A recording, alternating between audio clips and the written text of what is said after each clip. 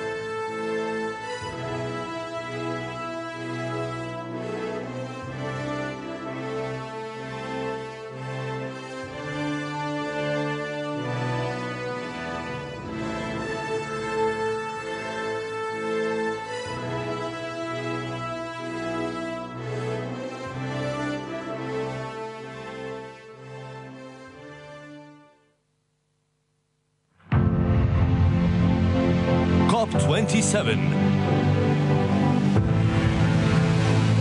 Sharm el-Sheikh, Egypt. Together for implementation.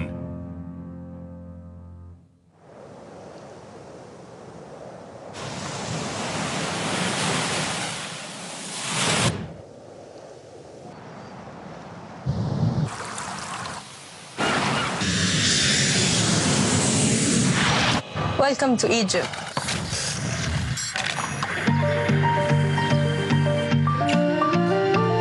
Welcome to Egypt. نورتونا. Bienvenue en Égypte. أهلا وسهلا. 欢迎来埃及。Bienvenido. Bienvenue en Égypte. Bienvenue. Welcome. Egypt is glad you're here. أهلا. نورتونا. Добро пожаловать.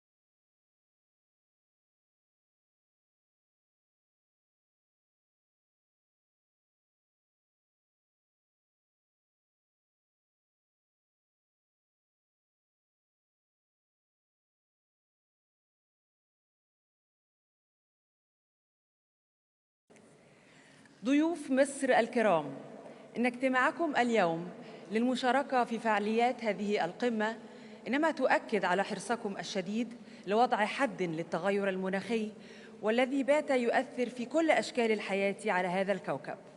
اليوم نتحد جميعاً معاً للتنفيذ Together for Implementation. تحت هذا الشعار ومن هذا المنطلق بدأت فعاليات الدورة 27 من قمة المناخ COP27 من مصر، بلد الحضارة والتاريخ، بلد المستقبل المشرق. والآن رحبوا معي بالسيد الرئيس عبد الفتاح السيسي رئيس جمهورية مصر العربية.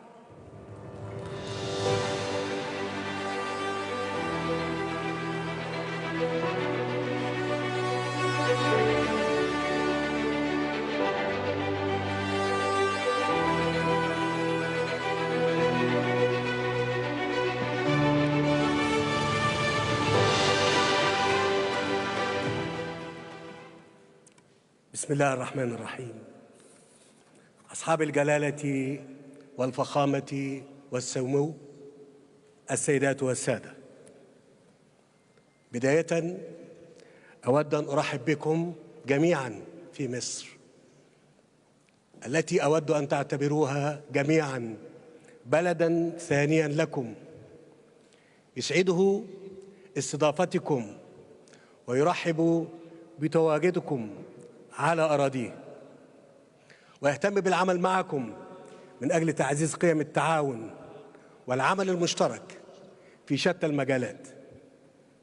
إننا نجتمع معا اليوم للتباحث بشأن إحدى أكثر القضايا العالمية أهمية وإلحاحا، وهي مواجهة تغير المناخ من خلال أعمال الدورة 27 لمؤتمر الأطراف في اتفاقية الأمم المتحدة الإطارية لتغير المناخ COP27 الذي ينعقد في دورته الحالية بمدينة شرم الشيخ، مدينة السلام وأولى المدن المصرية التي تعرف طريقها نحو التحول الأخضر، والتي تتعلق بها أنظار وعقول العالم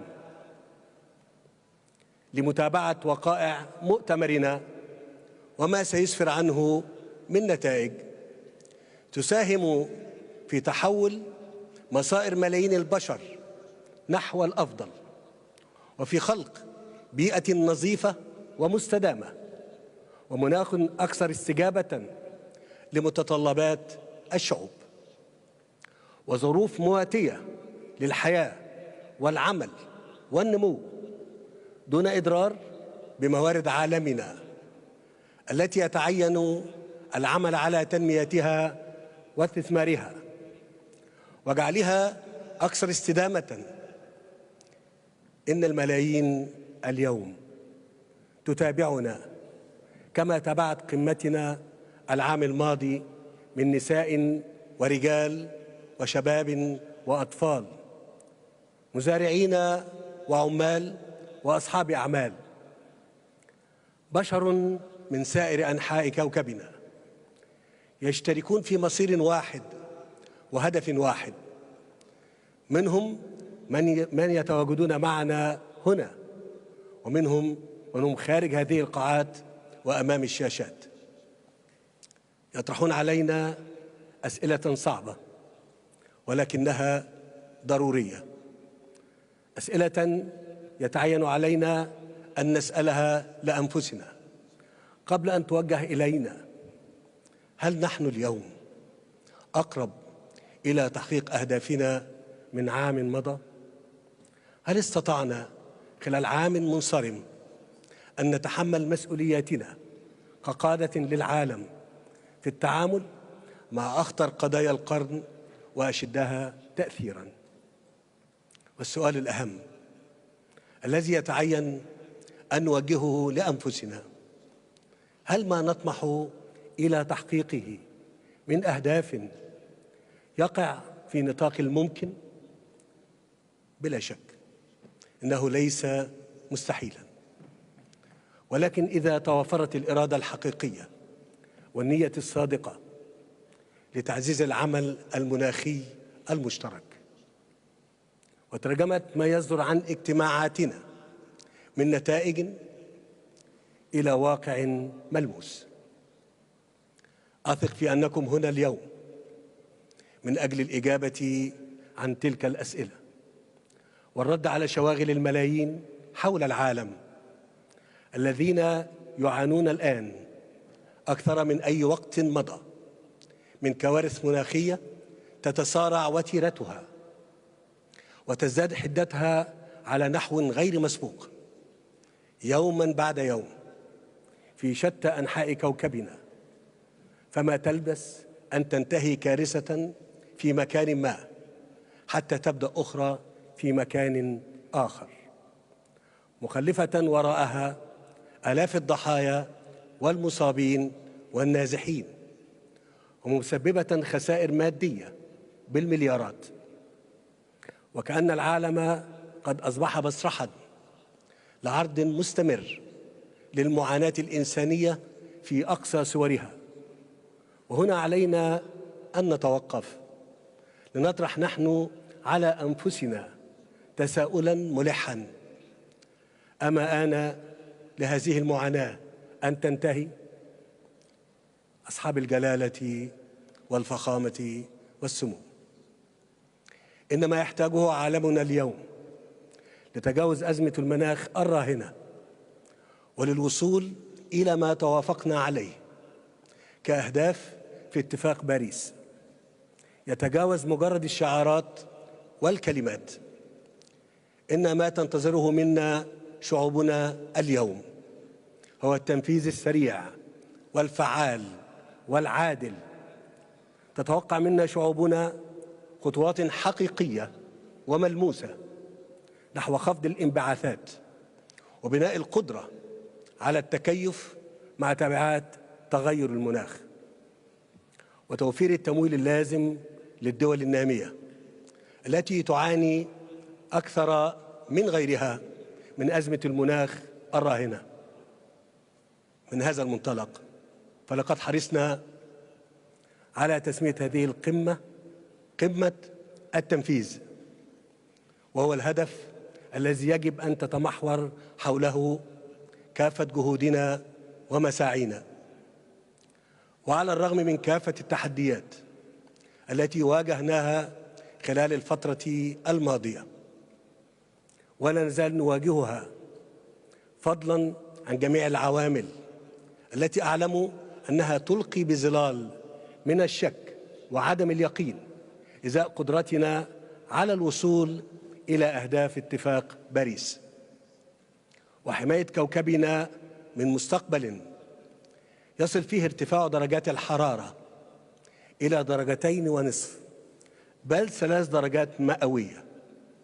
على الرغم من ذلك كله فإن هناك شواهد وعوامل أخرى تدعونا إلى التمسك بالأمل في قدرة البشرية على صنع مستقبل أفضل لأجيال قادمة لا يجب عليها أن تتحمل نتائج أخطاء لم ترتكبها، وفي شعوب باتت أكثر وعياً ودراية بحجم التحدي ومتطلبات مواجهته، وبالثمن الباهظ للتقاعس أو التراجع. والأمل أيضاً في حكومات تعلم ما يتعين عليها القيام به وتسعى بالفعل وفقاً لقدراتها وإمكانياتها، وفي قطاع أعمال عالمي ومجتمع مدني أصبح يمتلك من الأدوات ما يؤهله للعب أدوار مهمة في هذا الإطار. ولقد وضعنا في مصر نصب أعيننا أهدافاً طموحة عبرنا عنها في استراتيجية مصر الوطنية لمواجهة تغير المناخ، ونعمل بدأب على الإسراع من وتيرة التحول الأخضر من خلال التوسع في الاعتماد على الطاقة المتجددة والنقل النظيف، واتخذنا خطوات ملموسة نحو إحداث تحول هيكلي في القوانين والتشريعات وآليات العمل الحكومية، بما يساهم في تعزيز الاستثمارات الخضراء. ولعل البرنامج الوطني للاستثمار في مشروعات المياه والطاقة والغذاء نوفي الذي أطلقته مصر مؤخراً هو تجسيد لهذا الطموح وهذا التوجه، وأن ما تشهده مصر اليوم من تحول نحو الاقتصاد الأخضر منخفض الانبعاثات في كافة المجالات هو ترجمة عملية لما نادينا وننادي به من ضرورة التنفيذ الفعلي على الأرض. وخير دليل على أن الأمل في التغلب على تحدي تغير المناخ لا يزال قائما إذا ما توافرت الإرادة والعزيمة. ولعلكم تتفقون معي أنه إذا كنا نرغب حقيقة في السير معا نحو مستقبل نضمن فيه أن تبقى درجات الحرارة عند مستوى ما دون الدرجتين مئوية، وإذا كنا بالفعل عازمين على صنع مستقبل للجميع وبالجميع، فإن واجبي يحتم علي أن أصارحكم ببعض الشواغل التي لابد ألا نغفلها أو نتناسى وجودها، وهي أن قدرتنا كمجتمع دولي على المضي قدما بشكل موحد ومتسق نحو تنفيذ التزاماتنا وتعهداتنا وفقا لاتفاق باريس إنما هي رهن بمقدار الثقة التي نتمكن من بنائها فيما بيننا. ومن ثم فإنه من الضروري أن تشعر كافة الأطراف من الدول النامية خاصة في قارتنا الإفريقية أن أولوياتها يتم التجاوب معها وأخذها في الاعتبار، وأنها تتحمل مسؤولياتها بقدر إمكانياتها وبقدر ما تحصل عليه من دعم وتمويل مناسبين وفقا لمبدأ المسؤولية المشتركة متباينة الأعباء، بما يتيح لها درجة من الرضا والارتياح إزاء موقعها في هذا الجهد العالمي لمواجهة تغير المناخ. وإن ذلك لن يتأتى سوى من خلال تهيئة مناخ من الثقة المتبادلة يكون محفزاً وداعماً لمزيد من العمل البناء، ولن يتأتى أيضاً بدون قيام الدول المتقدمة بخطوات جادة إضافية للوفاء بالتعهدات التي أخذتها على نفسها في تمويل المناخ ودعم جهود التكيف والتعامل مع قضية الخسائر والأضرار الناجمة عن تغير المناخ في الدول النامية والأقل نمواً على نحو يضمن صياغة مسارات عملية لتحقيق الانتقال المتوازن نحو الاقتصاد الأخضر، ويراعي الظروف والأوضاع الخاصة لهذه الدول. أصحاب الجلالة والفخامة والسمو، إن وجودكم هنا اليوم في حد ذاته رسالة تأكيد على الاهتمام الذي تولونه لعمل المناخ العالمي، والذي أرجو أن ينعكس في اتساق مواقف دولكم مع عنوان قمتنا وهو التنفيذ. عنوان قمتنا وهو التنفيذ. وأتوجه إليكم اليوم مناشداً أن تكون رسائلكم إلى العالم الذي يتوقع منا الكثير رسائل واضحة تتضمن خطوات محددة لتنفيذ الالتزامات والتعهدات، مقترحاً عليكم الإعلان عن المزيد من المساهمات المحددة وطنياً ورفع طموح استراتيجياتكم لخفض الانبعاثات وإطلاق مبادرات طموحة وفعالة تجمع كافة الفاعلين حول أهداف واضحة في التكيف والتمويل، ومتابعة تنفيذ ما تم إطلاقه من مبادرات في السابق، والانضمام إلى المبادرات الجديدة التي تعتزم مصر إطلاقها على مدار أيام المؤتمر. والأهم من ذلك كله أن تكون توجيهاتكم لمفوضيكم الذين يستعدون الآن لبدء أسبوعين من المفاوضات المهمة، هي التحلي بالمرونة والعمل على بناء الثقة والتوافق للخروج بالنتائج التي أعلم أنكم كقادة للعالم تريدون الخروج بها من هذا المؤتمر. إن الأمل الذي أحدثكم عنه اليوم ليس أمل التمني، بل هو أمل العمل والقدرة على الفعل.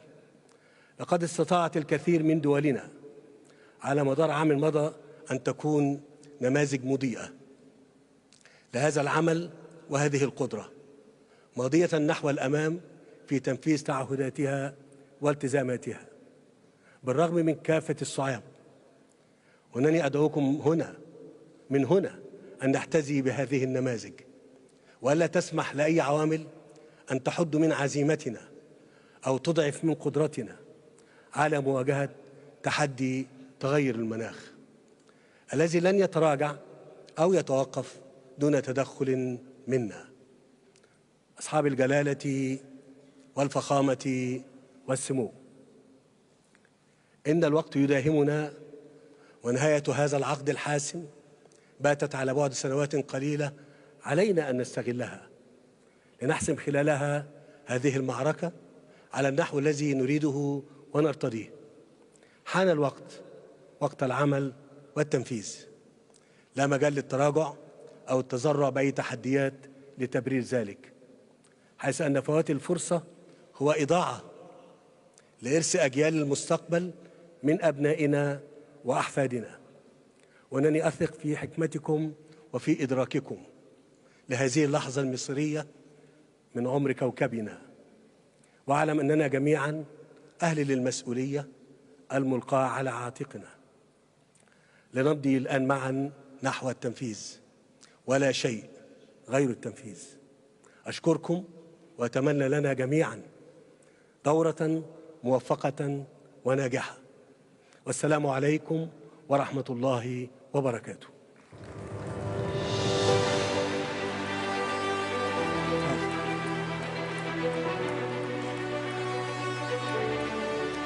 اسمحوا لي، أنا خلصت كلمتي، والحقيقة اللي شجعني أن أنا أتكلم في موضوع آخر هو أننا حضور كريم من قادة العالم لهذا المؤتمر، أكبر حجم معذرة يعني من قادة الدول، ملوك ورؤساء حكومات موجودين الآن معنا عشان نناقش مشكلة كبيرة جدا بتقابلنا وهتقابلنا. لكن أنا هتكلم معاكم النهاردة إن سمحتوا لي إن أنا أتكلم في موضوع آخر، هو نداء إحنا محتاجين نتحرك، نعمل، ندعو ليه. أنا بتكلم على أزمة كبيرة بتمر بالعالم وليها تأثير كبير جدا على دول كتير من العالم إن ما كانش كل دول العالم. أنا بتكلم تحديدا هنا على الأزمة الروسية الأوكرانية، وبوجه نداء إن سمحتوا لي بيكم ومعكم من أجل أن تتوقف هذه الحرب، من أجل أن تتوقف هذه الحرب. من فضلكم، نحن كدول اقتصادها مش قوي، عانت كثير جدا من تبعات أزمة كورونا، سنتين وتحملناها، والآن نعاني أيضا من هذه الحرب. أنا مش بتكلم فقط عشان إحنا بنعاني منها هنا في بلاد زي بلادنا، ولكن أنا بتكلم هنا عشان العالم كله أتصور إنه بيعاني من هذه الحرب. أنا بقول تاني، إحنا مستعدين، أنا بنادي باسمكم وباسمي إن سمحتوا لي بكده، إن سمحتوا لي بكده، إن إحنا فلتتوقف هذه الحرب. هذا نداء من مؤتمرنا هنا، إن سمحتوا لي بكده فلتتوقف هذه الحرب وهذا الخراب وهذا الدمار وهذا القتل. بالمناسبة إحنا مستعدين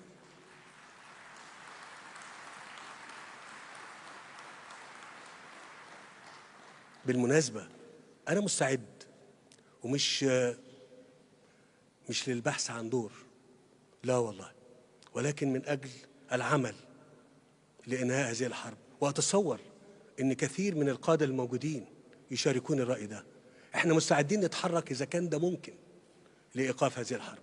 أشكركم وأرجو أن أكون قد أثقلت عليكم.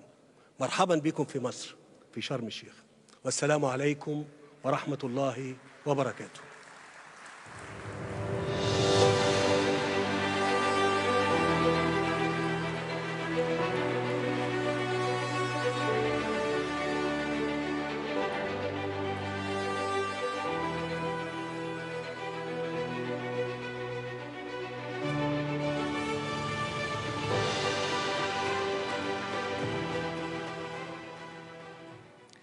شكراً سيادة الرئيس عبد الفتاح السيسي رئيس جمهورية مصر العربية.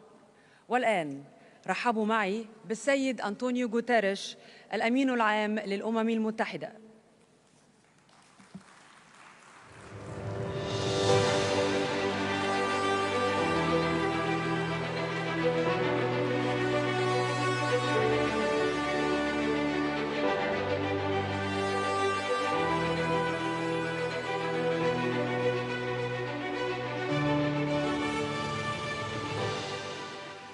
President El-Sisi, thank you very much for this wonderful hospitality and for this spectacular organization. COP27, President Shukri, Your Majesties, Excellencies, dear friends. In just days, our planet's population will cross a new threshold. The 8 billionth member of our human family will be born. This milestone puts into perspective what this climate conference is all about. How will we answer when baby 8 billion is old enough to ask, what did you do for our world and for our planet when you had the chance? Excellencies, this UN climate conference is a reminder that the answer is in our hands. And the clock is ticking. We are in the fight of our lives, and we are losing. Greenhouse gas emissions keep growing.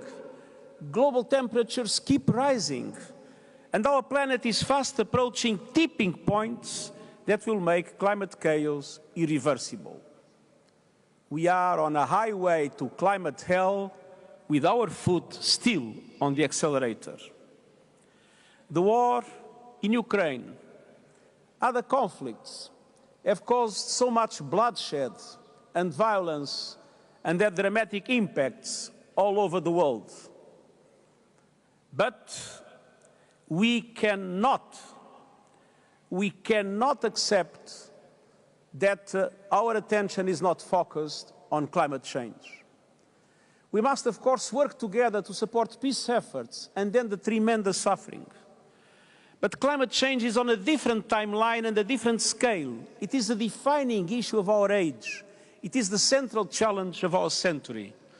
It is unacceptable, outrageous, and self-defeating to put it on the back burner. Indeed, many of today's conflicts are linked with growing climate chaos. And the war in Ukraine has exposed the profound risks of our fossil fuel addiction.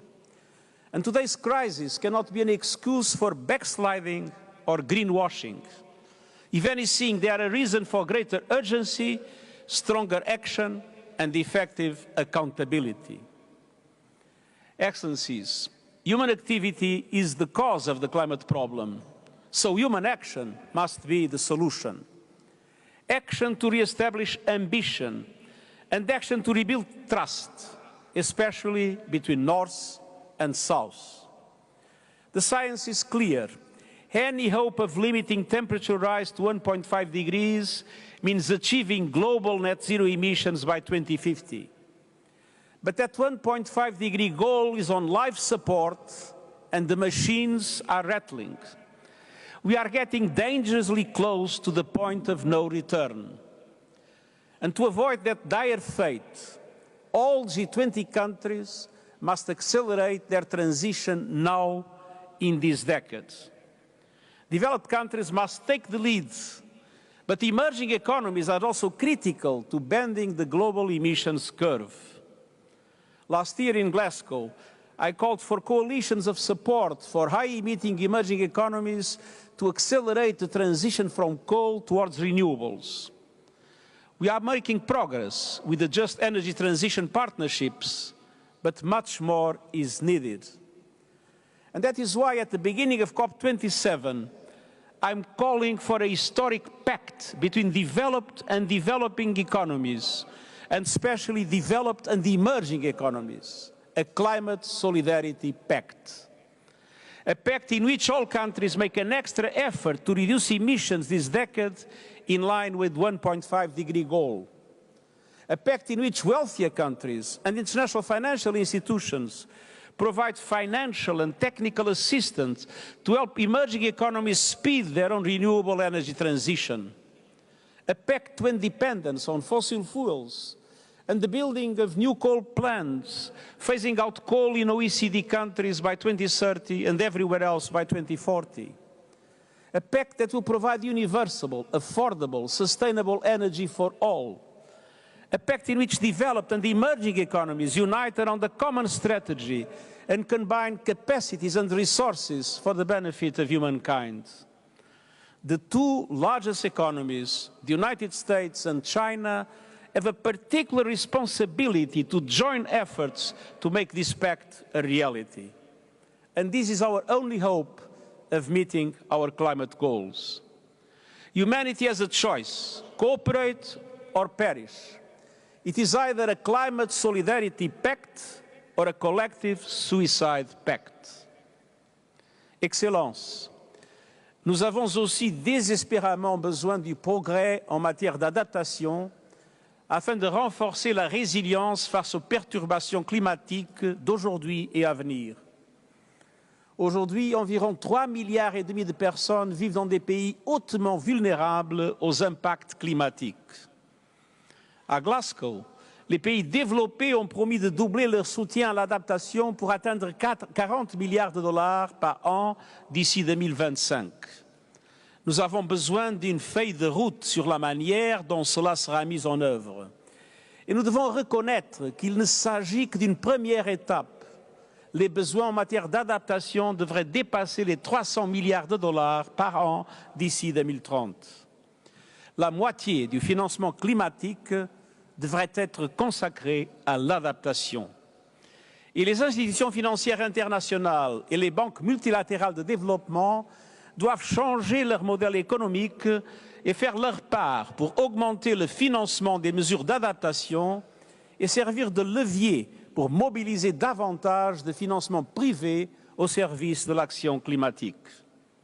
Les pays et les communautés doivent également pouvoir accéder à ces financements qui doivent être dirigés vers des priorités identifiées grâce à des initiatives comme l'Adaptation Pipeline Accelerator. Excellencies, at the same time we must acknowledge a harsh truth. There is no adapting to a growing number of catastrophic events causing enormous suffering around the world. The deadly impacts of climate change are here and now. Loss and damage can no longer be swept under the rug. It is a moral imperative. It is a fundamental question of international solidarity and climate justice. Those who contributed least to the climate crisis are reaping the whirlwind sown by others. And many are blindsided by impacts for which they had no warning or means of preparation. This is why I am calling for a universal early warning system coverage within 5 years. And it is why I am asking that all governments tax the windfall profits of fossil fuel companies. Let's redirect that money to people struggling with rising food and energy prices and to countries suffering loss and damage caused by the climate crisis. On addressing loss and damage, this COP must agree on a clear, time-bound roadmap reflective of the scale and urgency of the challenge.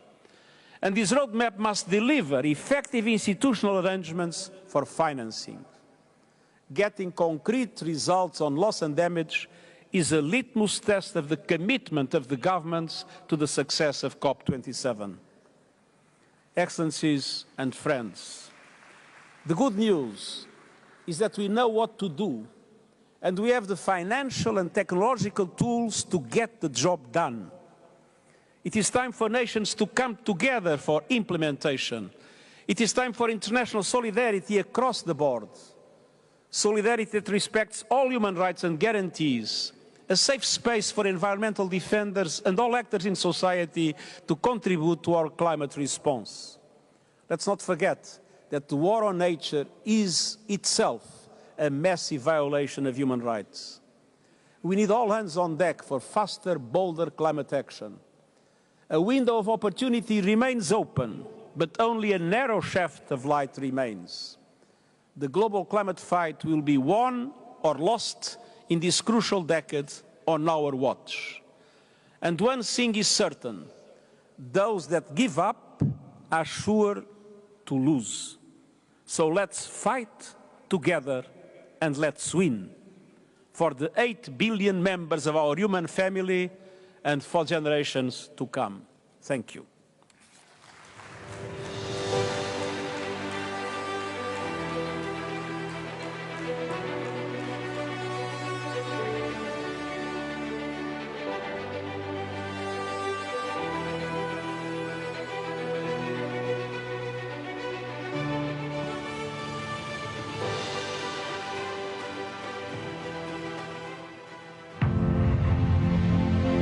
COP27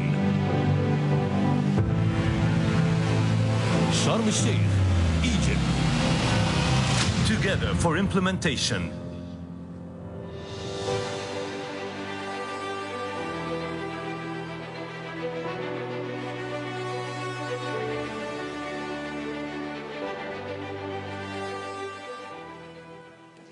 شكراً للسيد أنطونيو غوتيريش الأمين العام للأمم المتحدة. ضيوف مصر الكرام، رحبوا معي بسمو الشيخ محمد بن زايد آل نهيان رئيس دولة الإمارات العربية المتحدة.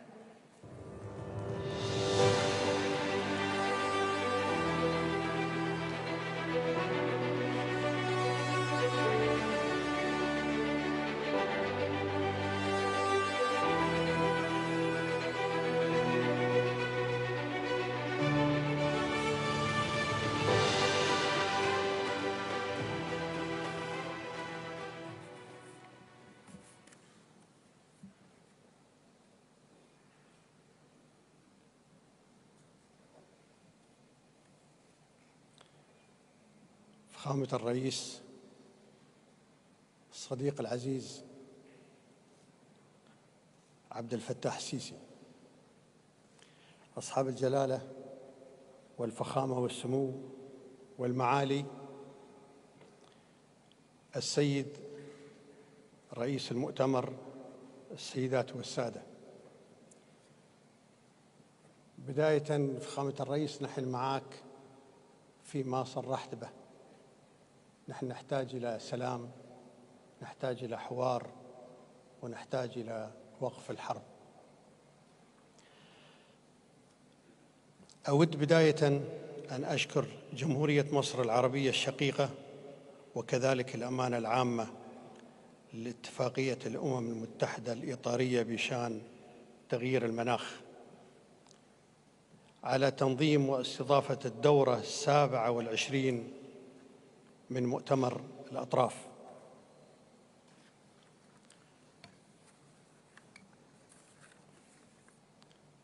نجتمع اليوم في وقت حرج لكوكبنا، فعالمنا يواجه تحديات معقدة، ومن أهمها تغيير المناخ الذي أصبح يؤثر على الاستقرار والأمن في العالم. وبما أننا لا نملك إلا أرضاً واحدة، من الضروري أن نوحد جهودنا لمعالجة هذا التحدي من خلال العمل المناخي الذي ننظر إليه بكونه فرصة للابتكار وإيجاد الحلول وتنويع الاقتصاد. الحضور الكريم، أن دولة الإمارات تعتبر مزوداً ومسؤولاً للطاقة، وسوف تستمر في هذا الدور طالما كان العالم بحاجة إلى النفط والغاز. وبحكم الجيولوجيا فإن النفط والغاز في دولة الإمارات أيها السادة ضمن الأنواع الأقل كثافة كربونية في العالم والحمد لله. وسنواصل التركيز على خفض الانبعاثات في هذا القطاع، وهذا ليس بجديد، فقد وجه الوالد المؤسس الشيخ زايد طيب الله ثراه بوقف عمليات حرق الغاز من عدة عقود، وأرسى ركائز استدامة في دولة الإمارات حفاظاً على البيئة والموارد الطبيعية. وسيراً على هذا النهج بدأنا منذ عقود العمل على تنويع اقتصادنا وبناء القدرات في الطاقة المتجددة والنظيفة لتحفيز النمو الاقتصادي والاجتماعي المستدام. وكانت الإمارات أول دولة في المنطقة تعلن مبادرة استراتيجية لتحقيق الحياد المناخي بحلول عام 2050. وأطلقنا قبل أيام اتفاقية شراكة مع الولايات المتحدة الأمريكية لاستثمار 100 مليار دولار ولإنتاج 100 جيجا وات من الطاقة النظيفة في مختلف العالم. هذه المبادرات تخلق قطاعات جديدة ومهارات جديدة ووظائف جديدة، وتساعد على إبقاء الأمل لتفادي ارتفاع درجة حرارة الأرض. الحضور الكريم، تستمر دولة الإمارات في نهجها بمد جسور التعاون والتواصل مع المجتمع الدولي، وفيما نستعد لاستضافة الدورة 28 لمؤتمر الأطراف في مدينة دبي إكسبو خلال عام 2023، فإننا سنركز على دعم تنفيذ مخرجات المؤتمرات السابقة، وكذلك على إنجاز أول تقييم عالمي للتقدم في اتفاق باريس للمناخ. وسنحرص على مشاركة واحتواء الجميع، بما في ذلك التمثيل المناسب للمرأة وإشراك الشباب من جميع أنحاء العالم وحشد طاقاتهم وتحفيز شغفهم الكبير لإيجاد حلول مستدامة. يسرنا أن نوجه دعوة مفتوحة إلى الجميع للتعاون في إيجاد حلول عملية تسهم في معالجة الخسائر والأضرار وخلق فرص نمو اقتصادي مستدام للبشرية في كل مكان. الأخوة والأخوات، أجدد الشكر للأشقاء في جمهورية مصر العربية، وأتمنى النجاح والتوفيق لجهودنا المشتركة، لأن مخاطر تغيير المناخ تستهدف الجميع دون استثناء، ولأن مستقبل أولادنا وأحفادنا يعتمد على الخطوات التي نتخذها اليوم. وشكرا.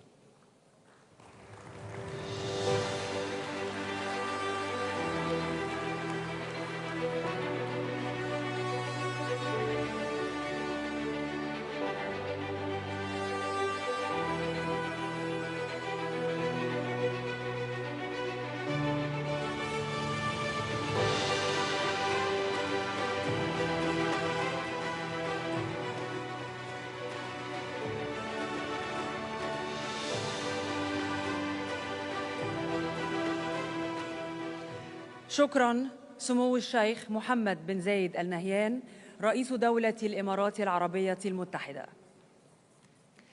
توالت علينا هذا العام ظواهر مناخية أثارت قلق العالم أجمع، كوارث طبيعية كان لها بالغ الأثر على جميع أوجه الأرض وجميع الكائنات.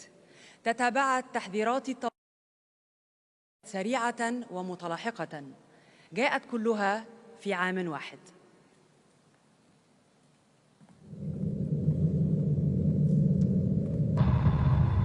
Once upon a time, in this land of wonders, there lived the mighty people of the Old Kingdom. Evidence of extreme weather events such as droughts and erosions lines their temple walls.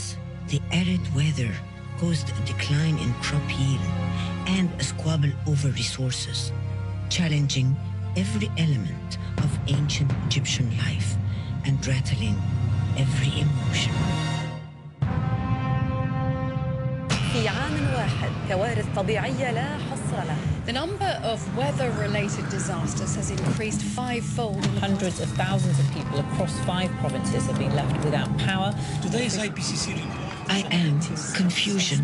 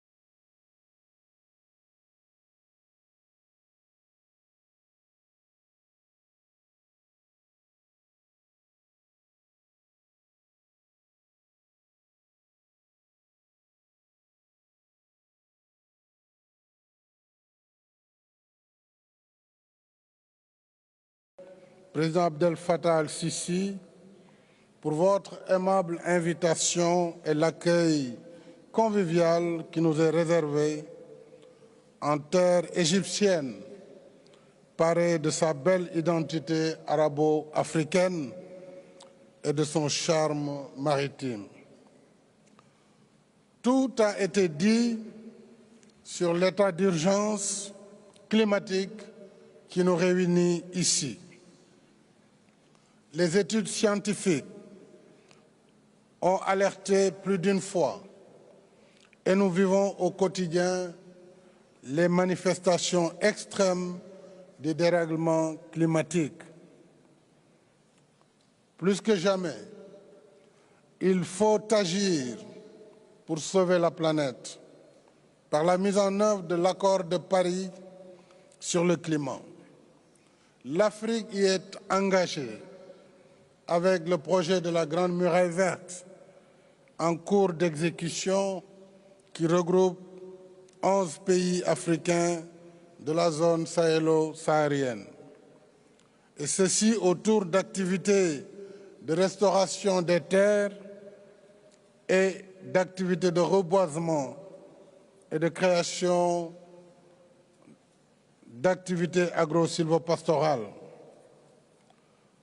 Mesdames et messieurs, même si elle ne contribue que pour moins de 4% des émissions de gaz à effet de serre, l'Afrique souscrit à un développement sobre en carbone et résilient au changement climatique pour un objectif de neutralité carbone à un horizon raisonnable. Nous sommes pour une transition verte, juste et équitable, en lieu et place de décisions qui portent préjudice à notre processus de développement, y compris l'accès universel à l'électricité, dont 600 millions d'Africains restent encore privés.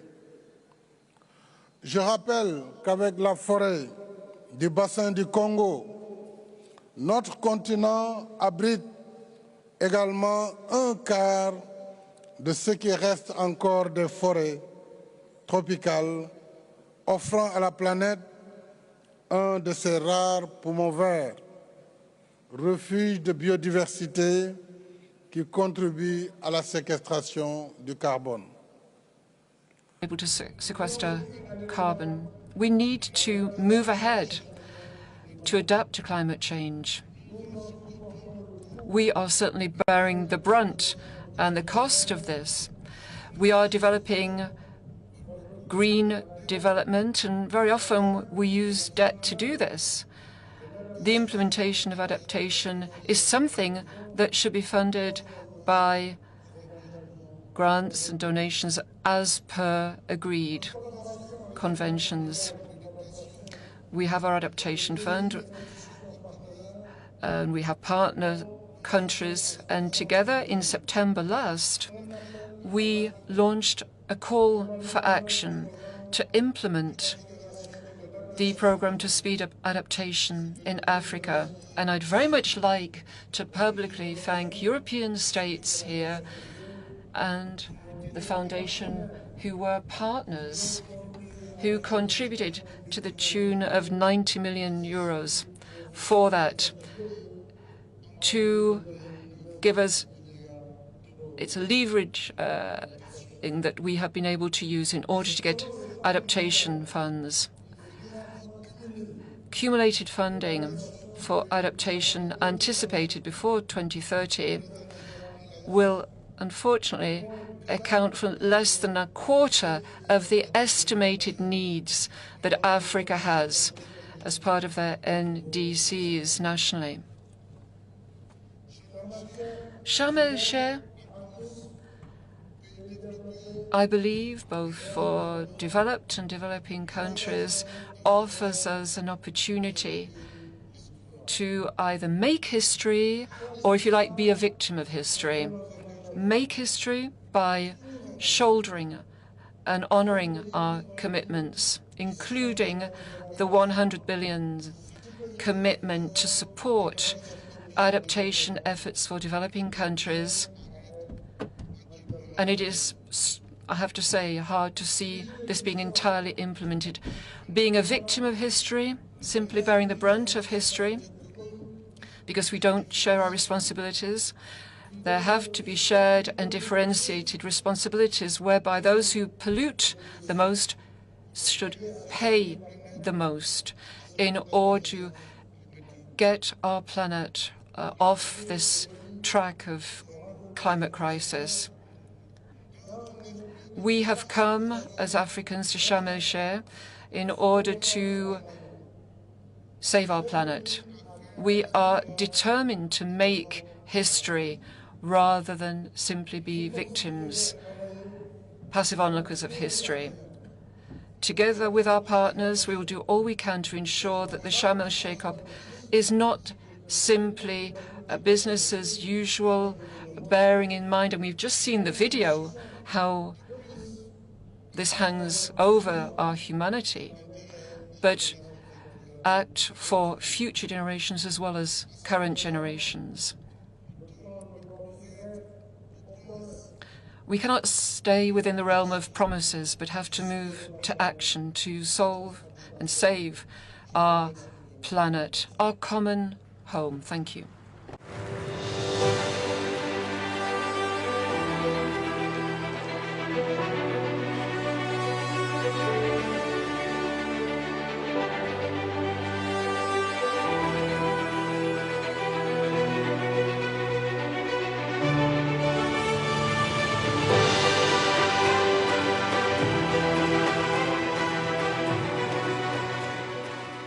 شكراً للسيد الرئيس ماكي سال رئيس دولة السنغال ورئيس. Thank you, President of Senegal, Mr. Macky Sall, and President of the African Union. Thank you for your statement. I'd now like to give the floor to Baroness Michel Shafik, who is the Director of the London School of Economics.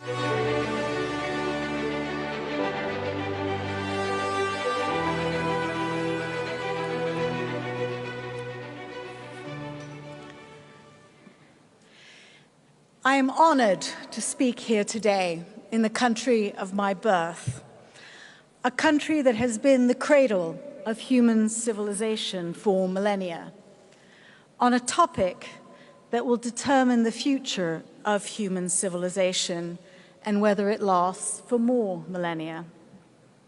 I'm an economist who's worked on development and environment issues for several decades, and I wanted to speak to you today about the economy of the future.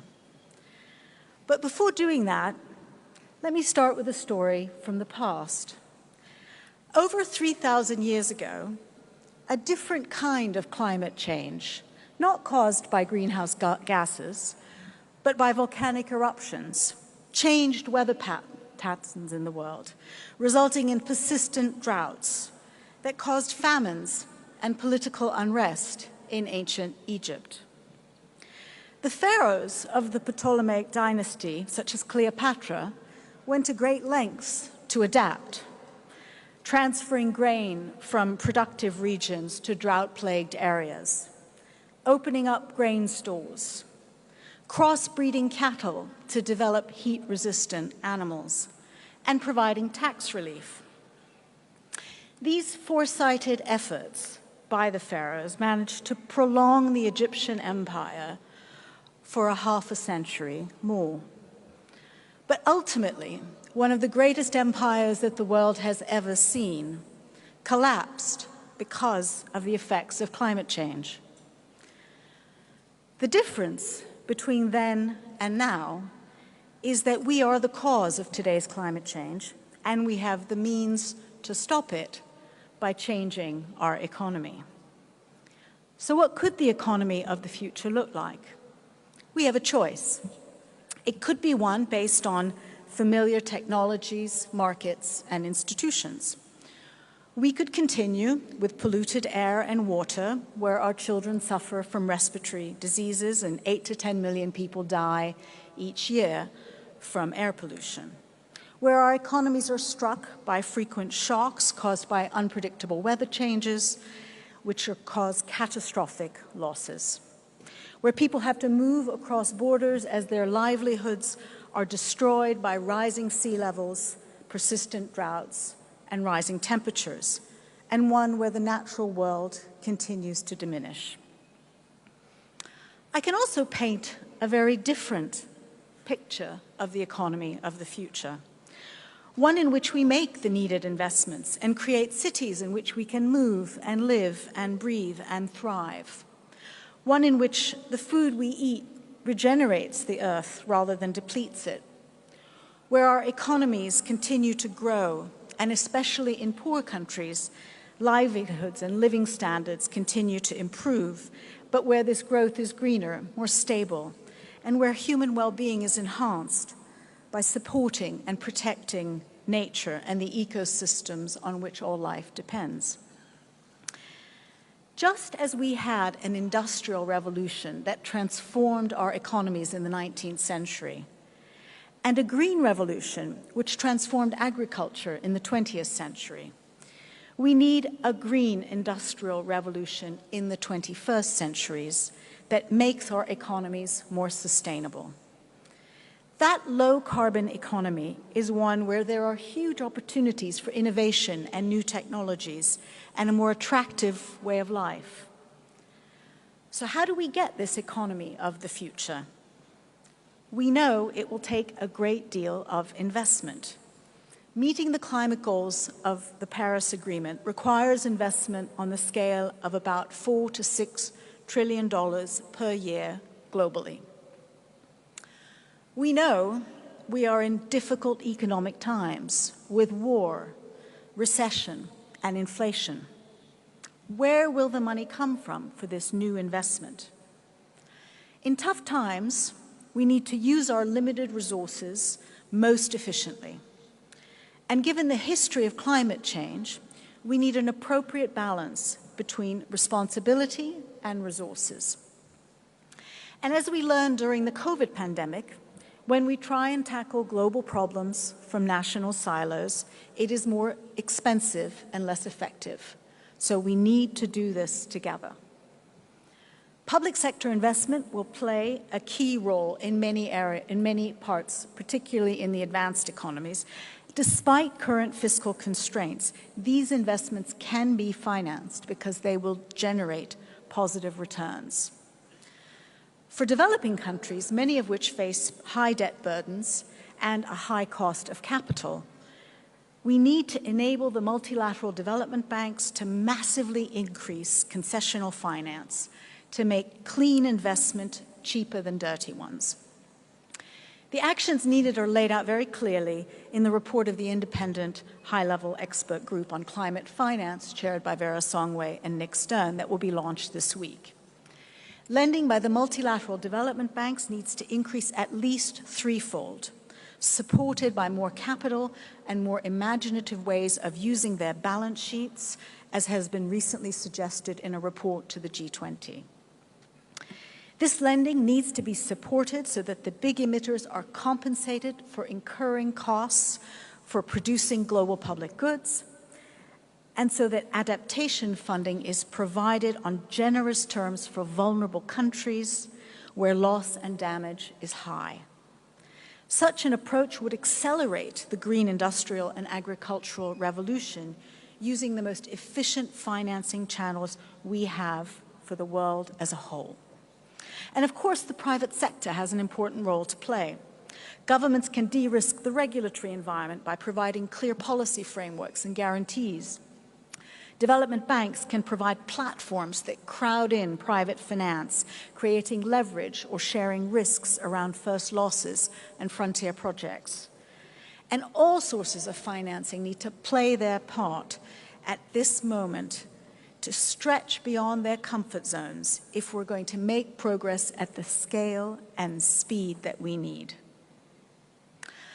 I applaud the Egyptian government's focus on adaptation and Africa at this COP. Africa is responsible for only 1% of the stock of global emissions, but will be hardest hit by climate change. That cannot be right. At the same time, many African countries are rich in sunshine, wind, rivers, and forests. With support at a lower cost of capital, they could leapfrog the dirty energy systems of the past. And if we create a better carbon market, that could provide a huge source of income for countries rich in carbon sinks. The green industrial revolution could be the new growth story for Africa. So, the economy of the future is our choice. We face a classic intertemporal investment problem. Incur some investment costs now with high returns later, or opt for inaction or not enough action, but incur very high costs and risks later. Even if you don't take into account future generations, which make these arguments much, much stronger, it seems to me that the choice is clear. Climate change and biodiversity loss are here, and we are already suffering the consequences, as the film we just saw showed so clearly.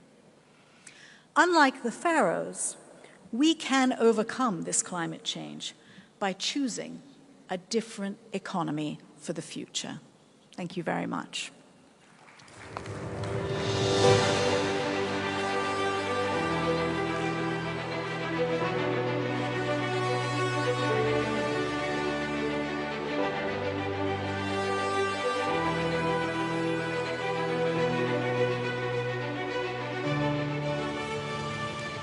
شكراً للبارونيس مينوش شفيق رئيسة جامعة لندن للاقتصاد.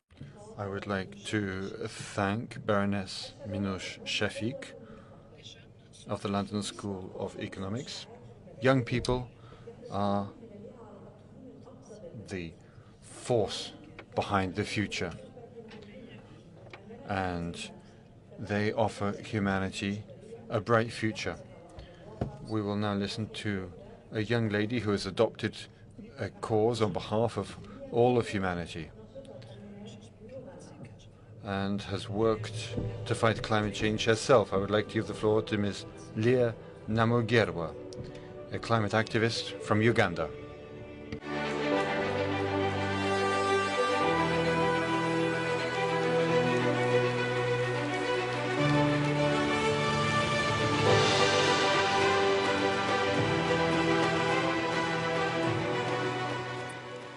I greet you all who are here for a good cause, leaders who are working tirelessly to save our dear planet. I salute you. Individuals like Leah Namgera, who are doing whatever it takes to see that life continues on our dear planet. I salute you. And those who are still denying and have not yet believed that the climate crisis is affecting us, we have stories to share. I and many young people were robbed from our future. We've been forced to grow, to act, to think like adults, because we cannot watch as our future is shut, our dreams put to an end, our home, Mother Earth, burning, heating in drought, and we do nothing. When I was 14 years old, I saw landslides killing so many people due to harsh weather conditions. These images have disturbed me and cannot allow me to rest until something is done about the changing climate. Individually, everyone has a role to play to save our dear planet. At such a tender age, I started a project called Birthday Trees when I was turning 15 years of age. I plant trees on people's birthdays as one of the ways to fight climate change. I have a goal of planting 1 million trees and more. What is your goal? It is the rule of nature living for others. Because plants do not eat their own food, rivers do not drink their own water. I don't believe it is justice to the young generation when our rivers and lakes are polluted. I don't see justice when big polluters are untouchable. Is it justice for the world leaders to choose profits over lives? COP27 has been nicknamed the African COP. If COP27 is to truly deliver we must face some real truth. Some truths that were faced decades of inaction from world leaders. Some truths that the world is in a state of emergency because of fossil fuels. Some truths that Africa contributes less than 4% of the carbon emissions, but we suffer the most. The future is at stake, mostly young children. We're not sure whether we are heard when we speak or we're just ignored. But let the African COP be a different COP. Let the African COP listen to the biggest stakeholders. Let the African COP be an action COP. Politicians, when you stand up to talk, my generation requests that speak like there is an emergency. Speak like you are not barren. Act like you have an access on Earth, because this is the only planet where we're going to carry on your legacy as your children. Men in office, how are you going to be remembered? Do you wish to be remembered as one who did a lot of nothing while in power? Fellow delegates on the conservation front, the world is looking upon us to come up with an ambitious action plan that majorly benefits people. A sustainable plan that predicts a bright future. The time to force action is right now, right here at the African COP. I believe we can do this together. Thank you.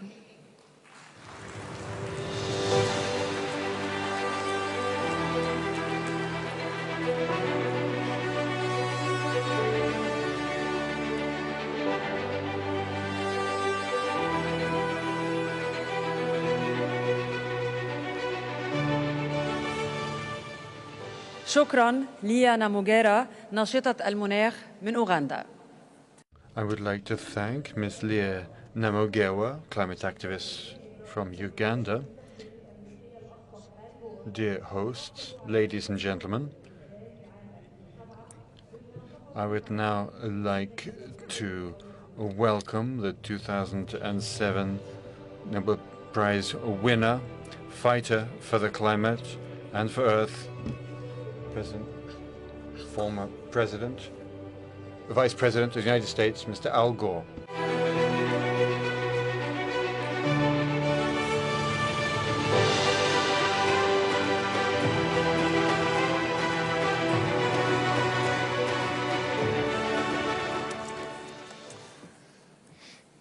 Your Royal Highnesses, Your Majesties, heads of state, excellencies, ladies and gentlemen, distinguished guests, it is a great honor to be able to play a part in this opening ceremony of the 27th Conference of the Parties. Mr. President, thank you. Mr. Secretary General, thank you for your leadership of the entire world. We are all here today because we continue to use the thin blue shell of atmosphere surrounding our planet as an open sewer. Today, as every day, we are spewing 162 million tons of man-made, heat-trapping, global warming pollution into the sky. It adds up and accumulates and lingers there.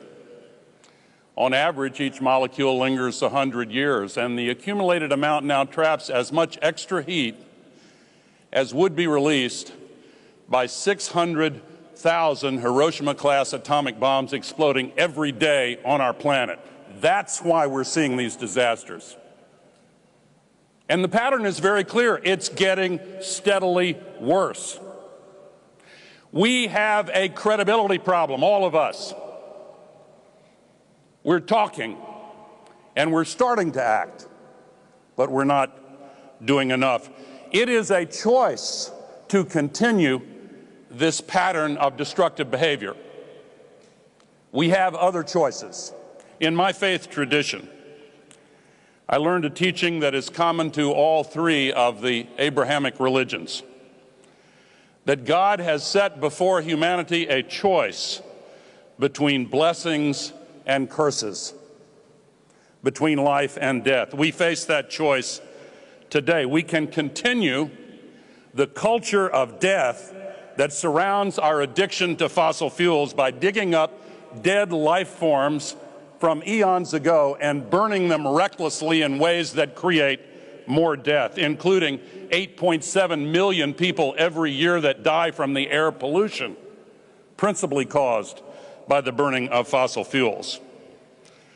The curses that we are continuing to choose are ever more apparent. We saw them on that amazingly powerful film, 1/3 of Pakistan underwater, 1,700 people killed. A heat wave in China that lasted 70 days with the heat above 40 degrees, 104 Fahrenheit, over a vast area of China. Stronger storms, bigger downpours, rain bombs, worse floods. Another million displaced in Nigeria 2 weeks ago. Another million in Chad a few days after that. The Nile Delta being salinated, just as Hannibal's fields were salted. We are causing the salting of the greatest agricultural area in Egypt, as well as in the Mekong Delta and elsewhere. Droughts are drying up the mighty Mississippi River in my country, the Tigris and the Euphrates in the cradle of civilization, the Po River in Italy, the Loire in France, the Rhine in Germany. All over the world, the greatest reservoirs in North America, Lake Mead and Lake Powell, are reaching what is called dead pool status. Starvation and famine in the Horn of Africa, devastation in Madagascar. And the areas of our world that are presently considered by doctors uninhabitable because of the combination of heat and humidity are relatively small today, but they are due to expand to the point where experts are predicting as many as 1 billion climate migrants crossing international borders in the balance of this century. Think of the millions that are crossing borders now and the xenophobia and authoritarian populism that is caused by a large surge of refugees. And then imagine, if you will, what 1 billion climate refugees would do. It would end the possibilities of self-governance. We have to act. We know that tragically, across the nations of Africa, these impacts are even worse, and in the Pacific Islands and elsewhere, and the poor suffer the most. The late Archbishop Desmond Tutu said climate change is the apartheid of our times. We don't have to choose curses. We can choose blessings, including the blessings of renewable energy. We are now in the early stages of a sustainability revolution that has the magnitude of the Industrial Revolution and the speed of the digital revolution. If we invest in it and stop subsidizing the culture of death, we can save ourselves. Dollar for dollar, each dollar spent in renewable energy creates 3 times as many jobs as dollars spent in fossil energy. And this sustainability revolution is massively deflationary at just the time when the world is trying to find new ways to battle inflation. The International Energy Agency has called solar energy the cheapest energy in the entire history of the world. And Africa can be the renewable energy superpower. Africa has 40% of the entire world's global potential for renewables. The potential for solar and wind in Africa is 400 times larger than their total fossil fuel reserves. And these are real possibilities. This is not pie in the sky. If you look at all of the new electricity generation installed worldwide last year, 90% of it was renewable because it is cheaper almost everywhere. And in 2 years, it will be cheaper in 100% of the world. But it is not enough to simply increase our support for clean energy if we are simultaneously backtracking on our commitments against developing and financing fossil fuels. The world's leading scientists and have told us that any new fossil fuel development is incompatible with 1.5 degrees as the limit to the temperature increase. Mr. Secretary General, you said we are on a highway to climate hell. We need to take our foot off the gas. We need to obey the first law of holes. When you're in one,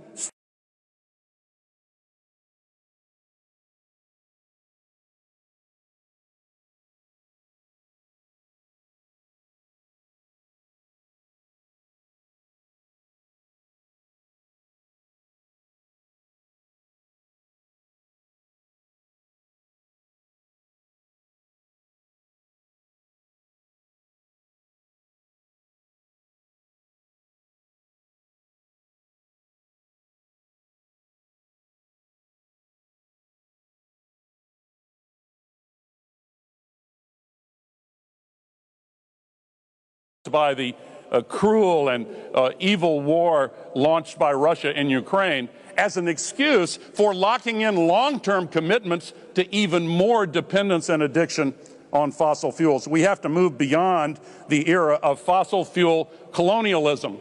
And that's what it is. The dash for gas in Africa is a dash for gas to be sent to wealthy countries. We have to remove the barriers to the trillions needed for climate finance. And the scale of what is needed can only be provided by the private sector. I support governments paying money for loss and damage and adaptation, but let's be very clear that that's a matter of billions or tens of billions. We need $4.5 trillion per year to make this transition, and that can only come by unlocking access to private capital. In the United States and in Canada, if you look at all of the financing of renewable energy, 96% of it comes from the private market. If you look at Africa, much lower amounts overall, but what percentage of it comes from private markets? Not 96%, 14%. 86% comes from governments. Why is that? Because, for example, if you want to build a solar field in Nigeria, even though it's profitable, you have to pay interest rates that are 7 times higher than the interest rates paid by OECD countries. That is unjust. It is insane. That is what the World Bank and the multilateral development banks are supposed to address. We need to reconvene Bretton Woods and completely revamp and reform the World Bank system and make access to private capital available for developing countries. This is a moment for a global epiphany. It is not time for moral cowardice and reckless indifference to the future of humanity. If you want an example of reckless indifference, just recall the banker who said earlier this year in discussing the impacts of the climate crisis, "Who cares?" When he was fired, it reminded me of the famous writer who said that in the highest reaches of business and politics, a gaffe is often when someone accidentally tells the truth.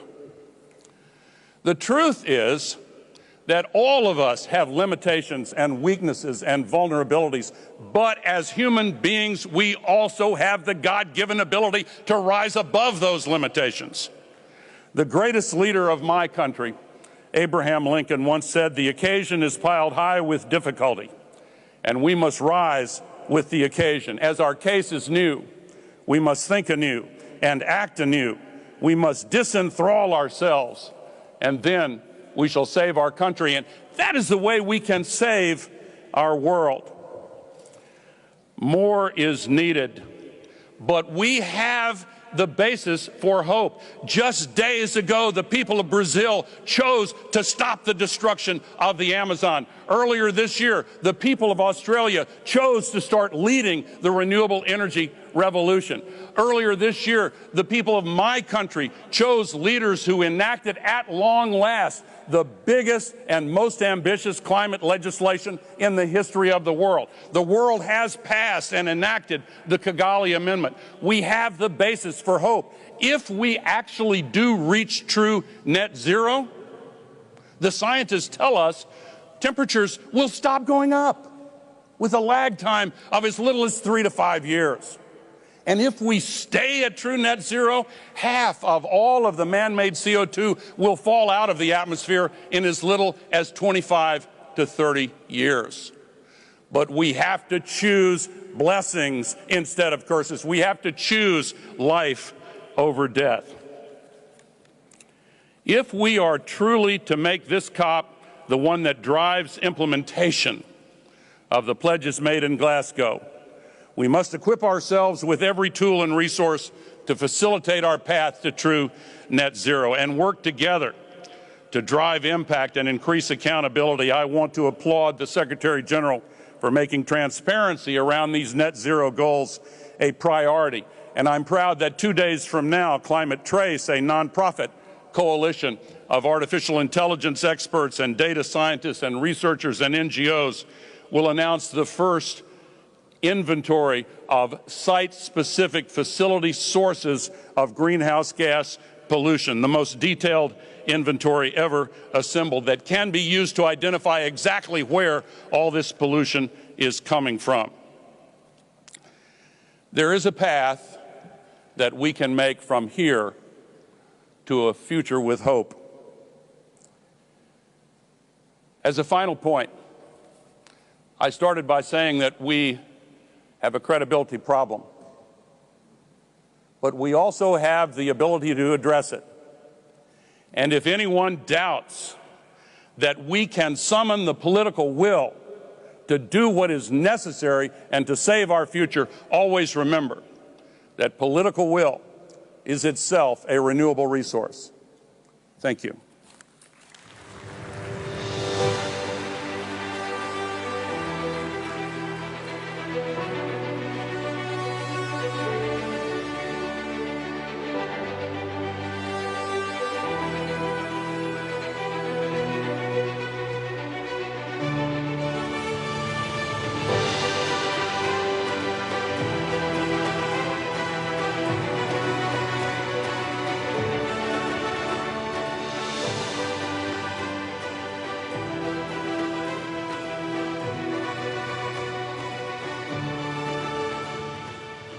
Shukran.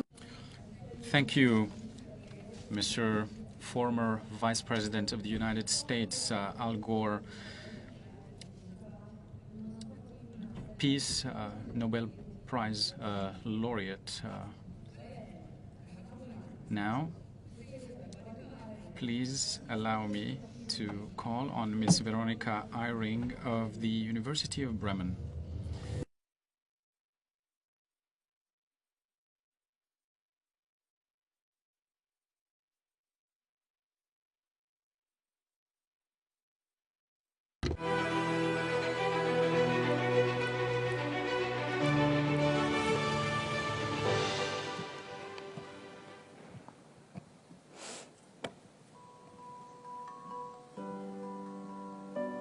Dear ladies and gentlemen, distinguished excellencies, recent climate change is unprecedented. We all know and feel this, but still, atmospheric levels of greenhouse gases reach new record highs every year. Atmospheric concentration of CO2 has risen to 416 parts per million today, being now 50% above the pre-industrial level. As a consequence, global warming has reached 1.1 degrees Celsius above pre-industrial levels in 2020. This is already very close to the Paris Agreement to limit global warming to near 1.5 degrees. The speed of this warming is rapid, and it is unprecedented in more than 2,000 years. Over the history of our planet, changes in global temperature were caused by natural events, like volcanic eruptions, the sun's activity, and orbital cycles. But the warming we observe since 1850 is not caused by natural events. It is caused by human activities emitting CO2 and other greenhouse gases, also causing widespread, rapid, and intensifying climate changes across the entire Earth system, which will increase with any additional further warming. In every region of the world, we are seeing out-of-control climate impacts, with extreme events becoming more frequent and more severe. Many of the recent extremes would have been highly unlikely to occur without human-induced climate change. Across sectors and regions, the most vulnerable people and ecosystems are disproportionately affected by these changes. The rise in extremes has led to some irreversible impacts as nature and humans are pushed beyond their ability to adapt. So what are our possible futures? These are the 5 CO2 emission scenarios assessed by the IPCC that depend on the level of climate change mitigation. 2 low scenarios in blue, where CO2 emissions immediately decline, 2 high scenarios in red, where they continue to rise, and an intermediate. And these are the corresponding temperature projections for each scenario. As you can see, only in the lowest emission scenario in the upper left, global warming projections stay close to 1.5 degrees by the end of the century, while in all others, projected warming is much higher. These climate projections provide a clear signal to COP27. To limit to 1.5 degrees, we need to cut CO2 emissions by around 45% by 2030. This is already in 8 years. And they must decline further to achieve net zero by 2050, followed by negative CO2 emissions throughout the rest of the century. Immediate, deep, and sustained reductions of methane and other greenhouse gases are also required. Otherwise, limiting warming to 1.5 degrees will be beyond reach. But we are not on track. Not with policies that were implemented by December 2020, not with COP26 pledges, and not with policies currently in place that with no additional action are projected to lead to a global warming of 2.8 degrees. Distinguished Excellencies, this is falling far short of the Paris goals with no credible pathway to 1.5 degrees in place. Much stronger mitigation measures are needed to keep warming below 1.5 degrees, even for limiting it to 2 degrees. This demands immediate, critical steps to shift societies, economies, and technologies towards net zero emissions across all sectors and all regions. It requires a systematic change, turning away from fossil fuel use, from exploitation of natural resources, and from unsustainable agriculture, forestry, and other land use. The next few years are critical. We have the know-how to take meaningful, more decisive climate actions, creating new economic opportunities for zero-carbon technology and conserving, protecting, and restoring ecosystems. Now is the time. Climate scientists around the whole world work together to provide you with this robust information on climate change and pathways for climate action. Comprehensive and long-term observation provide us with unprecedented and compelling information about the Earth system. Climate models provide us with robust information about future climate changes and impacts on natural and human systems. Based on this research, the IPCC 6th Assessment Report assessed the latest science on climate change. The cumulative scientific evidence is unequivocal. Climate change is a threat to human well-being and planetary health. Any further delay in collective global action on adaptation and mitigation will miss a brief and rapidly closing window of opportunity to secure a livable and sustainable future for all. To avoid a climate catastrophe, we need urgent, large-scale transformation of our industrial energy and transport systems and our whole way of life. A shift from exploitation to cooperation with the environment towards nature-based solutions that help restore ecosystems and preserve biodiversity. Only then we can create a sustainable and climate-resilient world. The time for action is now, here at COP27. This is a global problem which requires action from all countries of the world, from all of you working together. Dear ladies and gentlemen, distinguished excellencies, your choices made in the coming 2 weeks matter for many generations to come. We, the whole world, count on you. Thank you.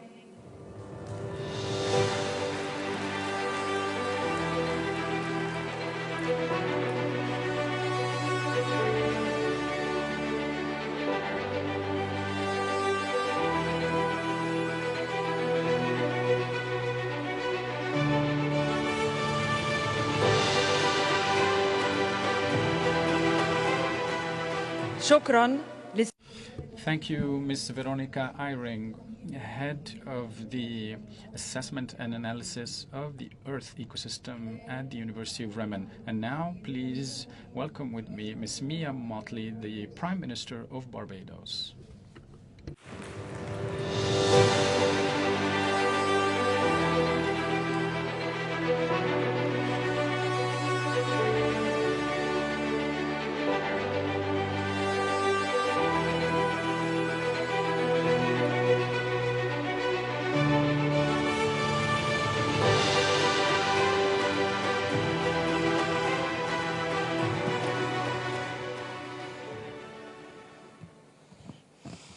Excellencies, distinguished ladies and gentlemen, permit me to thank you, Your Excellency, President El-Sisi, for your wonderful hospitality and for all courtesies extended to us.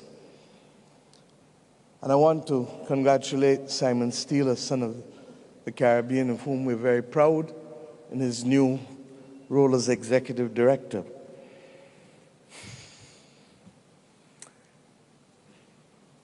I came here to say a few things, but the chorus that we've had from this stage has been clear. I don't need to repeat that we have the power of choice.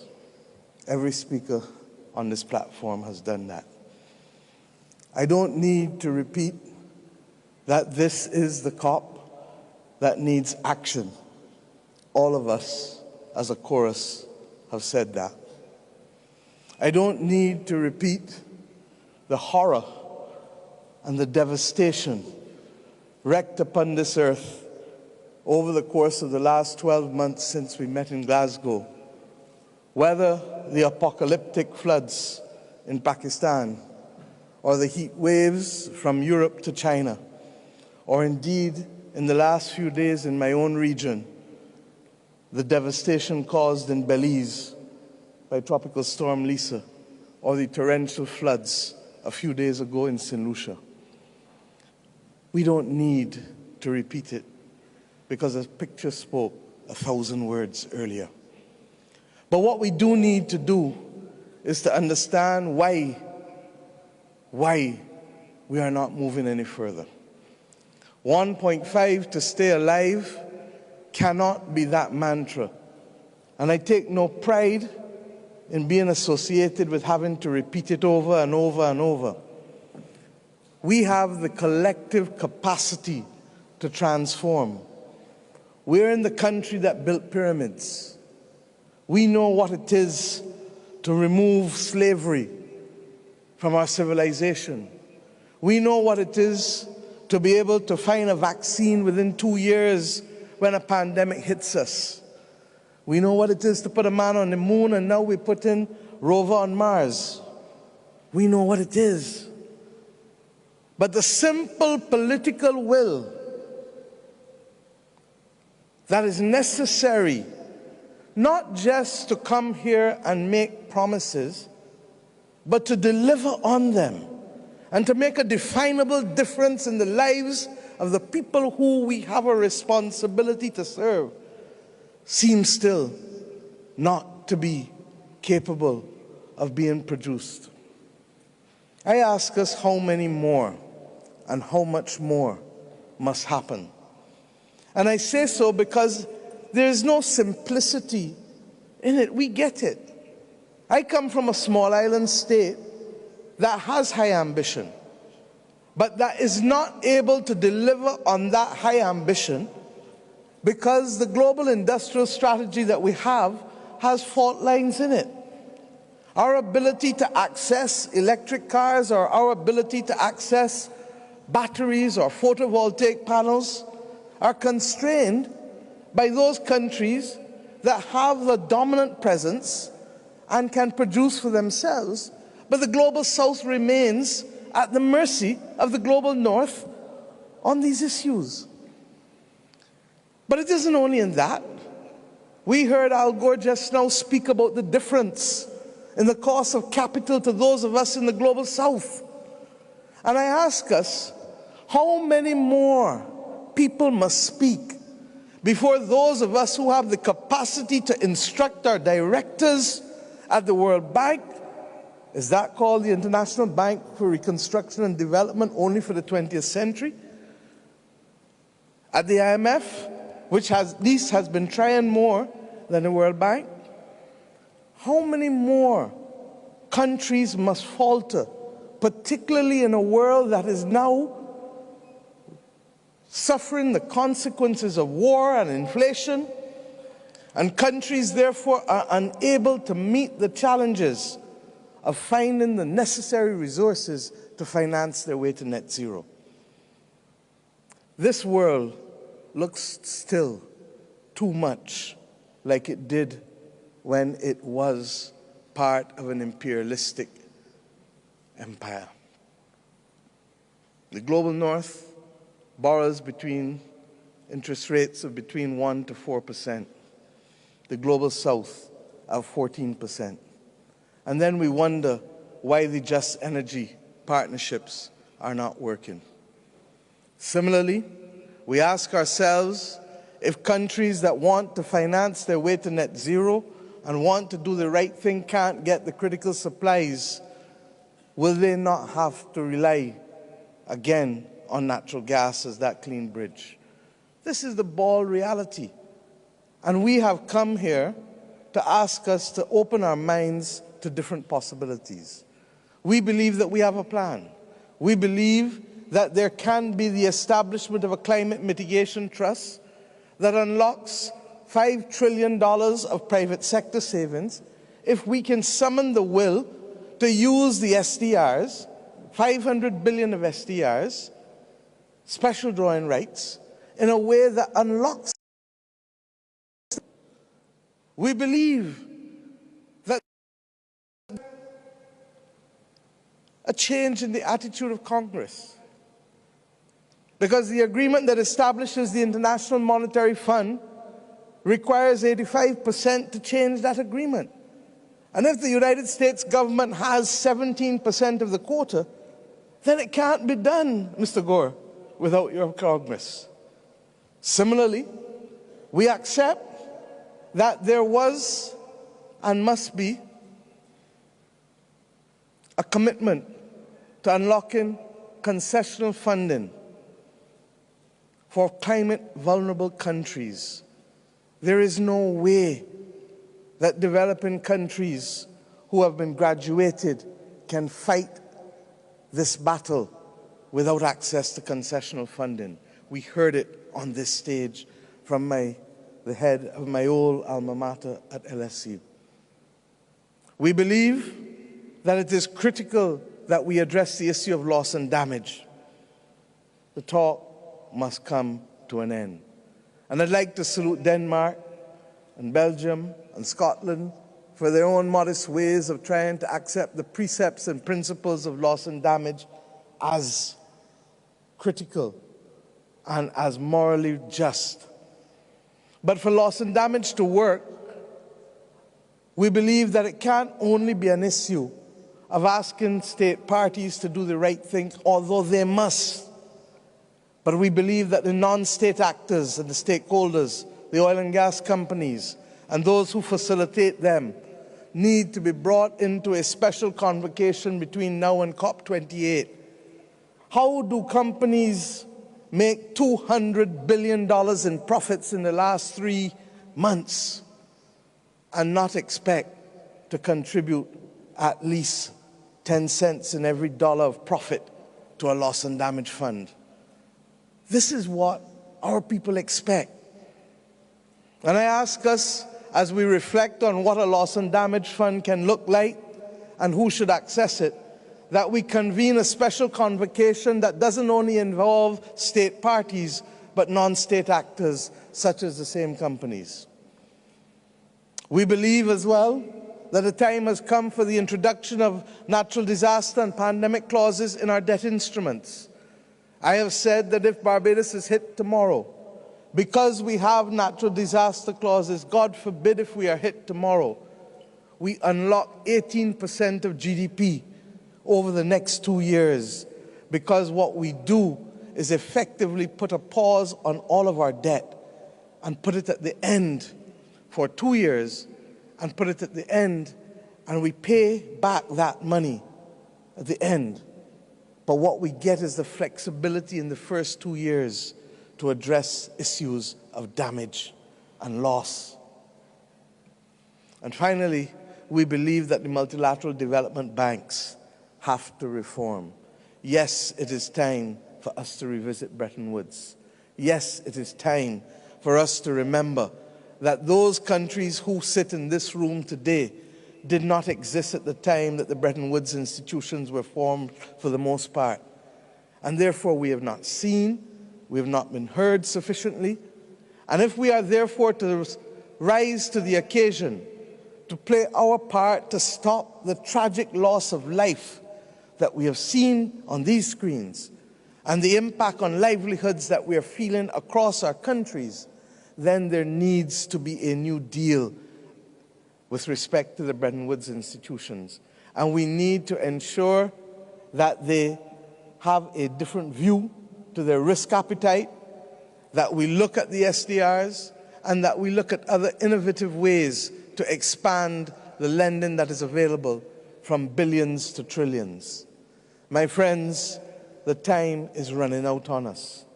And yes, we have the power of choice. When asked what should he do when he became president of South Africa, should he pursue a path of vengeance or should he seek to build a state, Nelson Mandela chose to be able to build a state and to keep a country together. He chose blessings instead of curse because he believed that it would make a defining difference. When given the choice of how to treat to post-war Europe, President Truman settled the Marshall Plan that made the definable difference to the countries that were responsible, yes, for the destruction of so much and for the loss of life of so many. But in spite of that, they chose to rise above it. I ask us today, what will our choice be? We have the power to act or the power to remain passive and do nothing. I pray that we will leave Egypt with a clear understanding that the things that are facing us today are all interconnected. I thank President El-Sisi for his comments that there needs to be peace, because countries like ours continue to suffer as a result of a war that we have no part of, and a war that we want to see come to an end. Our people on this earth deserve better. And what is more, our leaders know better. Because while many of us may not have been alive during the great wars, the consequences of those wars still live with us. And we have the capacity to choose differently. I ask the people of the world, and not just the leaders, therefore, to hold us accountable and to ask us to act in your name to save this earth and to save the people of this earth. The choice is ours. What will you do? What will you choose to save? Thank you.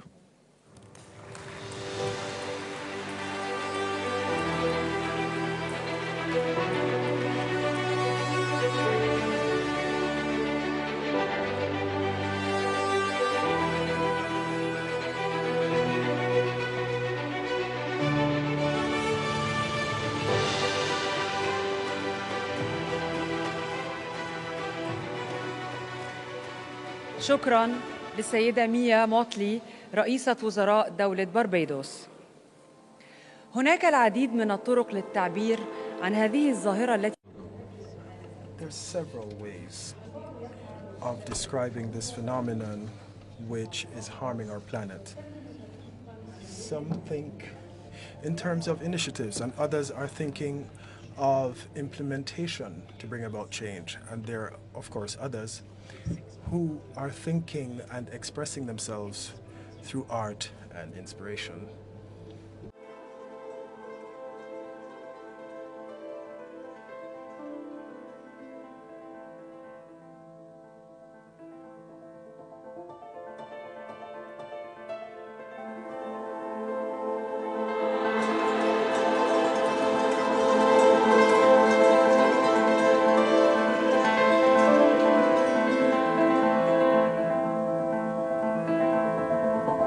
She nourished them with her love.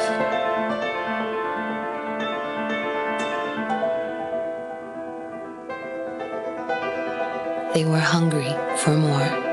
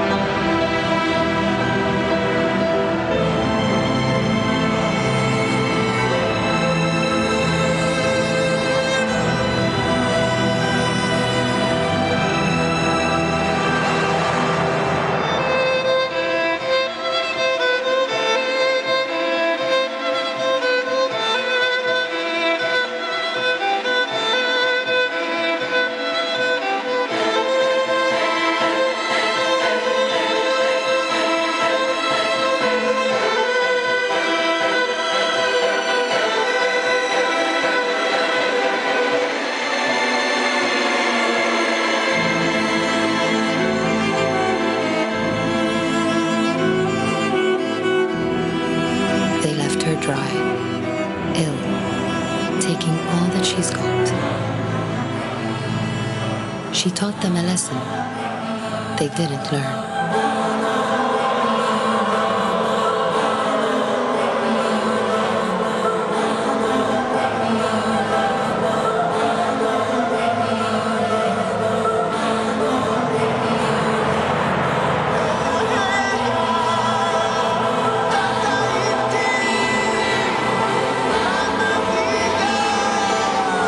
Instead of loving her, they flood her with hurt.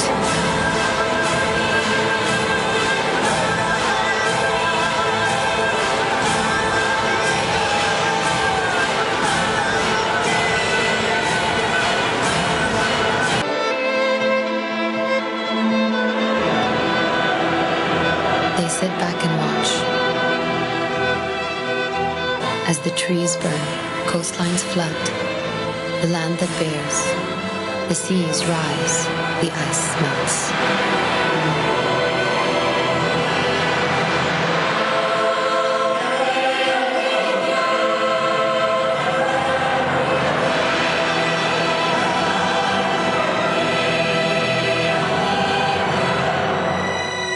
Now is the time to act.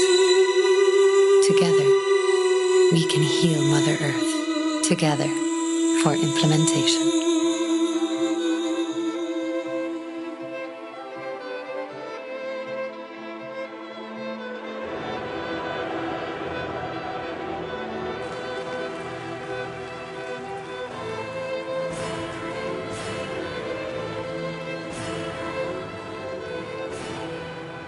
ضيوف مصر الكرام، شكراً للمشاركة في الدورة 27 من قمة المناخ. Thank you for your participation in the opening ceremony of the 27th session of the Conference of Parties here in Sharm el-Sheikh, city of peace, city of the environment, city of hope. We are all convinced that we will be able to deliver the results expected of us. This collective action for implementation, together for implementation. Thank you.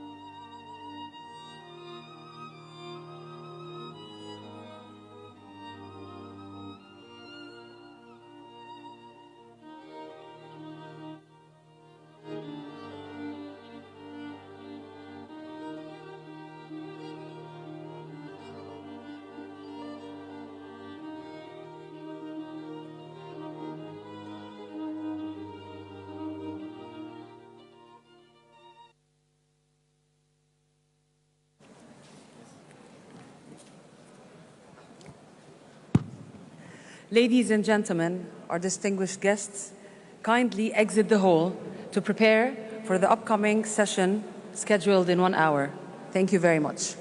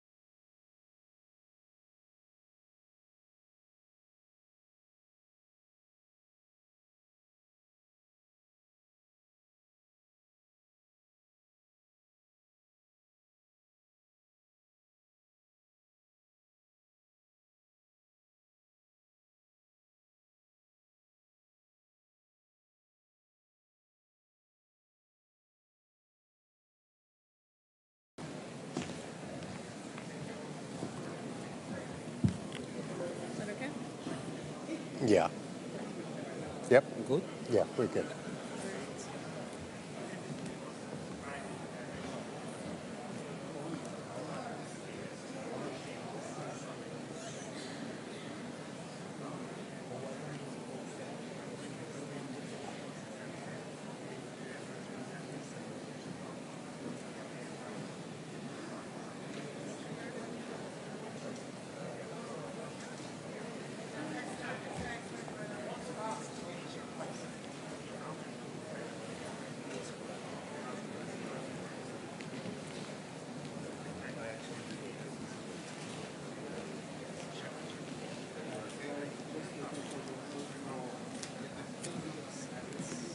This is small because...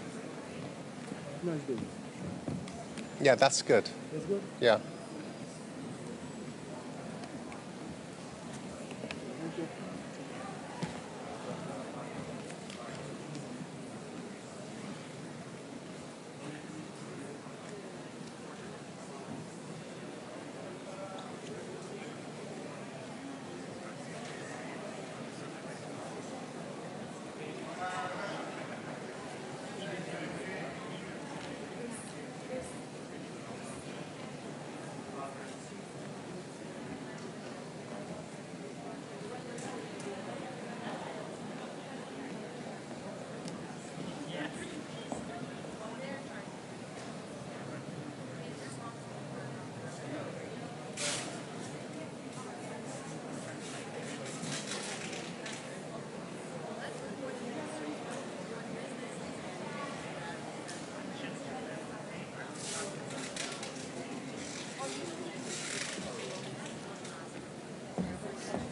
Yes, I think so. I mean, we have everyone.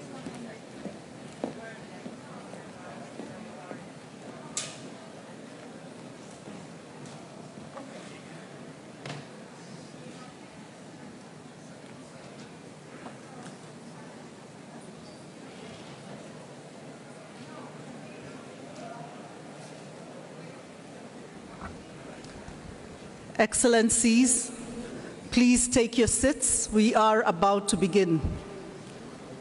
Good afternoon, Your Excellencies. We kindly request you to take your respective seats. We are about to begin.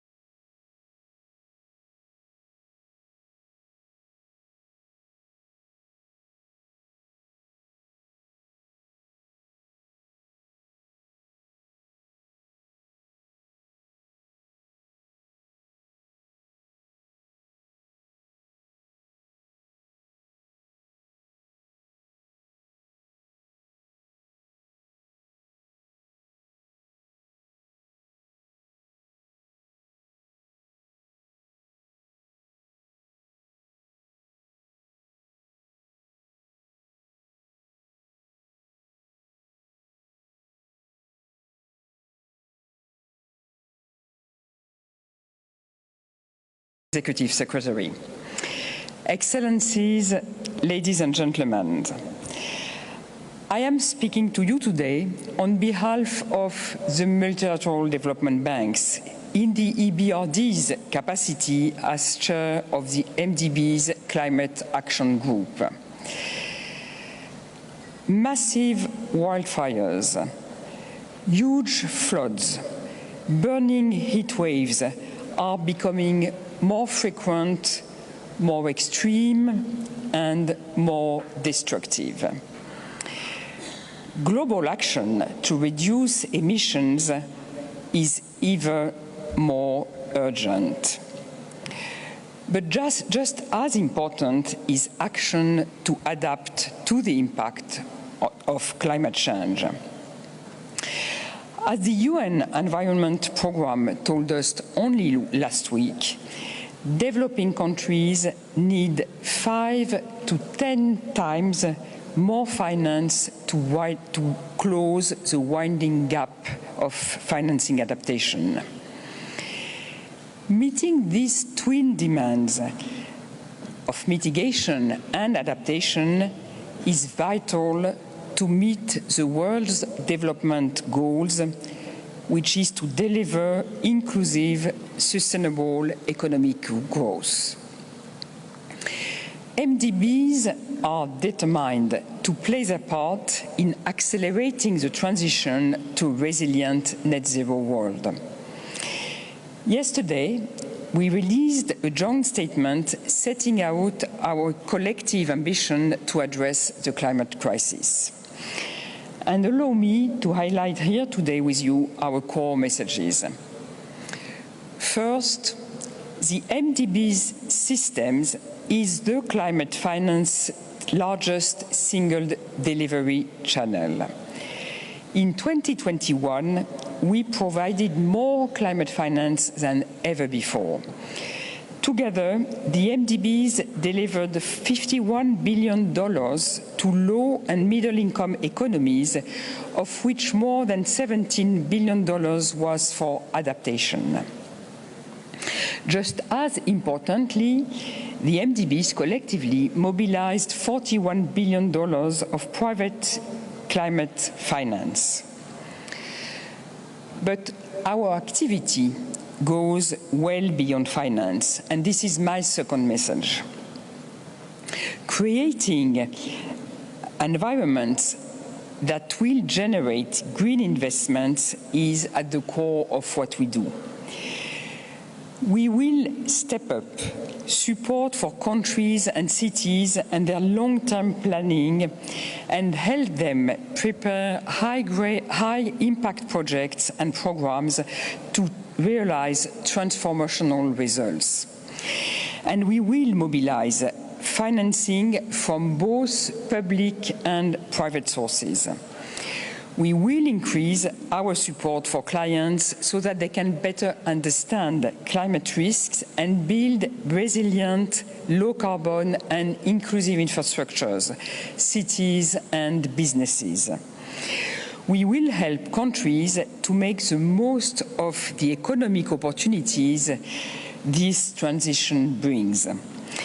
And we will increasingly integrate our efforts to address the climate crisis with a growing focus on nature and biodiversity loss. We know that there is much more to be done. MDBs are only part of the solution to the climate crisis. But we, MDBs, are strongly committed to supporting you in your implementation of the Paris Agreement and the Glasgow Climate Pact. Thank you very much.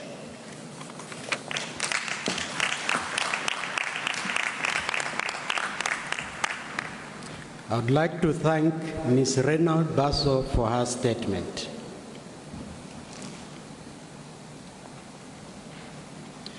Excellencies, distinguished delegates, this brings us to the end of the opening of the first part of the high-level segment. Please remain in your seats to allow our guests to leave the podium before we begin the delivery of national statements. I wish to bid farewell to Ms. Rano Bazo as she leaves the podium and then proceed.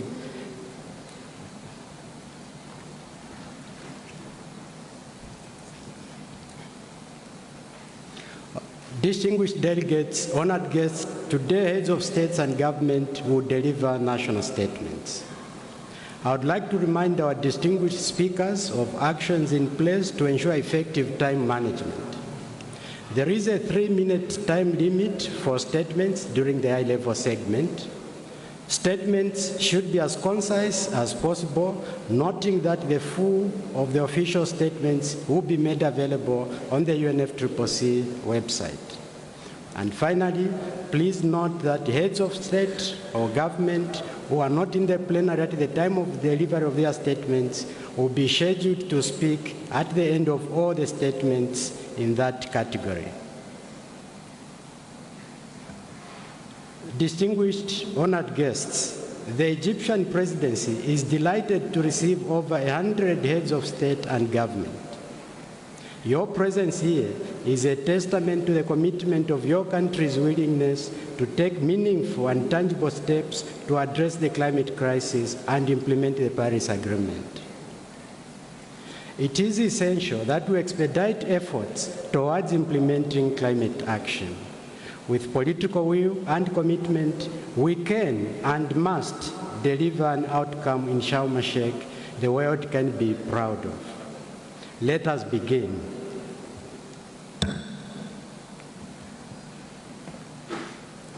It is now my pleasure to welcome His Excellency, Mr. Denis Sassou Nguesso, President of Congo. Your Excellency, you have the floor.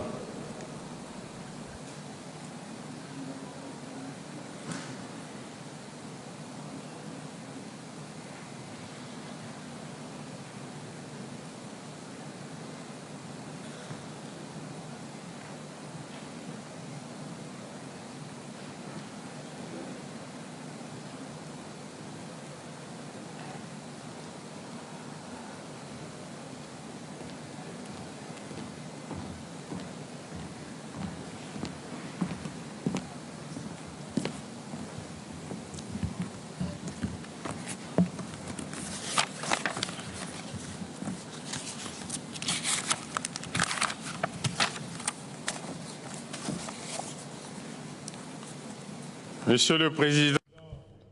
President. Mr. President Abdel Fattah el-Sisi,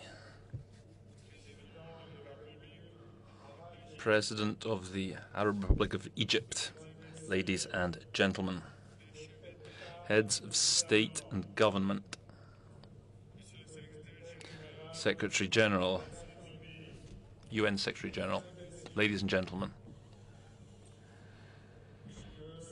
I take this opportunity to reaffirm the firm willingness and determination of the Republic of Congo to participate actively in this global effort to combat climate change.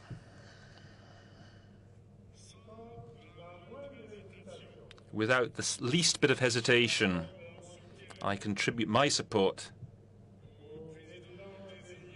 to the President of COP27, who I am sure is one of the most decisive, this is one of the most decisive conferences since the signing of the Paris Accords in 2015. COP27 must be a COP for action. After so many declarations made over the years, so many promises unkept, the time has come to move to tangible acts. At stake is our credibility. Ladies and gentlemen, the crucial survival of humanity means that we must respect without hesitation as commitments assumed, and the implementation of effective initiatives in line with preserving the environment. In the face of climate disruptions, reforesting the planet are, without a shadow of a doubt, one of the most relevant solutions available. With forest cover estimated at 220 million hectares, or 6% of forest coverage of the planet and 10% of global biodiversity, the Congo Basin is the second most dense tropical forest and region after the Amazon. Studies estimate that it is perhaps the last biggest land-based carbon sink in the world,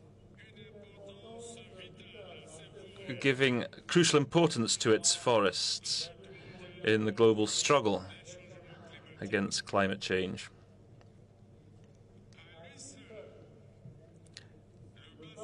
The Congo Basin alone captures more than 30 billion tons of CO2, or that's the equivalent of 3 years of total emissions by all our countries.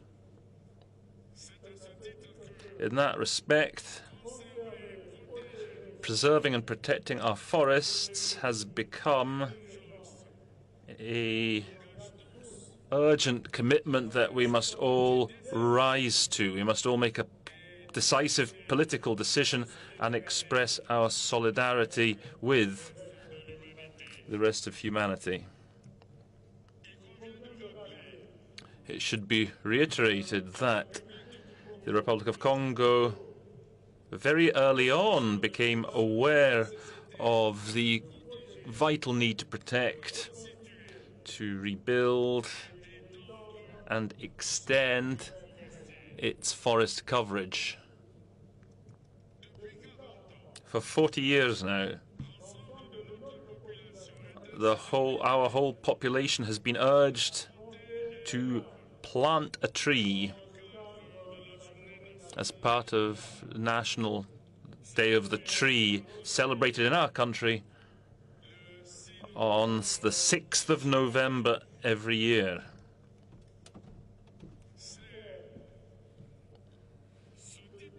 It's this kind of action, this kind of voluntary action, coupled with a rigorous forest coverage that has enabled us to hold one of the lowest levels of deforestation in the world. In other words, this COP is opening on a symbolic date. Yesterday, before leaving my country, I, together with all of the Congolese people, I carried out my citizen's duty to plant a tree. That duty of universal scope reflects the great awareness of the population, whose role has proven beyond doubt in combating climate change.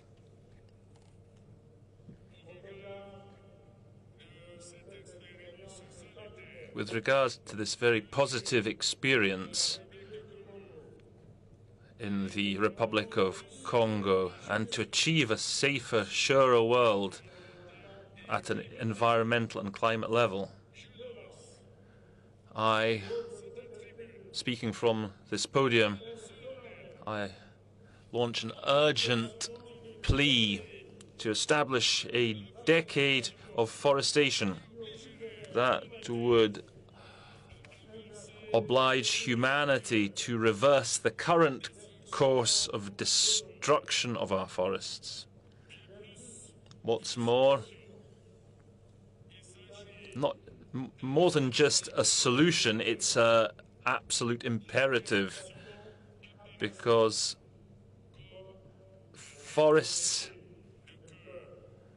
the need to preserve forests is a cause that we must all support.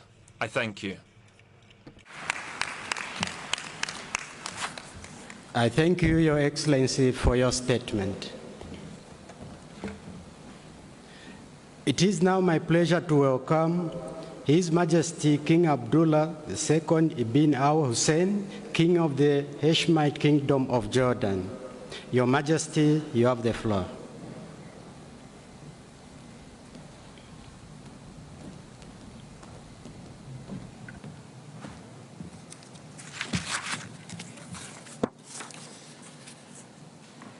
Bismillah ar-Rahman ar-Rahim. In the name of God, the compassionate, the merciful. My brother, Mr. President Abdel Fattah al-Sisi. My friends, يسرني في البداية. At the outset, it is my pleasure to thank my brother, President Abdel Fattah al-Sisi, and the people and the government of the Arab Republic of Egypt for their warm welcome and for hosting this important global summit. 30 years of progress in the fight against climate change. Consensus has grown, goals have been set, yet the lethal dangers have been growing even faster. Every country is paying the price, and especially so in the developing world. COP27 now has an urgent task: to kickstart a new level of climate action, transformative action that can achieve tangible results faster and more effectively. This is Jordan's commitment.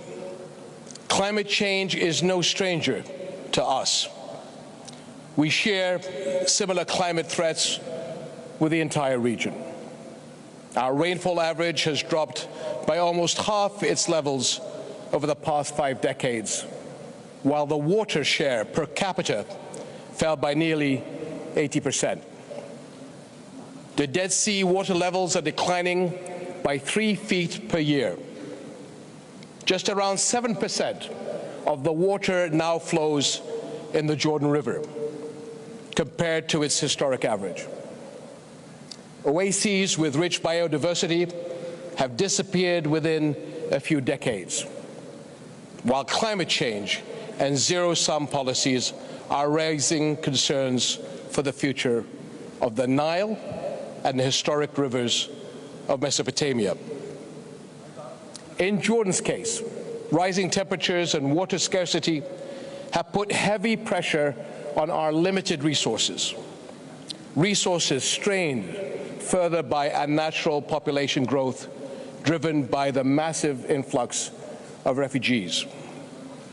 The UN has recognized that global refugees and their hosts are among the most vulnerable to climate change. So to address this crisis, Jordan has put forward a climate refugee nexus initiative.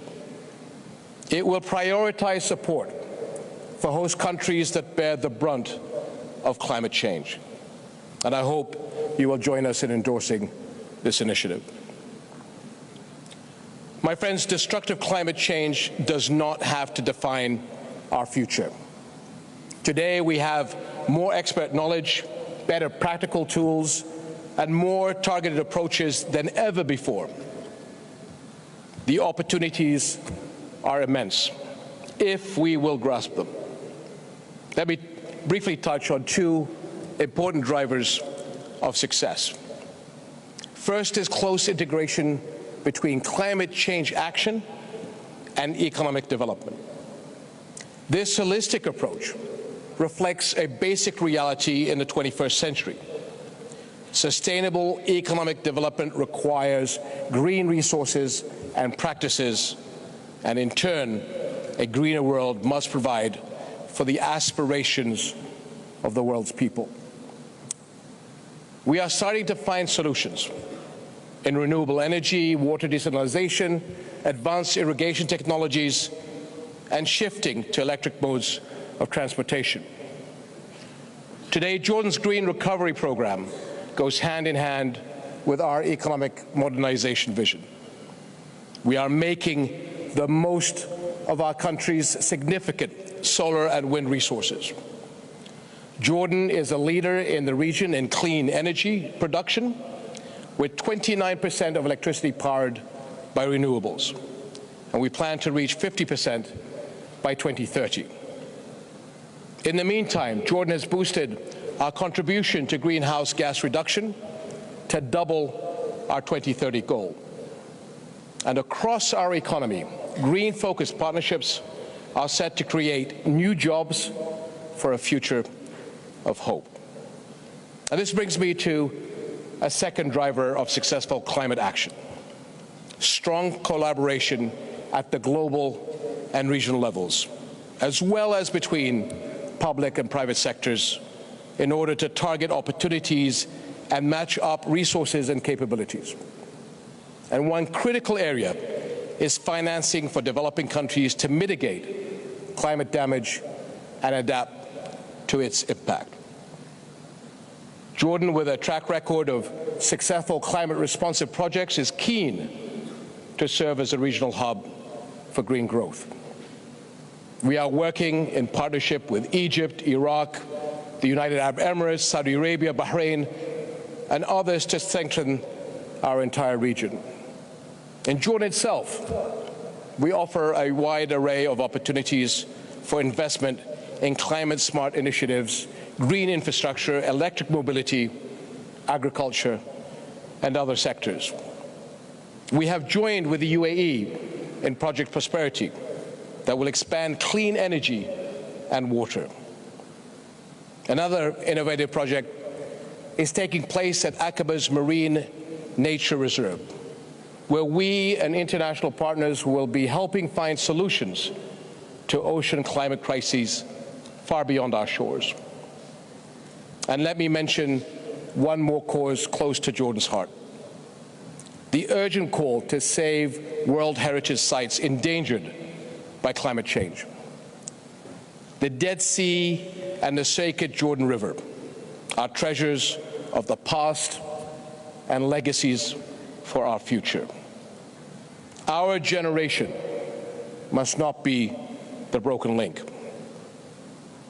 My friends, good or bad, the world's climate is indivisible. So must we be.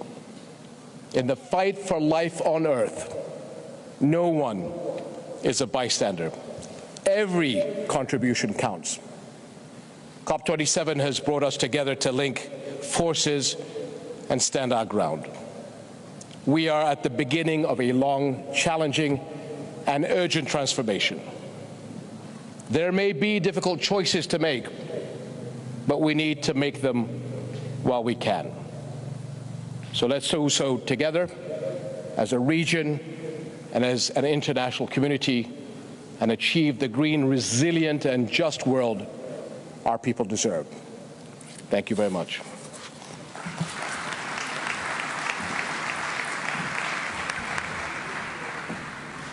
I thank you, Your Majesty, for your statement. It is my pleasure to welcome His Excellency Mr. Ali Bongo Ndimba, President of Gabon. Your Excellency, you have the floor.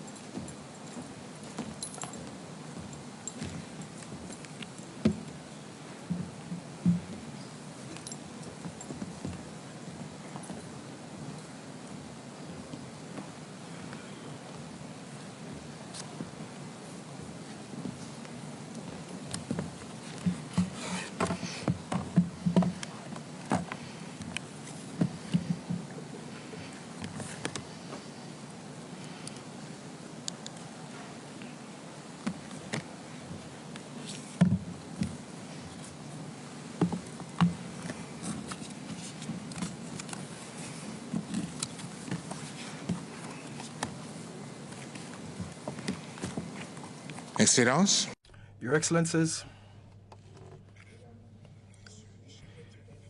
heads of state and government, ladies and gentlemen, allow me at the outset to thank sincerely my very dear brother, His Excellency Mr. Abdel Fattah el-Sisi, President of the Arab Republic of Egypt, for the successful organization of this 27th Conference of Parties on Climate Change. 1 year after Glasgow and just a few weeks away from the COP on biodiversity, COP27 is being held at a crucial moment for the future of our planet. Your Excellencies, ladies and gentlemen, in Glasgow, we took stock of the significant gap between our actions and our commitments, and here is where we must rectify that gap. As to the crucial question of financing climate action, 13 years after Copenhagen, it is now high time to see us abide by our promise to support the climate policies of developing countries, and this to the tune of $100 billion annually. By way of example, the Republic of Gabon, like many other developing countries, should be able to receive several hundred millions of dollars as an outcome of this promise. This is to finance our adaptation to climate change and our just energy and economic transition, and also to reward our efforts towards net carbon sequestration. This financing must be transparent, effective, and more importantly, operational. Unfortunately, the reality on the ground is a far cry from this, and Africa is now spending up to 9% of its GDP to tackle climate change. This question came up for debate in Gabon, and as part of the African Week on Climate, African Climate Week, which brought together almost 2,500 participants, and today I am the spokesperson for this effort. the Gabonese Republic sits on the equator, on the west coast of Africa. The tropical rainforests of the Ogwe Basin cover 88% of our country.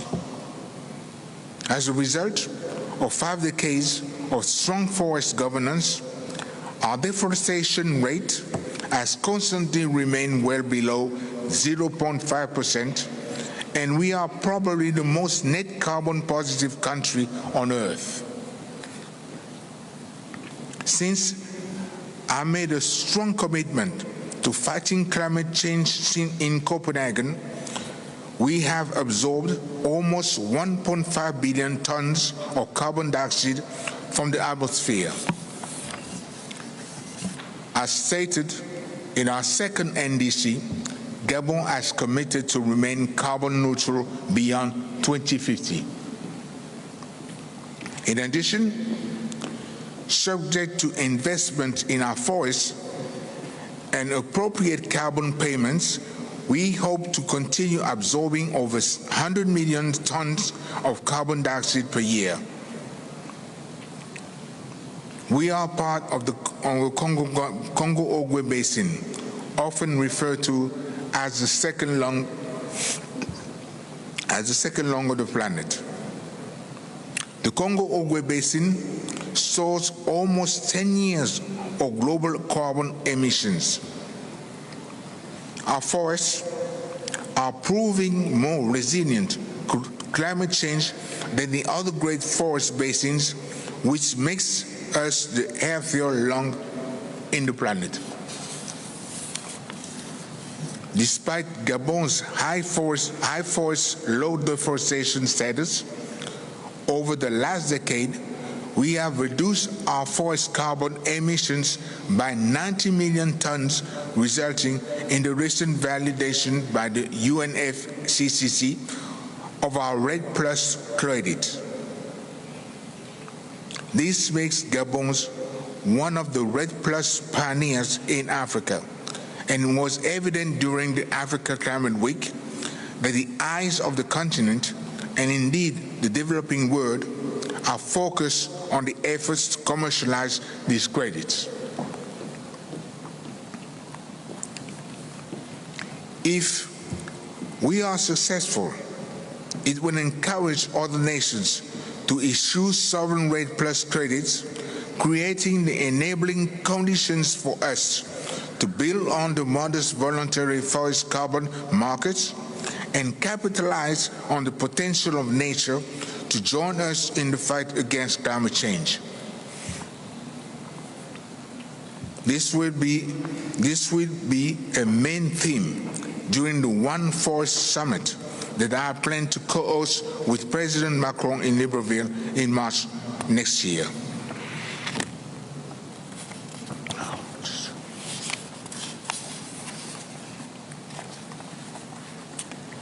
If every nation focuses on its ability to fight climate change by reducing industrial emissions, optimizing its agriculture, technological innovation, and harnessing the potential of our ecosystems to absorb blue and green carbon, just as we did with COVID-19, we can come together and find solutions rather than differences. Thank you very much.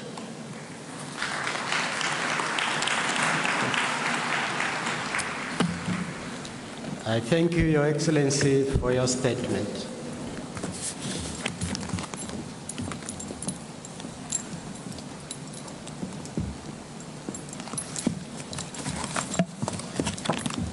It is now my pleasure to welcome His Excellency Mr. Waver John Charles Ramcloan, President of Seychelles.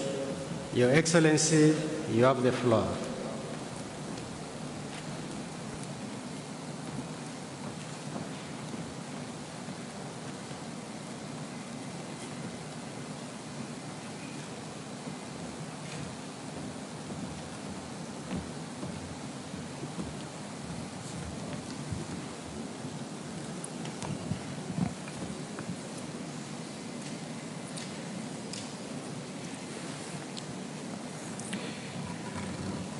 Mr. President, Excellencies, distinguished guests, ladies and gentlemen.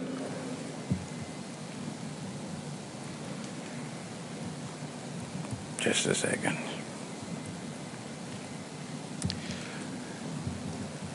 First of all, may I, on behalf of the people of Seychelles, express our support and solidarity with all nations that have experienced the terrible effects of climate change lately. We stand by you as you mourn those who have disappeared and as you rebuild your towns and villages. Many, especially our youth, are asking whether COP is a counting game. 26, 27, 28, or whether it is a real countdown to saving our planet. My wish and prayer is that we leave Sharm el-Sheikh, the city of peace, with a peace pact with our planet, that we make good decisions and pledges that will be followed by concrete actions instead of another set of promises that take too long to materialize. Like other islands, our contribution in the destruction of the planet is minimal, yet we suffer the most. For example, the carbon emissions of Seychelles are very low, and we clean up our CO2 plus that of the world through our mangroves and seagrass meadows, making us a zero contributor to the destruction of the planet. And yet, our islands are disappearing and our coasts are being destroyed. It is an honor for me to stand here in Egypt at COP27 to announce that in 2023, Seychelles will further contribute in mitigation by moving to 100% protection of all its mangroves and seagrass meadows, adding to the already 32% protection of our ocean and 50% of our landmass. We insist that the Multi-Vulnerability Index, the MVI, should be the new order. Seeds are vulnerable, and we need access to concessionary funding in order to defend ourselves against climate change while fulfilling the SDGs to give our people a better life. Industrialized nations and multinationals must pay greater attention to the loss and damage agenda. We, the oceanic states that suffer the harsh effects of your activities, have to be assisted in repairing the damage you cause to us. Seychelles is playing a leadership role in adaptation and mitigation. We are building strong partnerships, however small we are. This year, we welcome the Ocean Race Summit to discuss the urgency of saving our one ocean. Later, we offered the venue for the first European Blue Invest Forum outside Europe to put emphasis on financing the blue economy. And late last month, we welcomed Prince Albert of Monaco and the Monaco Research Expedition in the search of resilient corals. And of course, we are also active in promoting the Great Blue Wall project. Seychelles remains a serious partner on whom the world can count on in the protection of the planet. My call is for us to be very good partners. Let us give our youth a better planet, and may we leave Egypt with enhanced hope and commitment to save our one and only blue planet. I thank you.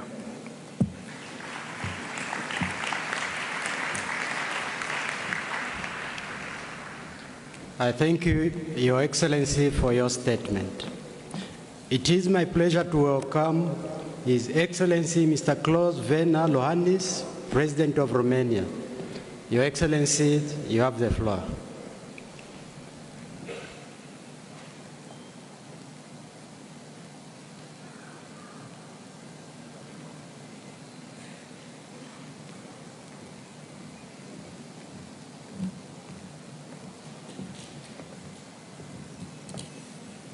Mr. President, Excellencies, ladies and gentlemen, the times we live in are the most challenging in a generation. We face a war on the European continent with global effects, energy insecurity, food shortages, and economic instability. These should not divert our attention from climate change. On the contrary, delivering on climate is key to addressing many of these challenges and safeguarding the well-being of present and future generations. Climate change is not an abstract concept, but a daily reality with consequences on human health, nature, and the economy.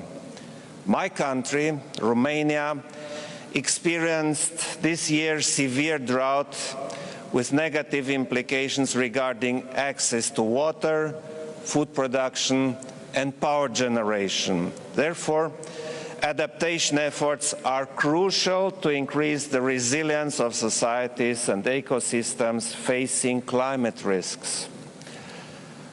Ladies and gentlemen, Romania fully supports the European Union leadership on climate change and our joint commitment to reduce net greenhouse gas emissions. We must ensure an orderly green transition with multiple benefits: investments in research, development, innovation, development of the green economy, and job creation. Furthermore, energy access at affordable prices can be secured through investment in low-carbon energy, resilient networks, and adequate regulation for renewables. The costs of climate inaction exceeds by far the cost of action. Climate change generates economic and non-economic loss and damage across the world. Fellow leaders, our strongest allies in the fight against climate change are our citizens. We need to prepare and empower them for this battle. The youth in Romania is very motivated to act on climate change, and this dedication should serve as an inspiration to all of us. I strongly believe in the power of education to generate climate-friendly behavior. Education and research systems need to be better aligned with climate goals and equip our citizens, particularly our youth, with the skills needed in a low-carbon economy and society. I look forward to a comprehensive COP27 outcome. Let me conclude by kindly inviting you to work together on this with determination and dedication. Thank you. Thank you. Thank you. I thank you, Your Excellency, for your statement.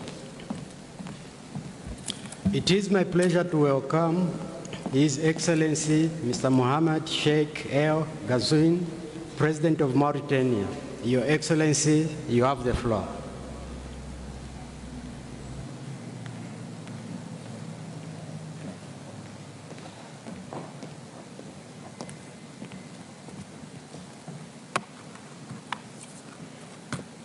بسم الله الرحمن الرحيم.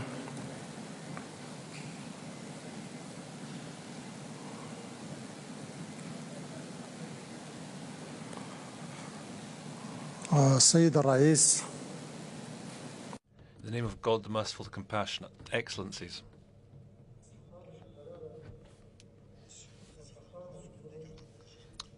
President of the Arab Republic of Egypt, Majesty, Your Highnesses, Excellencies, ladies and gentlemen, it is my pleasure, first of all, to congratulate His Excellency Abdel Fattah al-Sisi, the President of the Arab Republic of Egypt, kindred country, for his country's welcome to the city of Sharm el-Sheikh, the magnificent city of Sharm el-Sheikh, which is hosting the 27th Conference of the Parties to the UNFCCC. And to thank him for the very rigorous organization of this summit. We want to extend our thanks to the Egyptian people and government for their outstanding welcome and hospitality. I would also like to extend our thanks and gratitude to Mr. Antonio Guterres, the UN Secretary General, and his colleagues for their efforts to mobilize and coordinate international efforts to address the various environmental challenges we face. Ladies and gentlemen, today we do not need to speak at length to diagnose the disastrous and environmental situation of our planet and its destructive consequences at an economic and social level. And the fact that this constitutes a looming danger to planet Earth and life in Earth in general. All these things are crystal clear and can be seen in all aspects of life. Therefore, and today the big question is, and it's an absolute urgency, is to take necessary measures to halt this environmental deterioration, parallel with efforts to combat the multidimensional adverse effects. And among the strategies adopted today to combat environmental degradation is building means of development that are less carbon dependent and moving fully towards alternative renewable energies to ensure the success of sustainable environmental transition. Now, it is true that the environmental burden is clearly imbalanced. The developing countries contribute with very low levels of greenhouse gas emissions. Yet those same countries bear the brunt of climate change arising from those greenhouse effects. And yet these countries are going to remarkable lengths to mitigate its impact, to mitigate their emissions and mitigate the negative impact of climate change. We in the Islamic Republic of Mauritania, as can be seen through our NDCs, which was updated during the Glasgow summit, reduced its CO2 emissions by 11%. And we've increased the share of renewable energies in our overall consumption by 50%. That will reach 50% by 2030. Those efforts have been sustained through a long-standing program moving towards the path of green hydrogen. In so doing, our country will create alternative sustainable source of clean energy. In view of the significant environmental value of this project, we urge all technical partners and financial partners to contribute to its implementation. Allied to those efforts to promote new energies that cover 40% of all energies used, our country is pursuing its struggle against desertification through the Great Green Wall Initiative and the Committee to Combat Droughts in the Sahel. And along those lines, I call for greater support to the Africa Environment Committee in view of its contribution to achieving the 2063 agenda, because there's much hope that lies with that committee.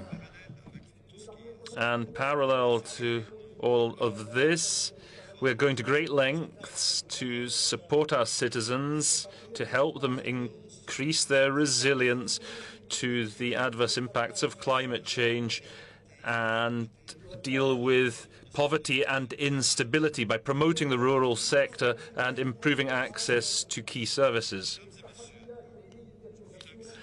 Ladies and gentlemen, inaction in the face of huge environmental challenges will be costly at all levels. The onus is on us all to commit to new efforts at a collective and individual level to enable the anticipated environmental transition where we can support each other in the face of economic and social impacts, serious impacts that stem from climate change. We renew our call to our partners to step up their assistance to developing countries and to follow up on their financing pledges. I wish the summit every success, and I want to congratulate also our brothers in the United Arab Emirates for agreeing to host next year's COP, COP28. I thank you. I thank you, Your Excellency, for your statement. It is my pleasure to welcome His Excellency Mr. Emmanuel Macron, President of France. Your Excellency, you have the floor.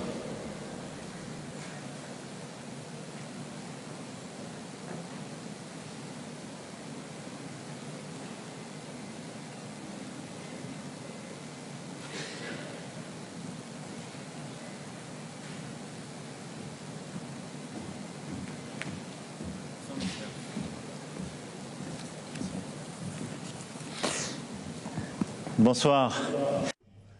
Good evening, Mr. President, Mr. Secretary General of the United Nations, ladies and gentlemen, heads of state and government, Mr. Executive Secretary of the United Nations Convention on Climate Change, my dear friends. First of all, let me say how pleased I am to see you here again, and let me congratulate President El-Sisi on his successful organization of this COP, which is at once an African summit, a justice COP, and an implementation COP, which several people have said, and we will work with him, and we are grateful to him for this hospitality. We're here a year after Glasgow, where together we scaled up our ambitions, and where we took stock of the progress made, but we also took several steps. And everything that was said in Glasgow remains and should remain valid, because even though our world is no longer the same, the climate can not be an adjustable variable depending on the war waged by Russia on Ukrainian soil. In fact, Russia's aggression against Ukraine not only has brought the war to the European soil, but it has also plunged the world into a serious period of uncertainty, energy tension, food tensions, and difficulty upon difficulty, especially for many countries on the African continent and around the Mediterranean. And indeed, this crisis coming just a few months after the pandemic is yet another crisis, and which would lead many to say we have many other priorities and probably the climate should wait. But at the same time, we see many of our states being affected by the very consequences of this unraveling of the climate. And we must show once again that the climate urgency is well and truly here. It is not one that will come tomorrow. And so we have obligations. We have an obligation to continue to take action on the mitigation front, on the adaptation front, to prepare for crises and to repair those crises that have already taken place, and also try to deal with the shocks and the return of war and the consequences on our soil. And in order to do so, after the heads of state and government who have spoken before me and before a few others, let me say a few simple things. The first thing is we will not sacrifice our climate commitments faced with the energy threat from Russia. Therefore, the commitments undertaken by countries must be delivered upon. And for the rich countries, especially European countries, including France, this was the deposit of our national strategies. Now we must abide by them. This is a line of action which is Fit for 55. This is the European plan to reduce our emissions by 55% by 2030. And really, this should be based on energy sobriety, based on accelerated development of renewable energies and solutions that will help us to sustainably transition from fossil fuels and from nuclear energy. So therefore, this is a comprehensive energy undertaking, and we will change tax so that we can transition away from these fuels. The second key element is that we must continue to work on the mitigation front, and we must transition our economies away from coal, which is a strategy that is for all rich countries, but we must also help emerging countries to do so as quickly as possible. And this is something we must succeed in together under the Paris Agreement. So we must stay on course with this strategy, and that's why I am particularly keen on what we launched in Glasgow together. That is the JETP partnership, which helps us to plan this partnership for the biggest consumers, and this is a key component of this mitigation strategy. We took a first major step forward with South Africa, and France will invest $1 billion euros in this effort, and to transition away from coal in South Africa, which will be based on nuclear renewables and other efforts to transition away from coal. And we will scale this up. This is what we're doing with Indonesia, with India, and Senegal. But it is true that we must take this even further and faster. Energy revolution is possible, and this will need a strategy along with the emerging countries. And this is a strategy we are embarking on with several other countries, and the ambition level in India is high, Rwanda and other countries as well. And these are truly accelerated renewable strategies that we will continue to strongly support, because here, once again, renewable energies are less expensive and more safe and less carbon-based than others, and it is in this context where we're seeing their relevance all the more. The third major message that I would like to convey here is that basically we must not forget that this battle for the climate and against the climate change is inextricably linked to the battle and fight for biodiversity. They are twin battles. And I said this before the main meeting in Montreal, and I said this before other meetings in 2021 on this. We know that nature is our best ally to achieve the Paris targets. They're the two sides of the same coin, and it also shows that those countries that are often seen as the most poor are the solutions to fighting against climate change. Those countries that have biodiversity reserves, whether marine or land-based, have incalculable carbon resources and deposits, and we must therefore help them to bring these nature-based solutions to the fore. And I'm thinking in particular of the critical ecosystems, ancient forests, peat bogs, wetlands, and mangroves, which have the greatest carbon stocks and the most biodiversity. If these ecosystems are destroyed, vast carbon reserves will be released and annihilate any chances of achieving our goal. There are more than already 100 countries to have a 30% protection target, an initiative that we launched in early 2021 and which we are carrying forward with Costa Rica. And I'm hoping that COP15 on biodiversity will confirm this decision and take us even further. We must therefore urgently recognize these ecosystems as having a particular status and propose to those states hosting them to have political and financial partnerships in place to help them preserve them. So we must look at the flows, but we must also support those countries to help them to preserve these biodiversity treasures.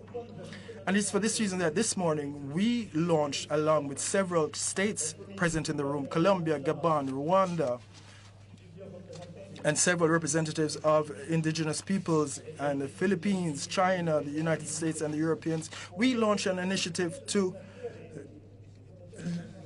do what we're working with the emitters under JETP and to set up a positive preservation program and to come up with country-by-country contracts, partnerships, working with NGOs, especially Conservation International, and to come up with a method that will enable us to finance the preservation of these places, these spaces, and partnerships that will come up with legal, political, and financial tools to preserve these ecosystems.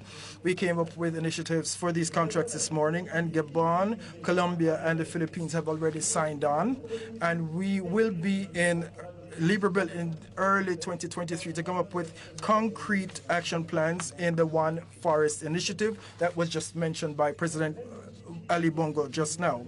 This is the same type of initiative that will be undertaken to protect oceans with insight the 2025 United Nations Conference.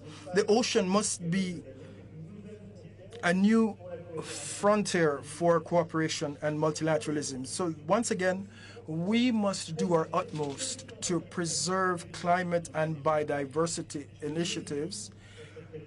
And let me be clear, France will be spearheading these commitments, and that is the reason why we are supporting the prohibition of any seabed exploitation. I would like to confirm this position, and I will do so in other international fora. This morning, we also launched a high-level group to come up with a methodology for biodiversity credits and to also looking ahead to the first quarter of 2023 to have a common method in place. And the last and fourth point was climate justice.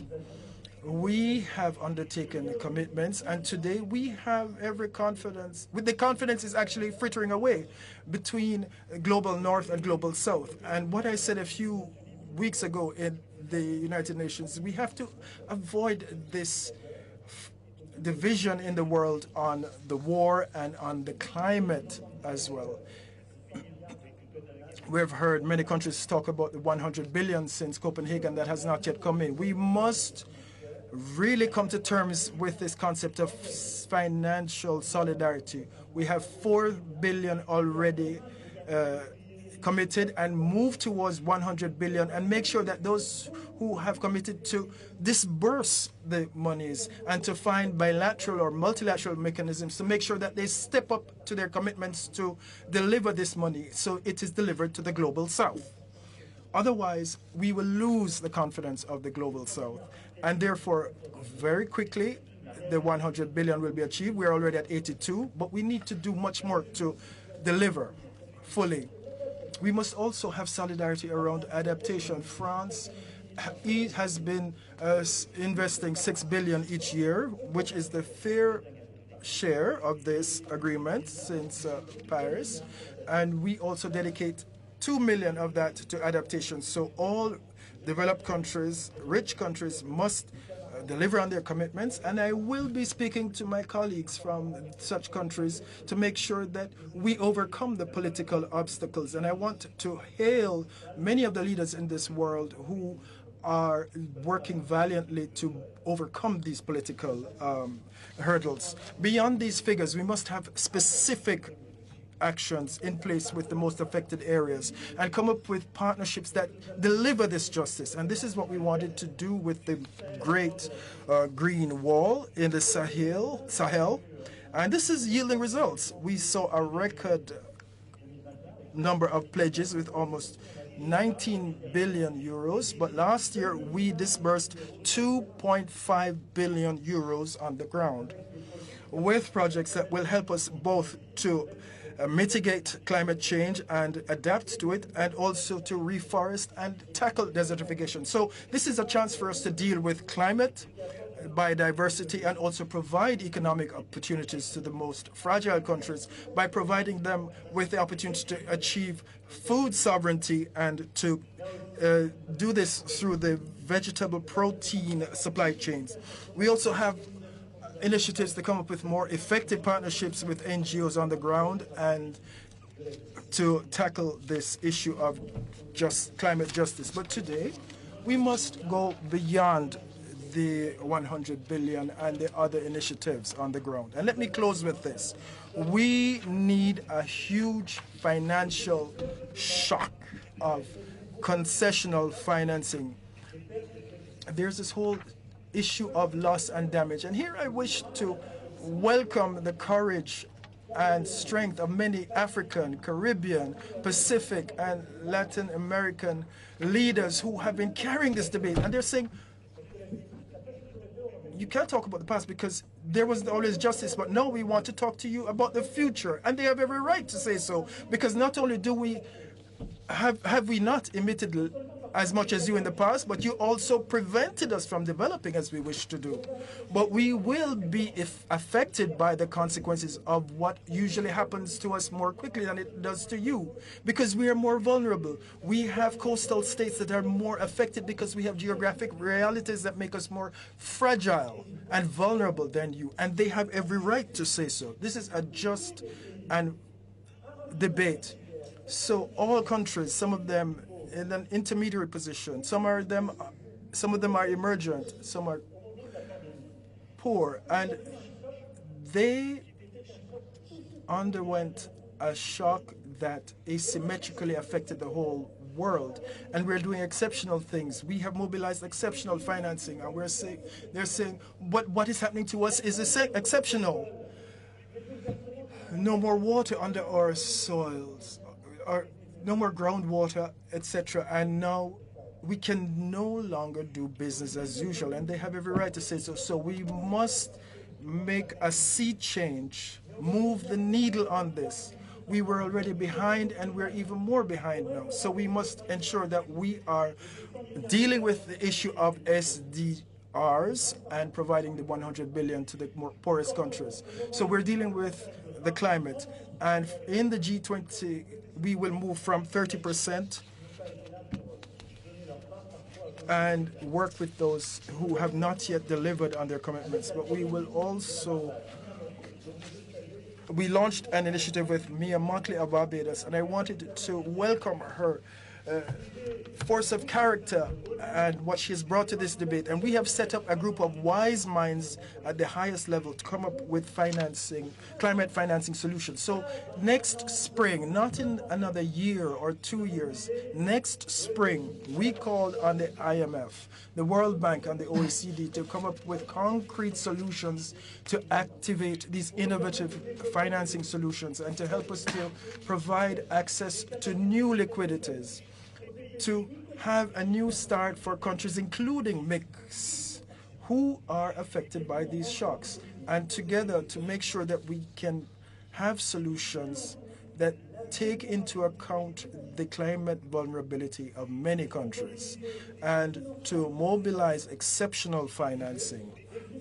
private, as well as public and private, but more importantly, all together we must change the rules of our major international banks, the development banks, the IMF and the World Bank, and our major lenders, and say that what you're asking of us in terms of debt, reimbursement and guarantees, when we are affected by a climate shock, when we are a victim of a climate accident, to some degree there must be a suspension of those conditions, and those must be taken into account. So with emerging countries, developing countries, and mix, we will be continuing this work to completely change and shift our thinking on this. Otherwise, it will be too late. So this is in partnership with the Prime Minister of Barbados, and we are embarking on this initiative to ensure that next spring we will have these proposals, and we will see a proposed changing of those rules and the provisions. And in the spring meetings of the World Bank and IMF and the major lenders, that will be a practical step. We can't wait for the next COP. That will be too long. I have taken too long, and I must apologize, but we have begun. But let us not slow down, because all these successive crises are saying the same thing to us. The injustices in today's world are unsustainable. I cannot be tolerated any longer, and the crises are aggravating these injustices. We can only emerge from this by rethinking how we can act in solidarity in the private and public spheres. This is what must change, nothing else. And it is for this reason that this African COP, hosted by Egypt, whom I'd like to thank once again, will enable us to do so. Thank you to everyone. Merci, Madame Présidente.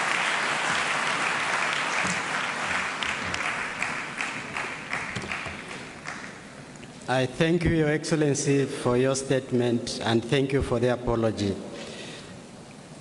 It is my pleasure to welcome Her Excellency Ms. Samia Suluhu Hassan, President of the United Republic of Tanzania.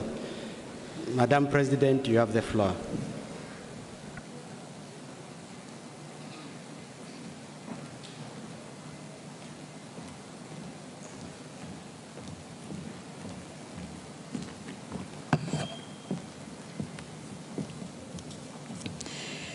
Your Excellency the President, Excellencies, heads of state and government, ladies and gentlemen, Mr. President Sisi, thank you for convening us and for a timely theme, delivering for people and the planet. What an opportune time to meet right after the COVID-19 pandemic.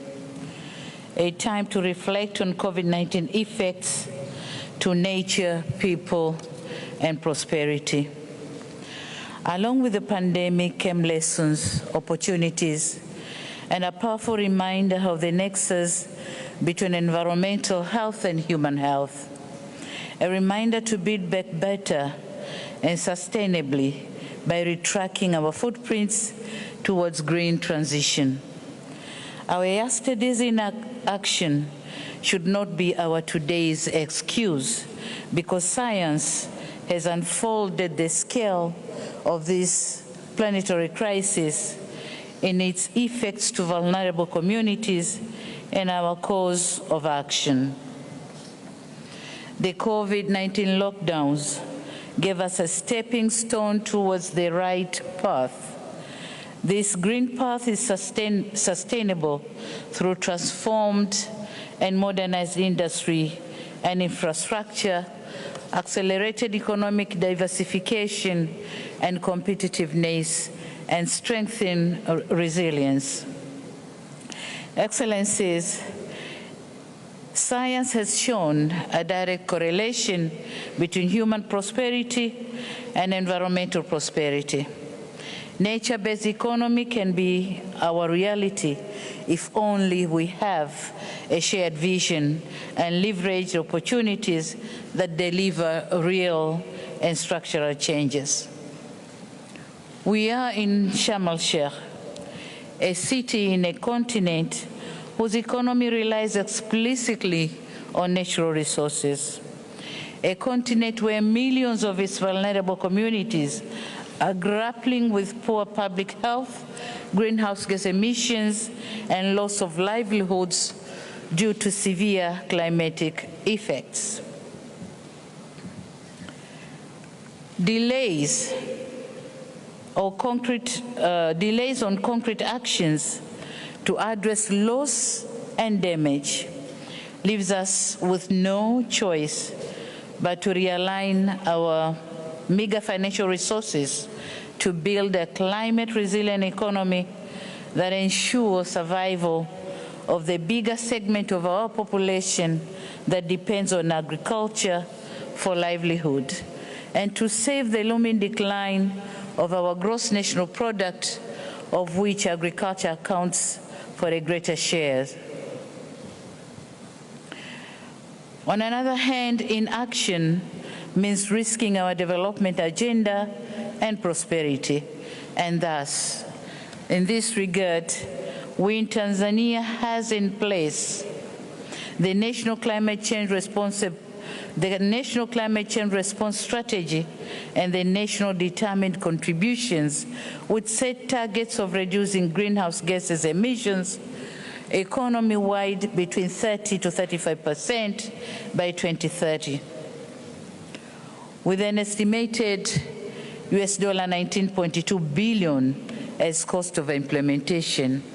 Now the question is, how on earth the country like Tanzania raise this amount of money for mitigation and adaptation of the climate effects? Nevertheless, showing the political will Tanzania is continuing to construct and expand rapid transport networks that are expected to reduce more than 900 million tons of carbon generated each year. We are also determined to increase the use of renewable energy sources from 60% in 2015 to 80% in 2025. Tanzania also is committed to preserve 48 million hectares of forest, and this is about 55% of the total land area of the country. And on top of that, we are planting 200 million trees in every 3 years. All we are asking here is for an alignment of global carbon prices to help generate resources from these carbon sinks. Excellencies, this is the type of leadership exhibited by the developing countries that lack technological know-how, lacking financial and human capacities, having limited scientific information at our fingertips. Yet with these limitations, our part of the world is asked to choose life or death. The question is, do we have an option? Unless we do it together. And in this regard, we urge developed countries, especially the G20, to fulfill their commitments. We call upon effective implementation of technology transfer while unlocking climate finance to fund our national determined contributions. We are also urging the developed world to raise their subsequent NDC's ambitions to halt greenhouse gas emissions from crossing the irreversible tipping point of atmospheric concentration of carbon dioxide. Having said that, Excellencies, I thank you for your kind attention. Thank you very much.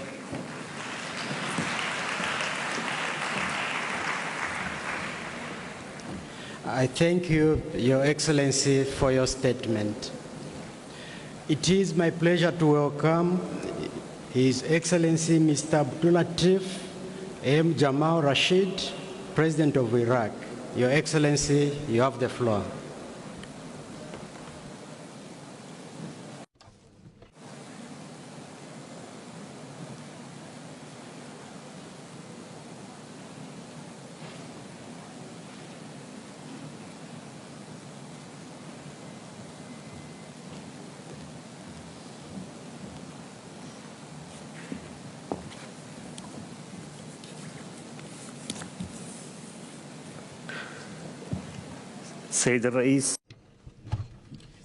Mr. President, allow me at the outset to greet His Excellency President Abdel Fattah el-Sisi, whom we support and we endorse his call to stop the war in Ukraine. We thank him for making this proposal.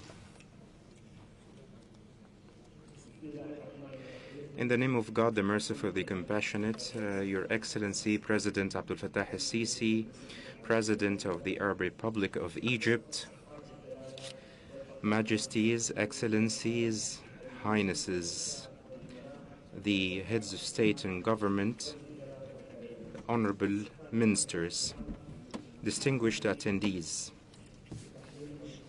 Allow me to express my thanks and gratitude to our brothers in the Arab Republic of Egypt for their great hospitality and for their efforts to make this conference a success. COP27 is an important milestone in our efforts to address climate challenges and create proper responses to them. These responses have to be suitable to the changes that the climate is witnessing and also the implications on economy and health. In this context, we must say that the major challenge that we face in Iraq is the water crisis. It is astounding, actually, if we if we actually realize that the Mesopotamia is now water scarce after long ages during which floods were the main problem threatening the populations and agriculture and life. This crisis has prompted the Iraqi authorities to regulate the agricultural policies, and also this crisis is impacting the lives and livelihoods of the Iraqi society and all the Iraqi population, and also leads to the increase in desertification and other environmental and health impacts. The southern marshlands in Iraq were dried during the dictatorial eras. Then, after 2003, we tried to revitalize them, but again, they are facing the threat of drought because of the decreasing water tables in these areas.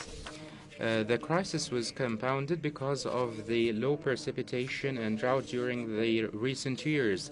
Agriculture was harmed as a direct impact, and this actually compounded the desertification issue and also presented more threats to the agricultural wealth. The water authorities in Iraq have therefore worked with the Republic of Turkey and the Islamic Republic of Iran in order to distribute fair quotas of the waters of the rivers of Tigris and Euphrates and their tributaries. The marshlands actually constitute a main part of the history of human civilization. They have always been a contributor to maintaining biological balance, not only for Iraq but for the entire area. The exacerbating drought in our country is presenting a threat to the lives and the livelihoods of Iraqis and to the economy of our country. Green areas are declining a day after another.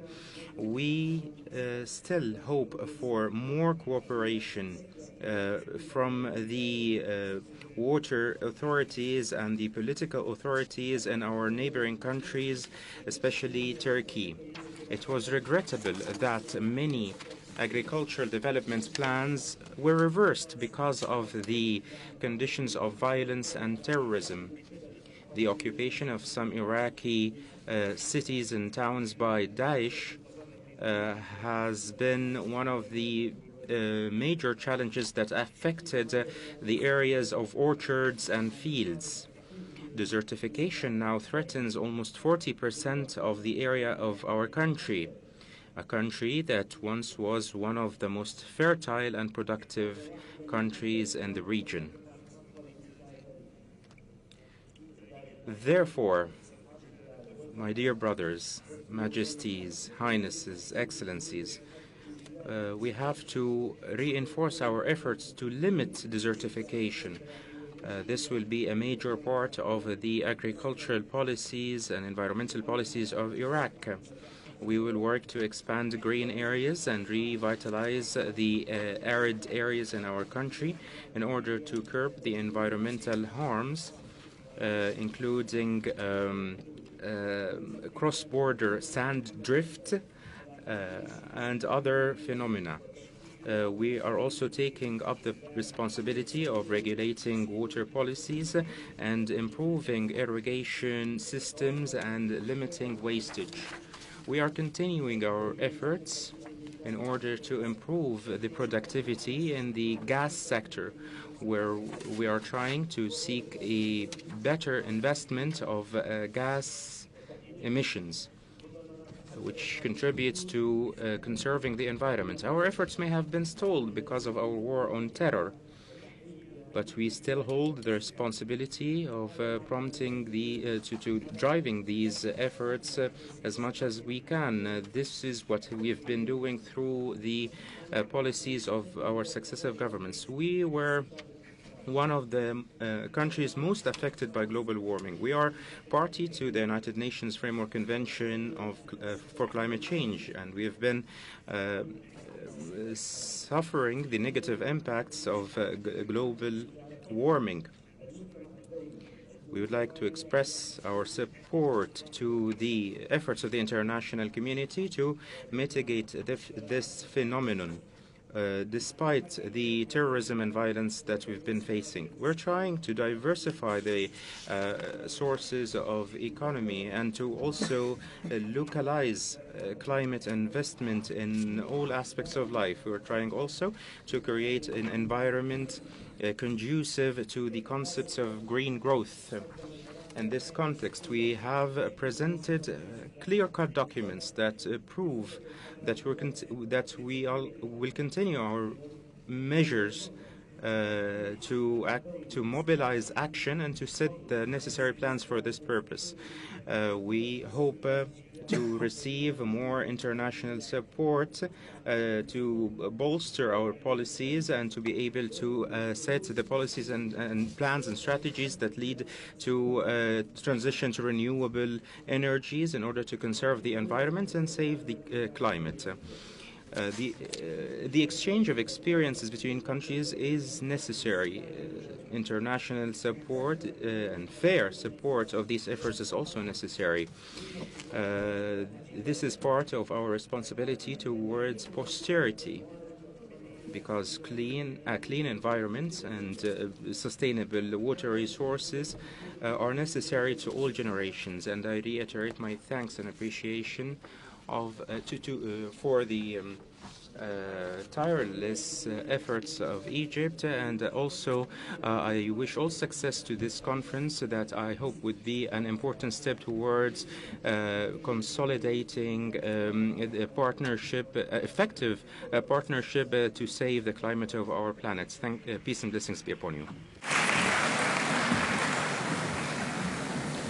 I thank you, Your Excellency, for your statement.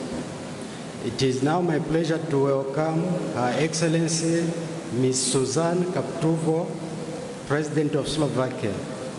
Your Excellency, you have the floor.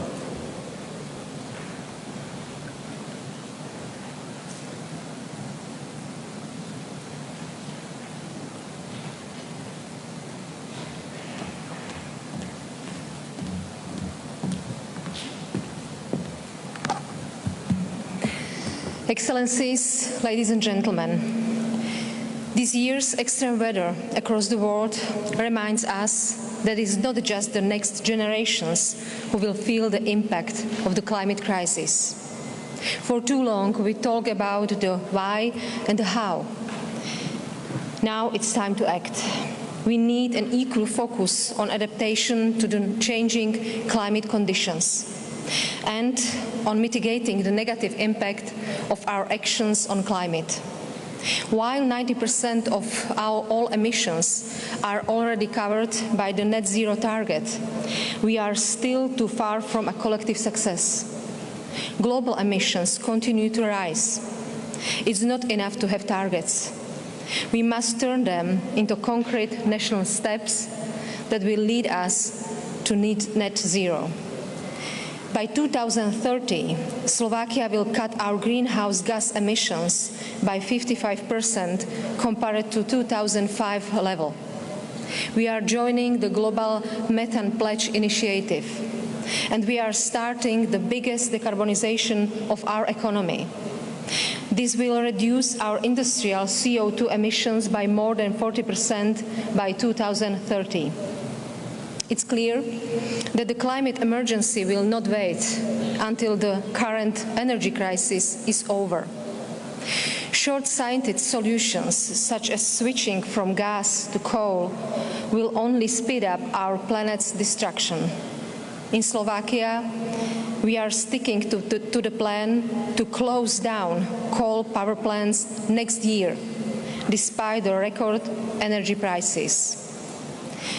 We must move faster towards clean energy and renewables, including geothermal. I'm glad that Slovakia's talents have developed solutions that will make the use of this energy possible anywhere, in the world. This is good for our climate, our planet, and of course for our energy security. Green transition is neither easy nor cheap. It will often hit the most vulnerable. The most affected countries need more of our support to cope. Since the adoption of the Paris Climate Agreement, Slovakia's contribution to the green finance has grown almost fivefold.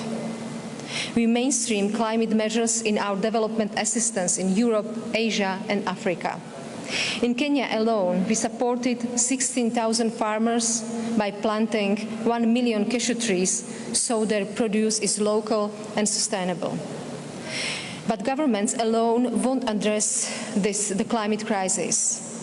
Private and innovative financing must step in so everyone does their fair share. Excellencies, the climate emergency is here and now.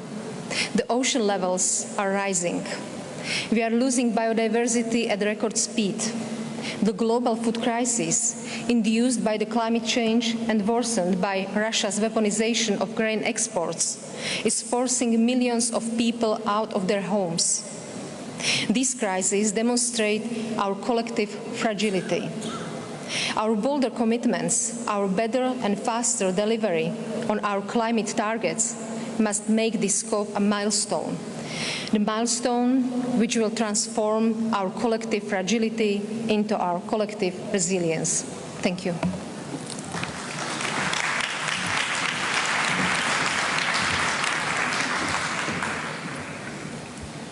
I thank you, Your Excellency, for your statement and particularly for helping us manage the time. May I appeal to Your Excellencies that we stick to the stipulated 3 minutes slot as much as possible.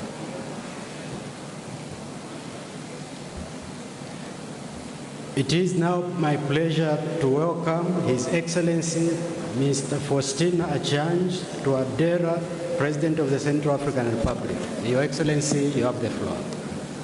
Merci, Monsieur le Président. Thank you, President. Excellencies, Mr. Abdel Fattah Sisi, President of the Arab Republic of Egypt, Excellencies, ladies and gentlemen, the heads of state and government, Secretary General of the United Nations, ladies and gentlemen.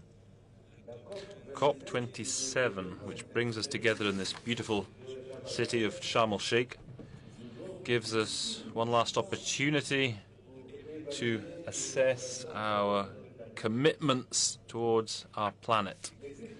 Exceptional climate crises in recent years have had a sweeping, devastating impacts on the survival of all of humanity at an economic and social level, on the viability of the environment, on governance, on global peace and security. We should say it clearly, the rich countries, the top polluters, are the ones who are most to blame for endangering humanity. Africa, whose contribution to greenhouse gas emissions is negligible, less than 4%, should not continue to pay for crimes it hasn't committed, pursuant to their historic responsibilities for climate deteriorations. The rich countries should help the poor countries to implement their national voluntary reduction action plans. Ladies and gentlemen, as an underdeveloped country, the Central African Republic intends to exercise its permanent right of sovereignty over its natural resources, to exploit its forests in the interests of national development and the well-being of its population. However, faithful to its international commitments and conscious of its responsibility in preserving the second largest forest cover of the world, a true environmental lung of the planet, my country pursues its efforts together with other countries around the Congo Basin with a view to rational, sustainable exploitation of forest resources through implementation of management plans. However, sadly, the promise from Glasgow of 1.5 billion US dollars for countries around the Congo Basin wasn't equally shared out to allow each country to create conditions for climate resilience and to foster low-carbon development. What's more, we demand immediate implementation of the promises made by developed countries, international organizations and private sector to mobilize 100 billion US dollars per year to meet the priority needs of the developing countries. The CAR hereby reaffirms its commitment, its support of the shared African position and that of the G77 plus China on negotiating a new climate regime. It's a matter of taking into account financing of climate action, of doubling the envelope for adaptation decided on at COP26, and to leave this conference with a decision on financing loss and damage, as well as the necessary means to ensure implementation of our NDCs. From this podium, I appeal for you to remember the specific situation of Africa when it comes to combating climate change. That is the prerequisite for achieving carbon neutrality by 2050 and preventing the erosion of biodiversity and saving our planet. May God protect all of humanity. I thank you. Merci. I thank you, Your Excellency, for your statement. It is my pleasure to welcome His Excellency Mr. Felipe Jacinto Nyusi, President of Mozambique. Your Excellency.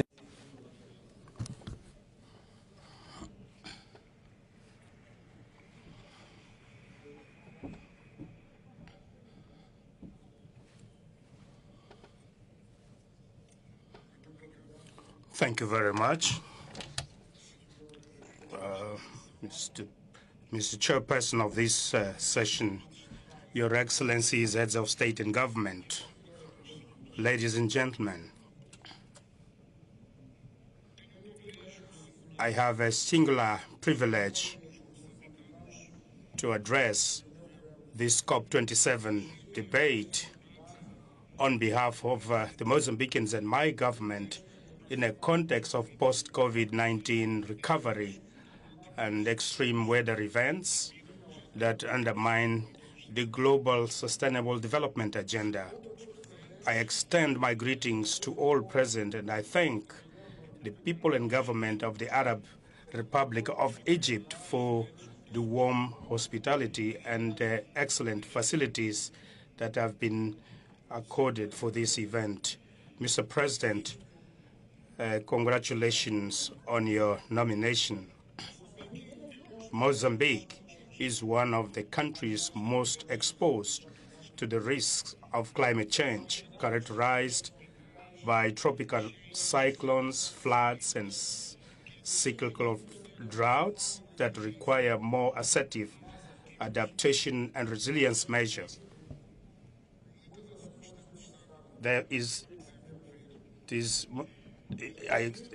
2022, the country hosted the regional conference that culminated in the Maputo Declaration on Sustainable and Integrated Management of the Miombo Forest, which sets priorities for the next decade and reinforces the transparent, inclusive, and responsible governance of these forests, which are key to the sustainable development of signatory countries.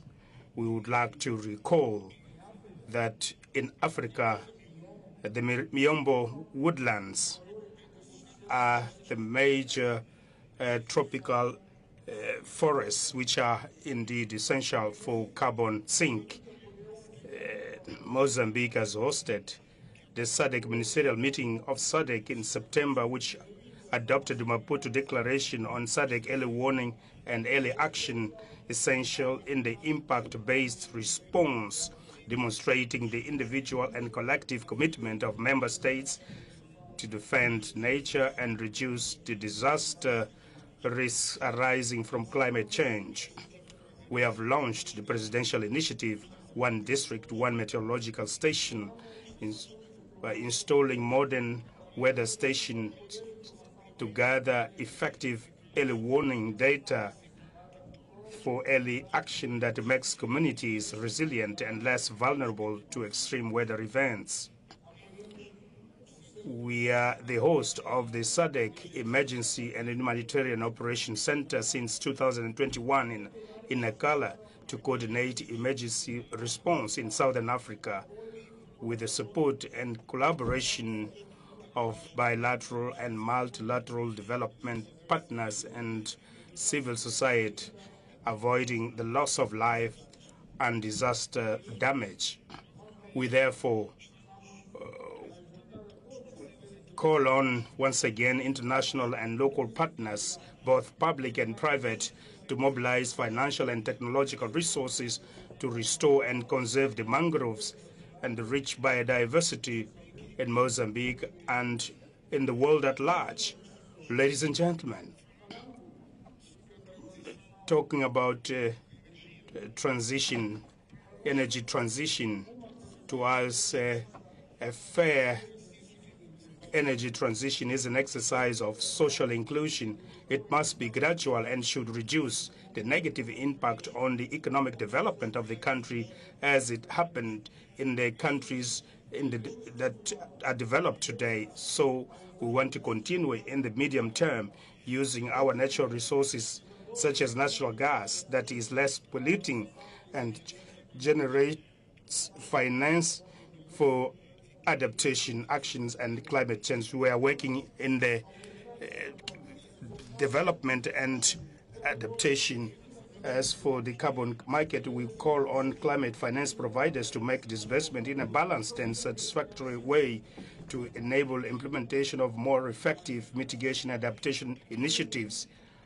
I conclude by inviting everyone to protect the climate system for mitigation and an adaptation under the Paris Agreement by providing means to protect communities, ecosystems, and build capital from the impacts of climate change for the good of present and future generations. Thank you very much for your attention.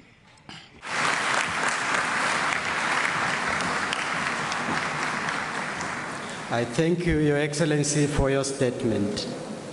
It is now my pleasure to welcome His Excellency Mr. Taneti Mau, President of Kiribati.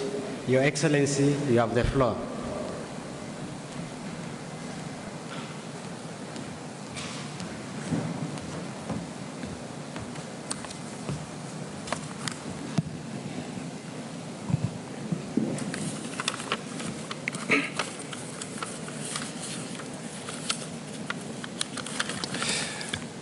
Mr. President, Excellencies, distinguished delegates, ladies and gentlemen, I begin by sharing the peace and blessings of the Almighty and the warm greetings of the government and the people of Kiribati. Mr. President, I acknowledge the government and the people of Egypt for the warm hospitality and commend the exceptional leadership in hosting this action-oriented COP27.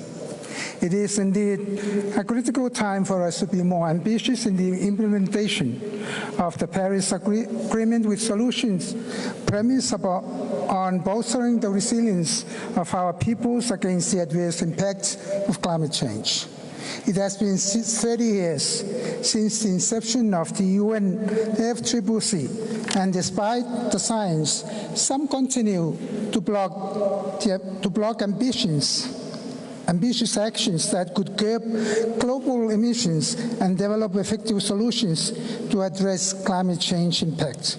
Consequently, for frontline countries like Kiribati, this would be detrimental to our sovereign desire to safeguard our people.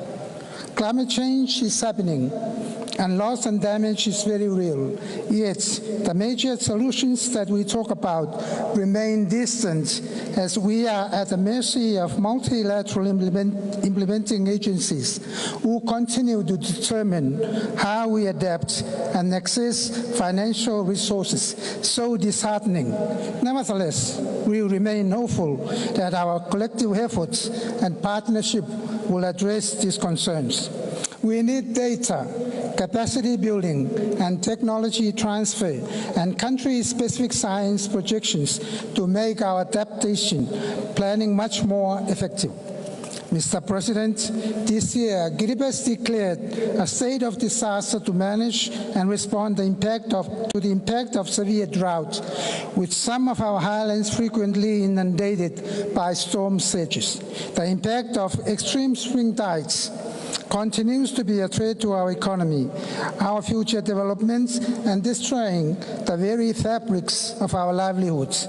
Despite these challenges, Mr. President, our commitment to building resilience is driven by the desire of the people to remain living in Kiribati. We will continue to strengthen our legislative and policy frameworks, including the recently enhanced nationally determined contributions. Costs of maintaining our livelihoods in the face of climate change already exceeds our means. Yet, it does not dampen our resolve to put resources where we can. This is compounded by COVID-19, coupled with the inflation on commodities, including fuel. The government will continue to invest in building resilience through people-centered approach and social protection programs. Mr. President, I appeal to my fellow leaders to stand in solidarity together to fight this climate dilemma for the brighter and resilient future of our young generation. We must be held accountable to our climate finance commitments and achieve 1.5 degrees Celsius to save our shared home. Action begins here and now before it is too late. The Nauritiroi or the Tabamore, meaning health, peace, and prosperity upon us all. I thank you.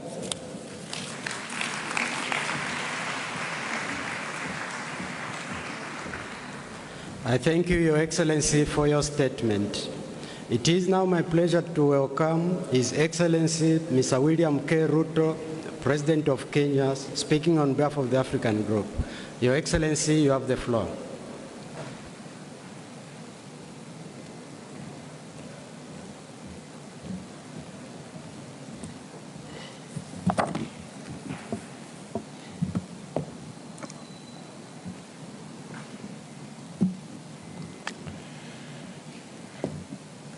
Your Excellencies, distinguished delegates, ladies and gentlemen,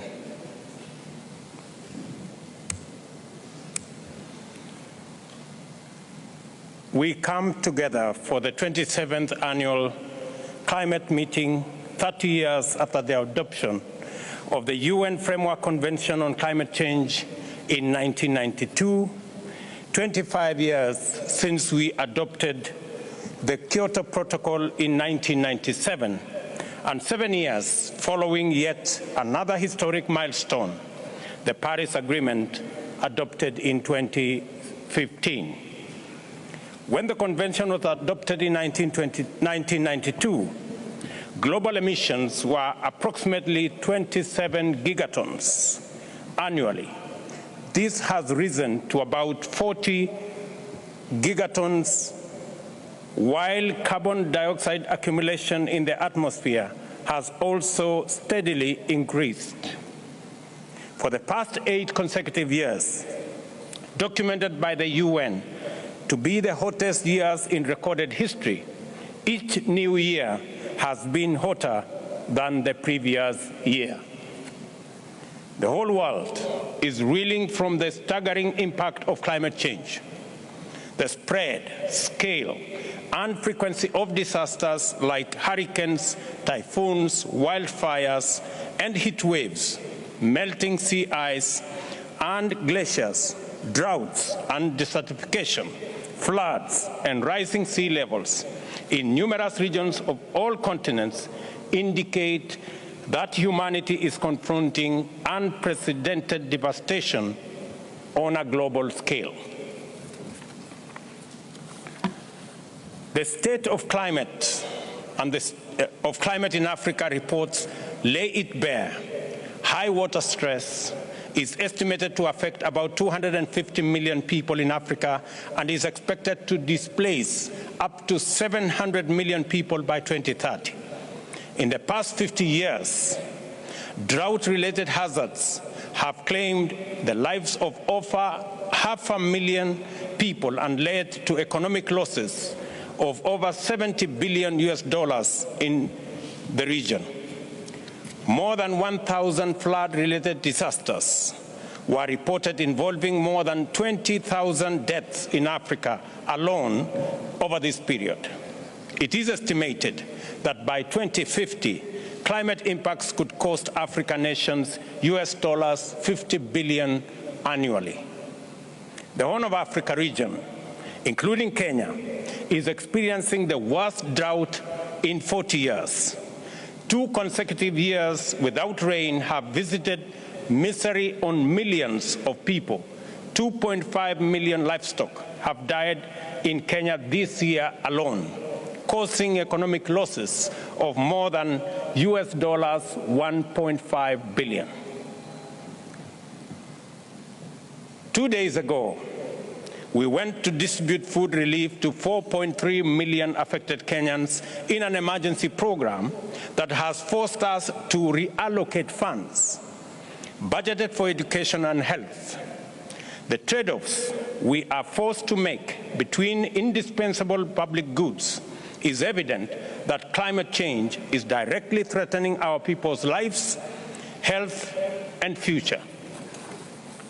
Moreover, due to drought, many children have now dropped out of school. We have been compelled to make school feeding a priority in order to keep our children in class. Kenya's world-renowned wildlife heritage has not been spared either, and carcasses of elephants, zebras, wildebeest, and many other wild fauna litter our parks.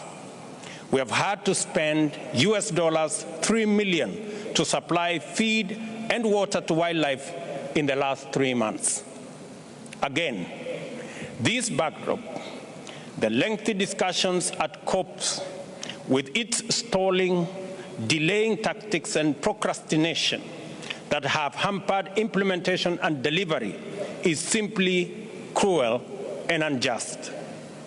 We cannot afford to spend more time skirting around the real issues, and we must break out of the open-ended, process-focused discussions we are trapped in. Further delay will make us busy spectators as calamity wipes out lives and livelihoods. As we speak, Mr. Chairman, the pledge made 13 years ago in Copenhagen, committing $100 billion annually, remains unfulfilled. Such a gracious and unexplained default is a major cause of persisting distrust, and neither is there any sound reason for the continuing pollution. In stark contrast, Kenya, a country with far less resources than the average developed country, has foregone pollution industrialization and growth opportunities and intentionally invested in green energy. It must be recalled that Kenya has tremendous hydrocarbon and coal deposits which could go a long way in fueling the engines of our development. Nevertheless, due to resolute commitment, our electricity grid is 93% green. This morning, we signed a framework agreement for collaboration on the development of sustainable green industries in Kenya with an investor to produce 30 gigawatts of green hydrogen in Kenya.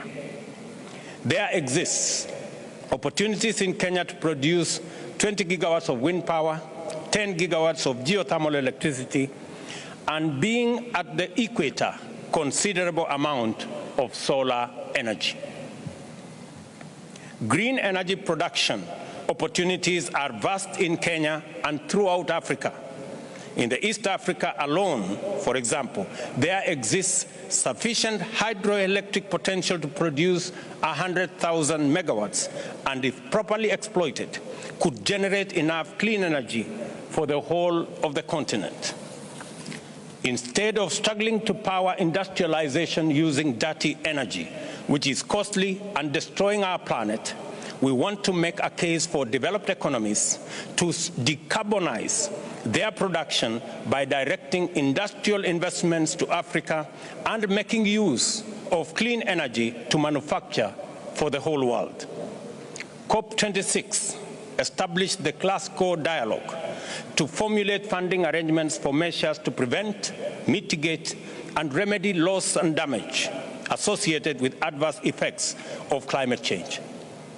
Loss and damage is not an abstract topic of endless dialogue. It is our daily experience and the living nightmare of millions of Kenyans and hundreds of millions of Africans. A phenomenon of rising water levels in Rift Valley lakes was experienced in Kenya in 2020 and generated humanitarian crisis of unprecedented levels. Approximately 75,000 households were displaced in 13 counties, with a total population of 379,000 requiring urgent humanitarian assistance. The affected communities endured disruption for their livelihoods, losing homes, grazing lands, and farming fields, while social amenities like schools, health facilities, markets, fish landings, and processing facilities, once thriving hotels, curio shops, resorts, and lodges, electricity lines, and water supply and sanitation units were swallowed by water bodies. Loss and damage must therefore be addressed with a level of seriousness which demonstrates fairness, urgency, and consideration. Africa contributes less than 3% of the pollution responsible for climate change, but is most severely impacted by the ensuing crisis.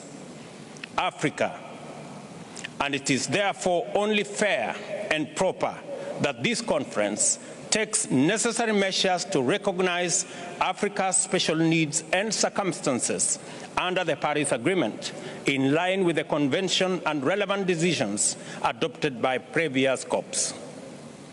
Beyond the overdue, legitimate, and priority concerns of resilience, mitigation, loss, and damage, Africa offers unique potential to play an indispensable positive role in the planet's climate change future.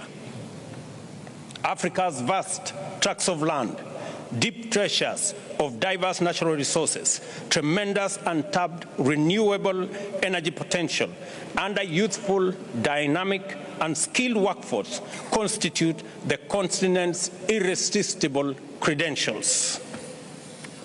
Properly deployed, these assets could be crucial in driving global mitigation efforts while creating new economic opportunities in the continent.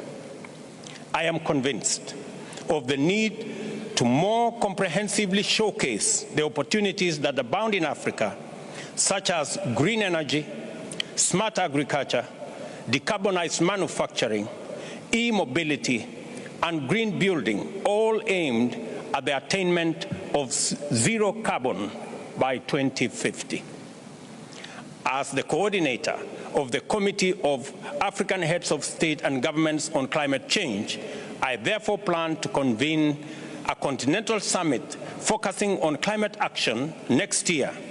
Accordingly, you are all invited to take part in Africa's march to sustainable economic transformation and green growth.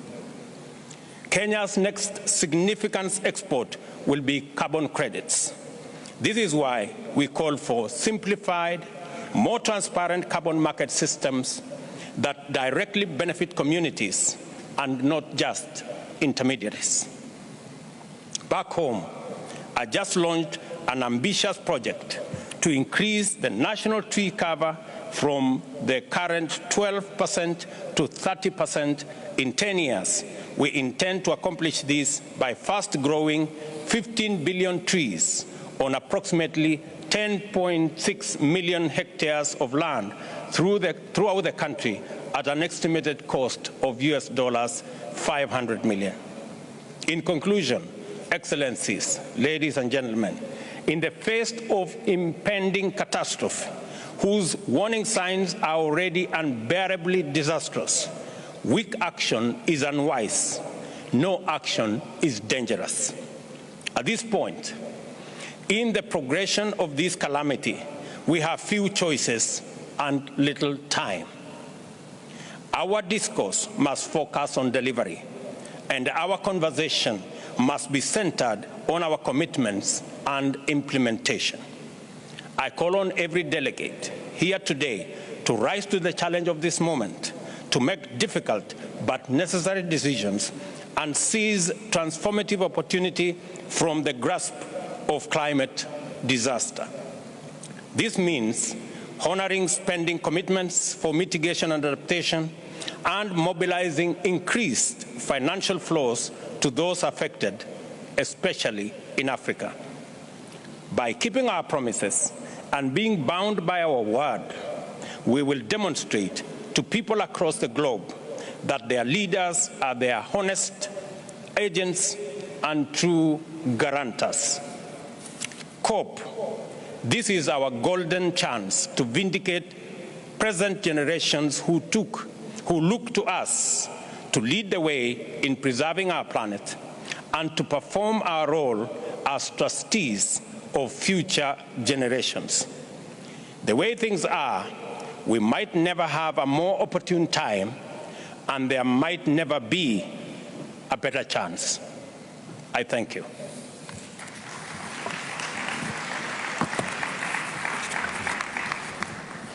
I thank you, Your Excellency, for your statement. It is now my pleasure to welcome His Excellency Mr. Ignacio Cassis, President of Switzerland. Your Excellency, you have the floor.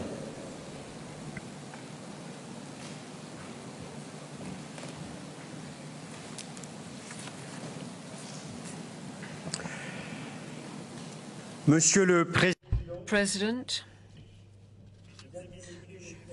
heads of state and government, excellencies, ladies and gentlemen, climate change is the greatest challenge we have. This year, it has left a devastating trail of destruction, for instance, in Pakistan with the floods or drought, and in the European continent as well as Africa.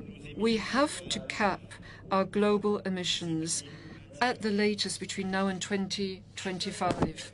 Colleagues, COP27 needs to strengthen its goal of limiting the increase to 1.5 degrees with conviction. But let's be clear as well, without increased efforts from the member states of the G20, who account for 80% of global emissions, we will not be able to limit global heating below 1.5. The poorest who contribute the least to emissions are those who will be suffering the most, and I don't think we can accept such consequences. Concerted efforts amongst us all, countries, international organizations, is absolutely vital. We can limit climate change if we want to. Switzerland is ready to do this. During our mandate in the UN Security Council, we will be really focusing on climate risks and how it has an impact on peace and security. It's equally crucial to maintain the established climate goals despite the current context that we have of the energy crisis. Switzerland is not going to stray from its goals. My country did answer the call from Glasgow, we've been communicating new measures which allow us to increase the implementation of our NDCs nationally. For the very first time in Glasgow, countries committed to abandon coal and do away with subsidies to fossil fuels.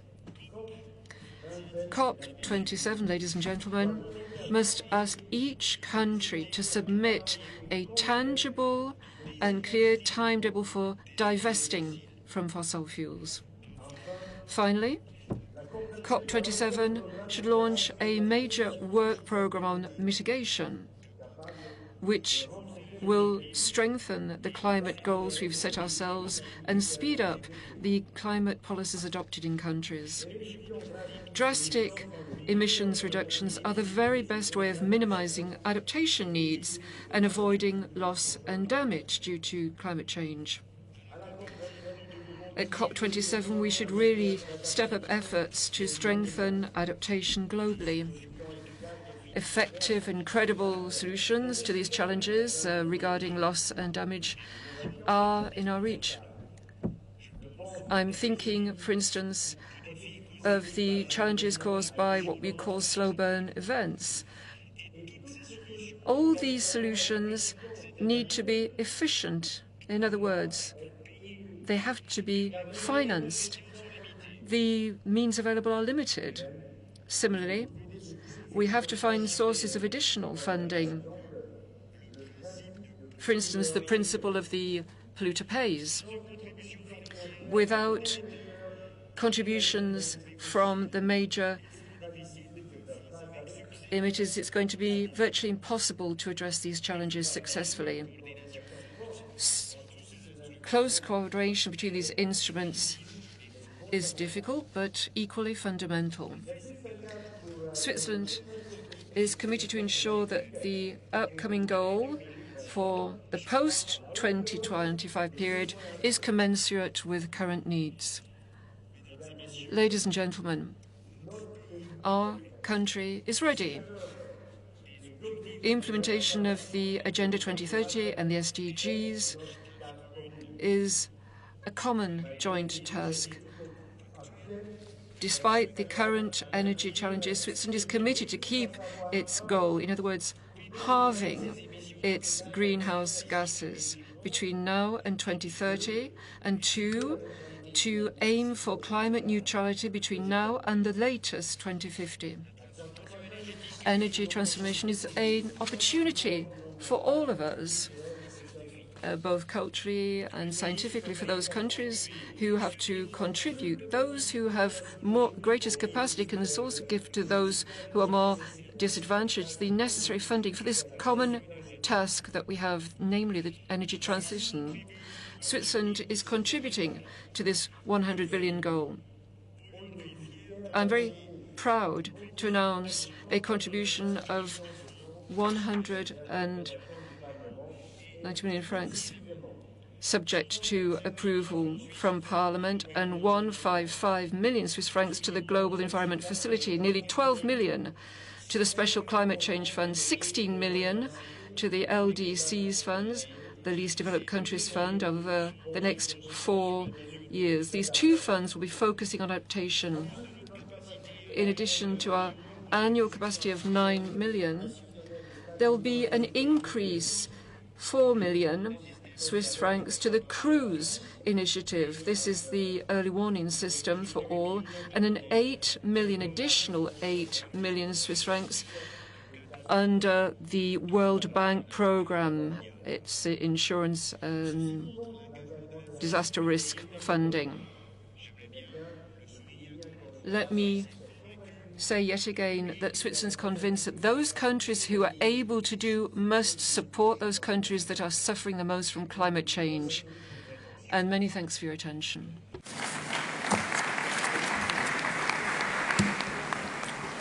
I thank you, Your Excellency, for your statement. It is now my pleasure to welcome His Majesty King Topu VI, the King of Tonga. Your Majesty, you have the floor.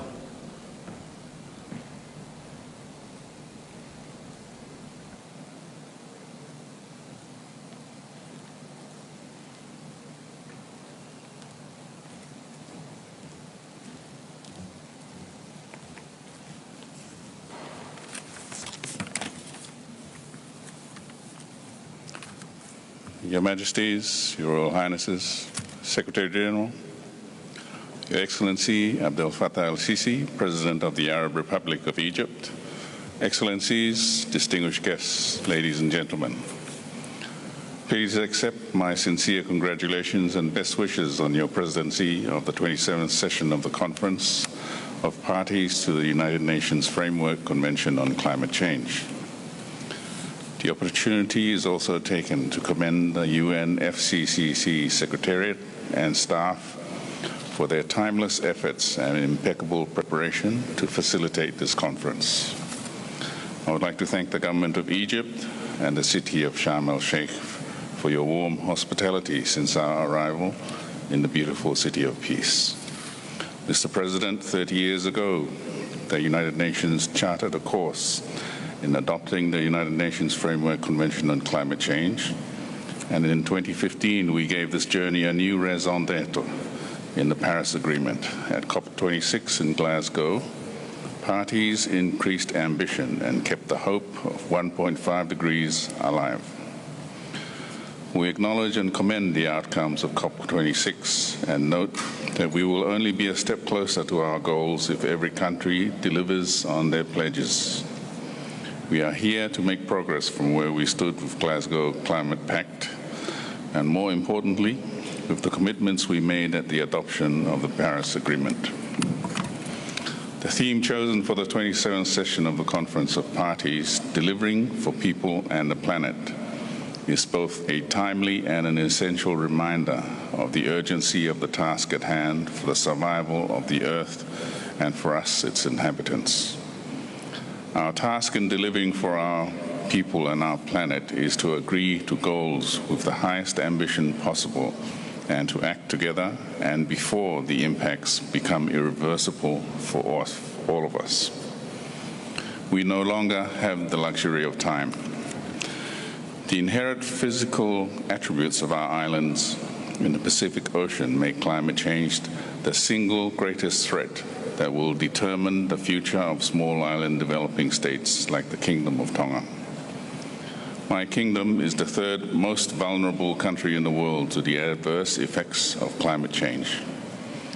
As a people, we share a deep connection to the ocean. As with many other Pacific Island countries, Tonga is heavily dependent upon its fisheries and ocean resources for food, transport, economic development, and culture. Historically, the Tongan people have always shown resilience in the face of such natural disasters. However, the record rates of increased coastal erosion, ocean acidification, the loss of coral reefs, coupled with ever-present rising sea levels, 3 times higher than the global average. Our ability to respond to the increasing multiplicity of disasters and the increasing severity and intensity of extreme weather patterns is now undermined. On the 15th of January this year, Tonga experienced a volcanic explosion equal to none in our living history. Homes were destroyed, lives were lost, and entire communities are deeply traumatized by sonic explosions and the resulting tsunami waves. Population displacement has now become a permanent feature for my people.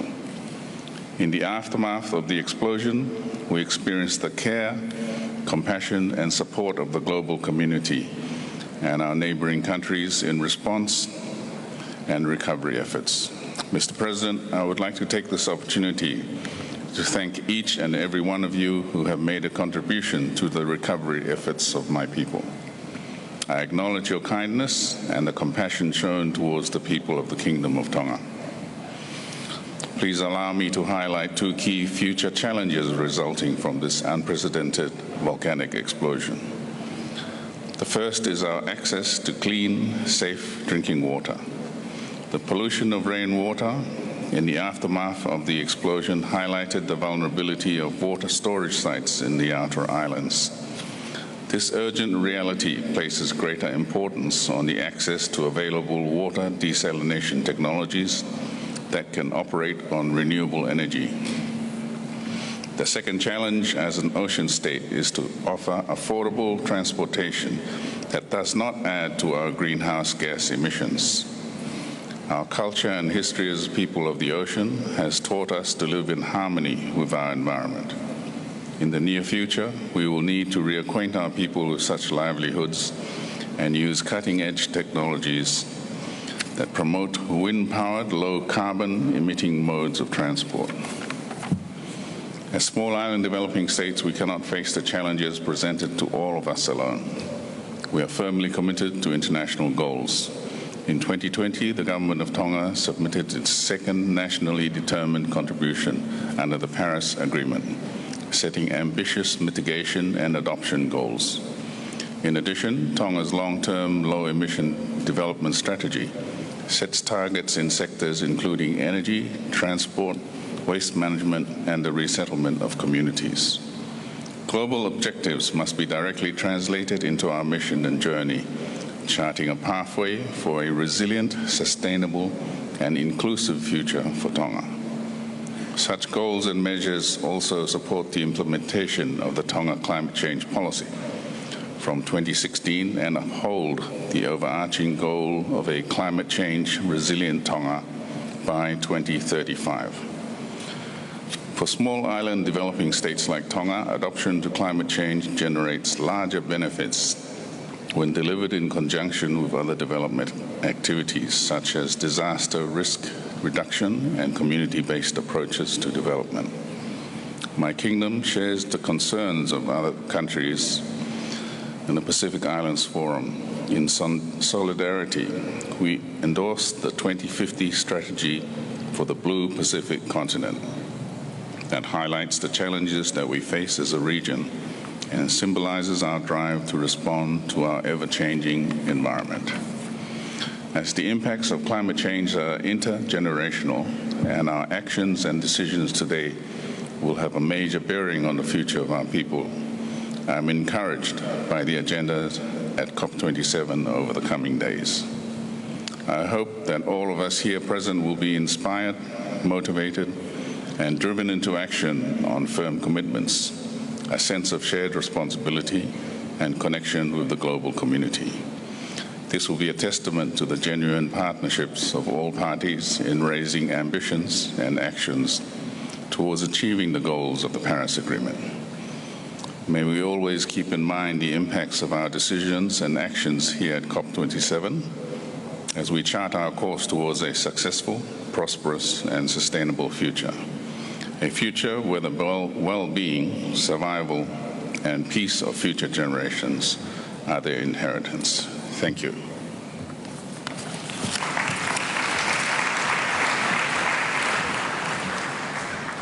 I thank you, Your Excellency, for your statement. It is my pleasure to welcome His Excellency, Mr. Egius Levites, President of Latvia. Your Excellency, you have the floor.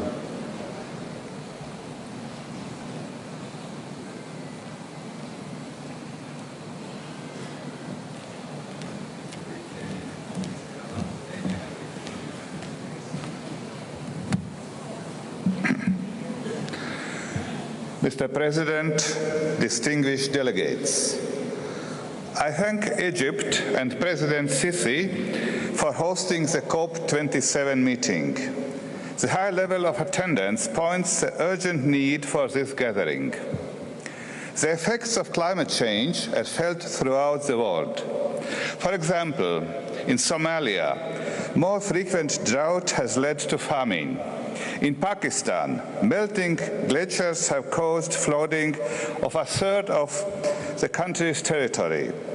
From Greece to Australia to US, extreme temperatures cause extensive wildfires. In Latvia, in my country, climate change is decreasing biological diversity. To make matters worse, Russia's illegal war in Ukraine directly impacts food and energy security, the environment, and distracts attention and resources from climate actions. Geographical location, income level, and gender matters. It is our duty to protect and empower the communities most vulnerable and least responsible for climate change. The current energy crisis caused by Russia's war against Ukraine is another wake-up call that we need to speed up transition to renewable energy. Green solutions not only contribute to the mitigation efforts, but also ensure greater energy security. In Latvia, we are diversifying our energy mix by accelerating wind energy projects. We are determined to reach climate neutrality by 2050. Latvia is committed to the European Union's target of reducing greenhouse gas emissions by at least 55% until 2030. At a local level, two large Latvian cities, Riga and Liepāja, aim to be among the first 100 climate-neutral cities in Europe by 2030. Collective problems need collective solutions, and these solutions must be based on just transition. Just transition is a key word of this conference. Effective climate governance requires close cooperation between government, business, the scientific community, and civil society, especially civil society. In Latvia, too, we are determined to further improve our climate governance mechanism. Mr. President, COP27 should be aimed at bridging our differences in mitigation, adaptation, loss and damage, and climate finance. Delay in the mitigation efforts will only increase the need for adaptation measures and financial resources. The outcome of Sharm el-Sheikh must be an ambitious, comprehensive global response to climate change. As Secretary General Guterres already said, the world needs a pact between developed, emerging, and developing economies in order to save our planet. Thank you.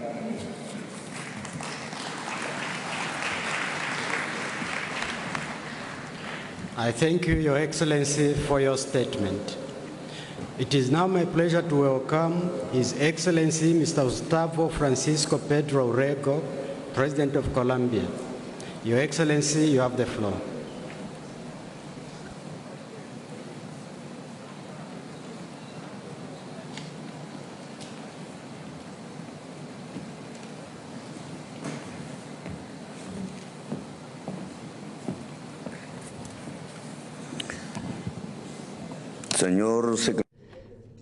Executive Secretary of the United Nations Framework Convention on Climate Change, Simon Steele,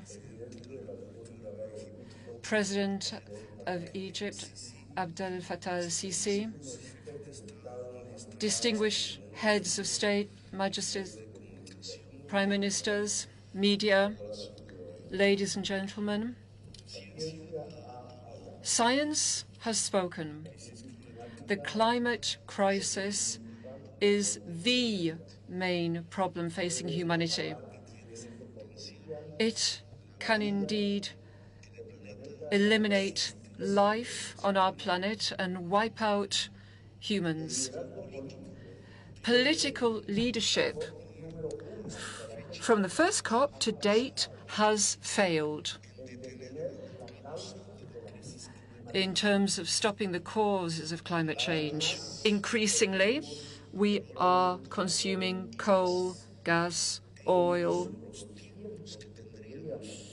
Indeed, the time that we would have had available to us to plan some sort of solution, we have used that with geopolitics, wars, rather than saving humanity. Political leadership has failed, basically because overcoming climate crises mean that we have to stop consuming oil and coal. And this no longer consuming means an absolute sea change in our approach to the economy. We need to ensure that people don't have vested interests in this sort of economy, a change, a shift in the global economy. And of course, this is something that political leadership has to keep up with. Year in, year out, we tread slowly to the end. As regards Colombia, a decalogue.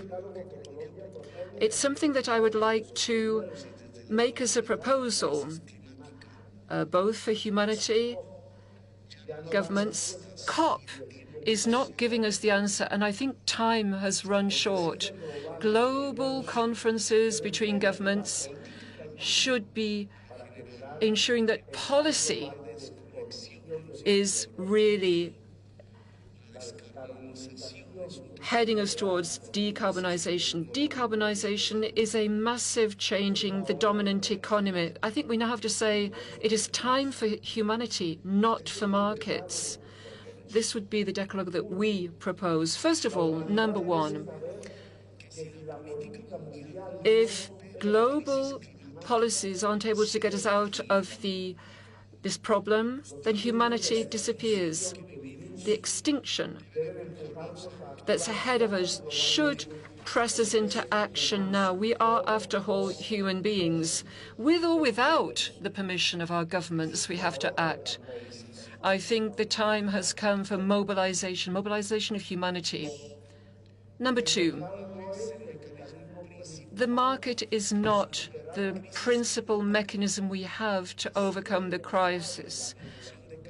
It's the market, capital accumulation, that has produced this in the first place. It will never be the answer to it. Thirdly, only public global planning, multilateral in nature, will allow us to shift from a global towards a decarbonized economy.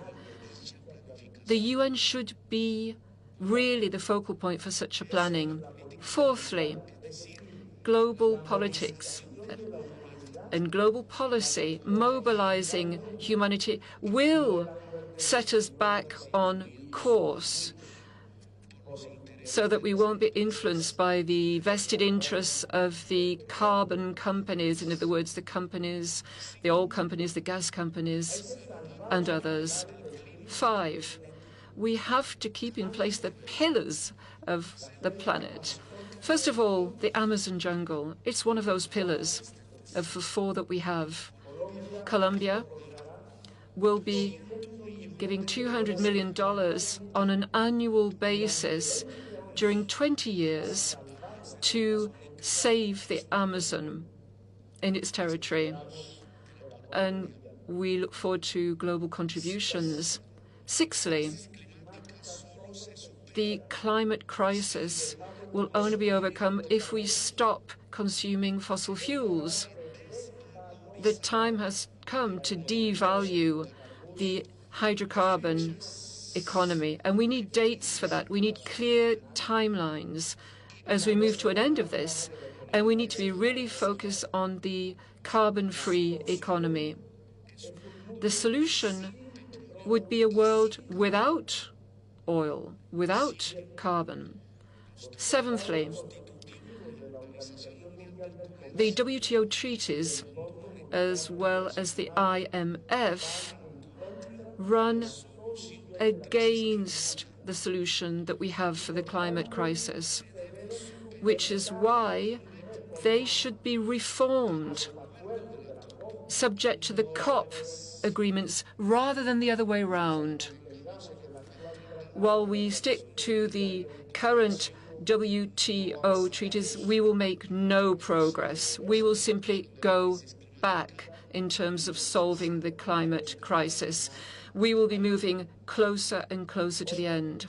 8thly, the IMF should start a debt swap program for investment in mitigation and adaptation in all developing countries.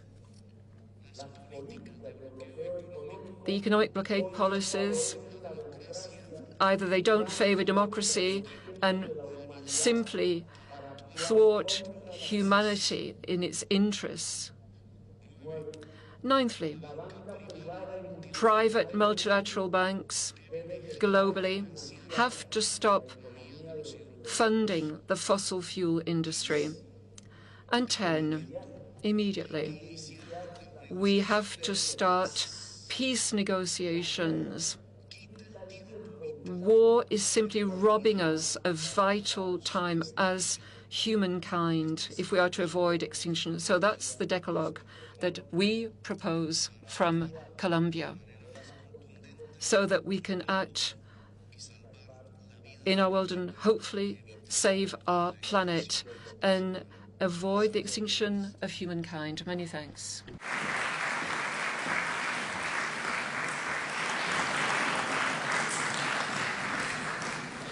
I thank you, Your Excellency, for your statement.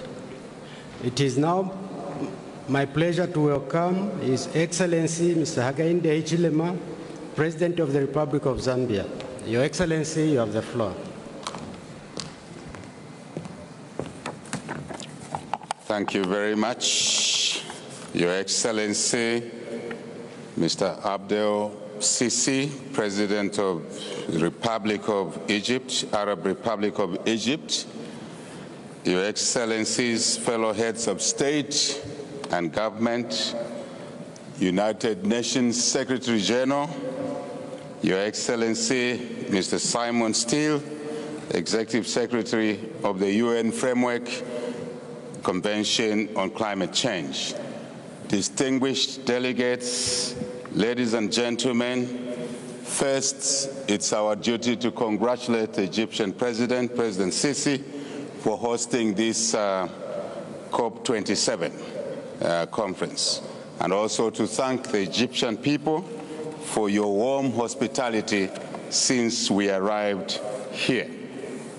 President, distinguished delegates, with the African continent being host to this COP27 on a continent which is most affected by climate change, obviously together with other least developed countries, and it's befitting to call this the African yet global COP27. Because it is opportune for us to say things that we probably have not said before. Now that the conference COP27 is happening on our continent, a continent that is bearing quite a lot of the brunt of the climate change, yet it contributes the least to climate damage, we expect that this COP27 will address some of our key issues that are arising from the climate change negative effect. Mr. President, distinguished delegates, our government's home in Zambia has demonstrated a marked commitment to combat climate change in line with the requirements of the Paris Agreement.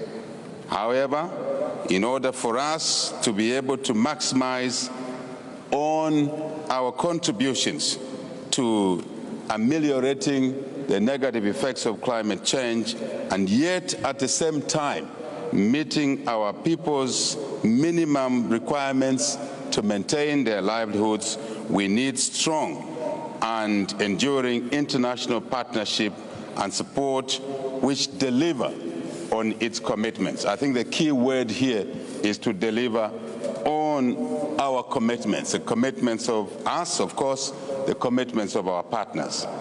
As chair of the African Group of Negotiators, Zambia has submitted an ambitious, revised, and updated nationally determined contribution as required by the Paris Agreement.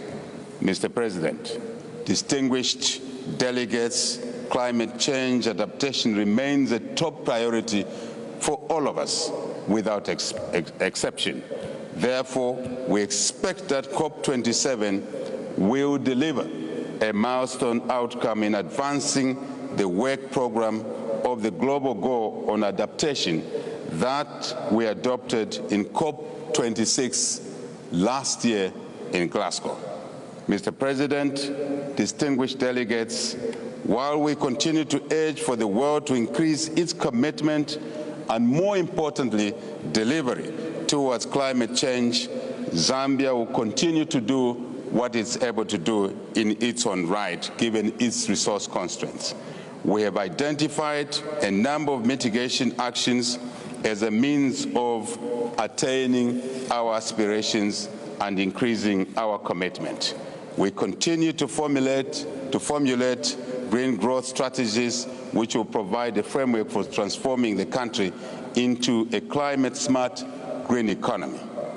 Mr. President, distinguished delegates, we call on all our esteemed partners to fulfill their pledge of $100 billion per year of funding for us all to meet our intended goals around this challenge, climate change. This is a very important motivation for us all to continue with our climate change mitigation efforts, in addition to, honestly speaking, to making this contribution, commitment, obligation met as a measure of credibility. If we don't meet our commitments, we make the various commitments, we don't meet them, obviously our credibility as individual countries, but also as a group of nations, a League of Nations, global League of Nations, is at question. And I believe that we'll address this issue after this COP27. We have an obligation and a noble task to deliver for the future generations, for our planet, especially that we are meeting here once more on the African continent. As we conclude, Mr. President, fellow delegates, there are times when we as individual countries have a decision to support or not to support certain commitments. In this particular case, I'm afraid to say that option to decide not to does not exist, is not available to any one of us. It is important, therefore, for us to accept and understand that a crisis like this one should not divide us, should not move us away from each other. It does not matter what discussions we're having individually in our countries. It does not matter what issues face us as regions, as continents, but also as a global community. We have an obligation to work together and cooperate even more than ever before. And this way is the most assured way of defeating the negative effects of climate change. As I said, let us come out of this COP27 more united and work together in many spheres, including joint investments, trading, making carbon trading as is possible. And we shouldn't leave the ascension steps to carbon trading, for example, to individual states. Let's work out a template on how to engage in carbon trade much easier, including working on the regulations that affect this important revenue-based activity, which will help us ameliorate the negative effects of climate change. Mr. President, distinguished guests, a lot has been said. I choose to say these few words and ask all of us to rededicate our efforts and, more important, accelerate implementation of mitigation factors. All of us, without exception. I thank you for your kindest attention. Merci beaucoup. I thank you, Your Excellency, for your statement. It is now my pleasure to welcome His Excellency Mr. Ismail Omar Guelleh, President of Djibouti. Your Excellency, you have the floor.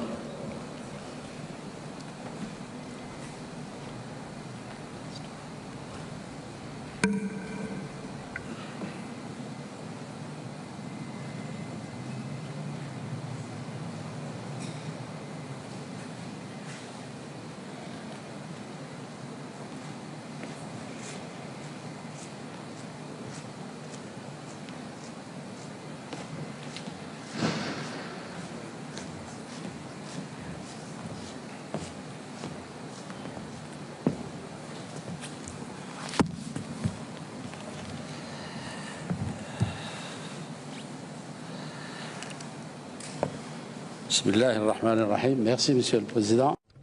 Thank you, President. Your Excellency, President Abdel Fattah al-Sisi of the Arab Republic of Egypt and President of COP27, heads of state and government, Executive Secretary of the United Nations Framework Convention on Climate Change.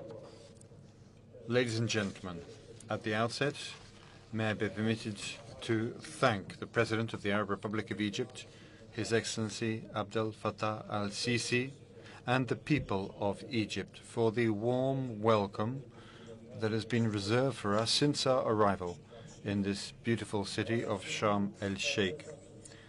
Our gratitude also goes out to the new Executive Secretary of the Convention, Mr. Simon Stiel, who has taken all necessary steps in order to fully facilitate our work throughout this conference. And finally, I would like to add my voice to those words of the President speaking on behalf of Africa and the President of Argentina on behalf of the G7 plus China group.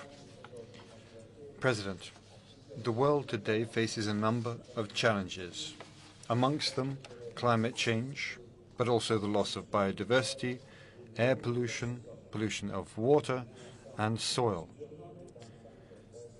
The most threatening and urgent, without doubt, is global warming, which threatens survival of humanity.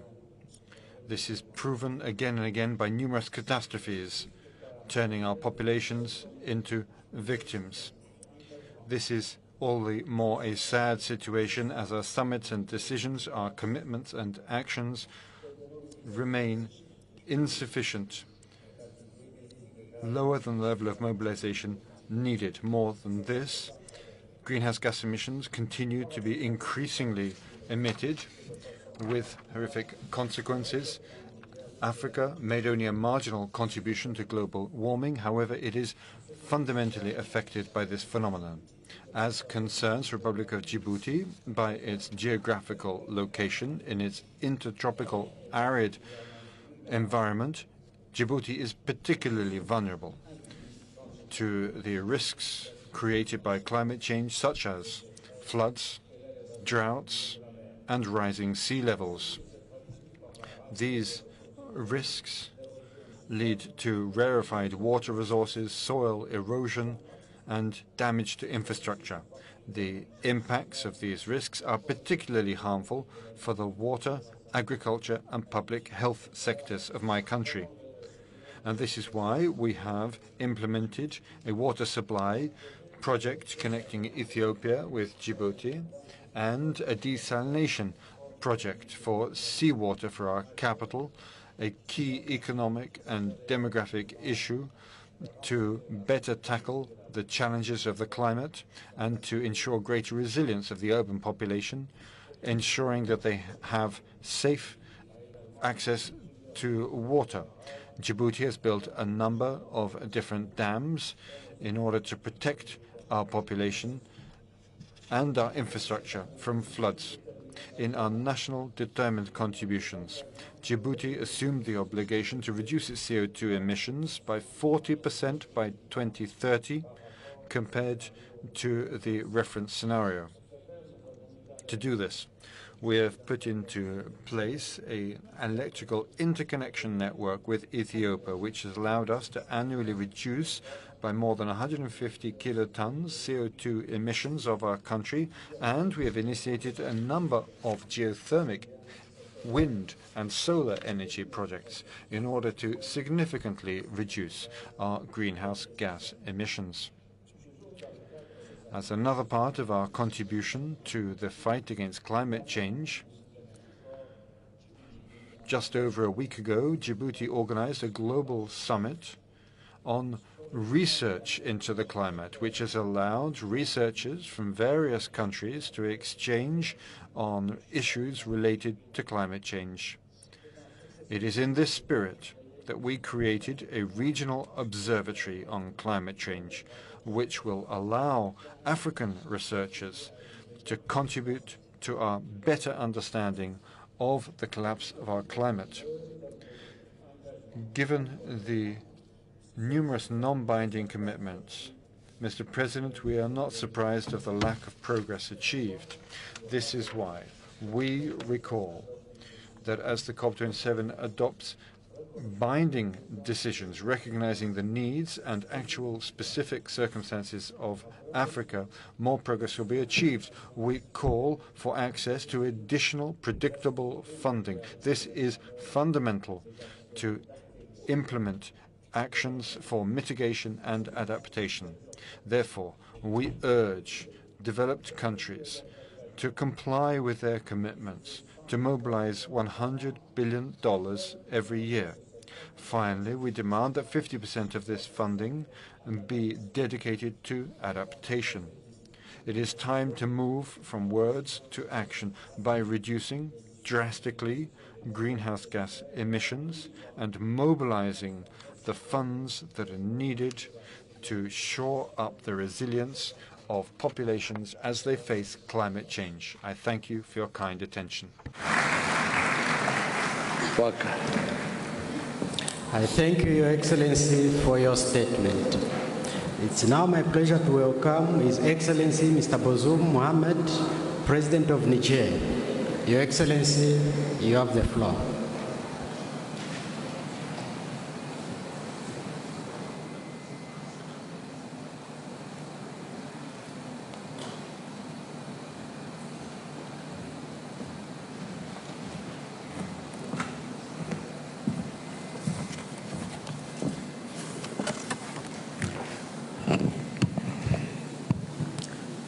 Monsieur le Président, Mr. President, ladies and gentlemen, distinguished participants,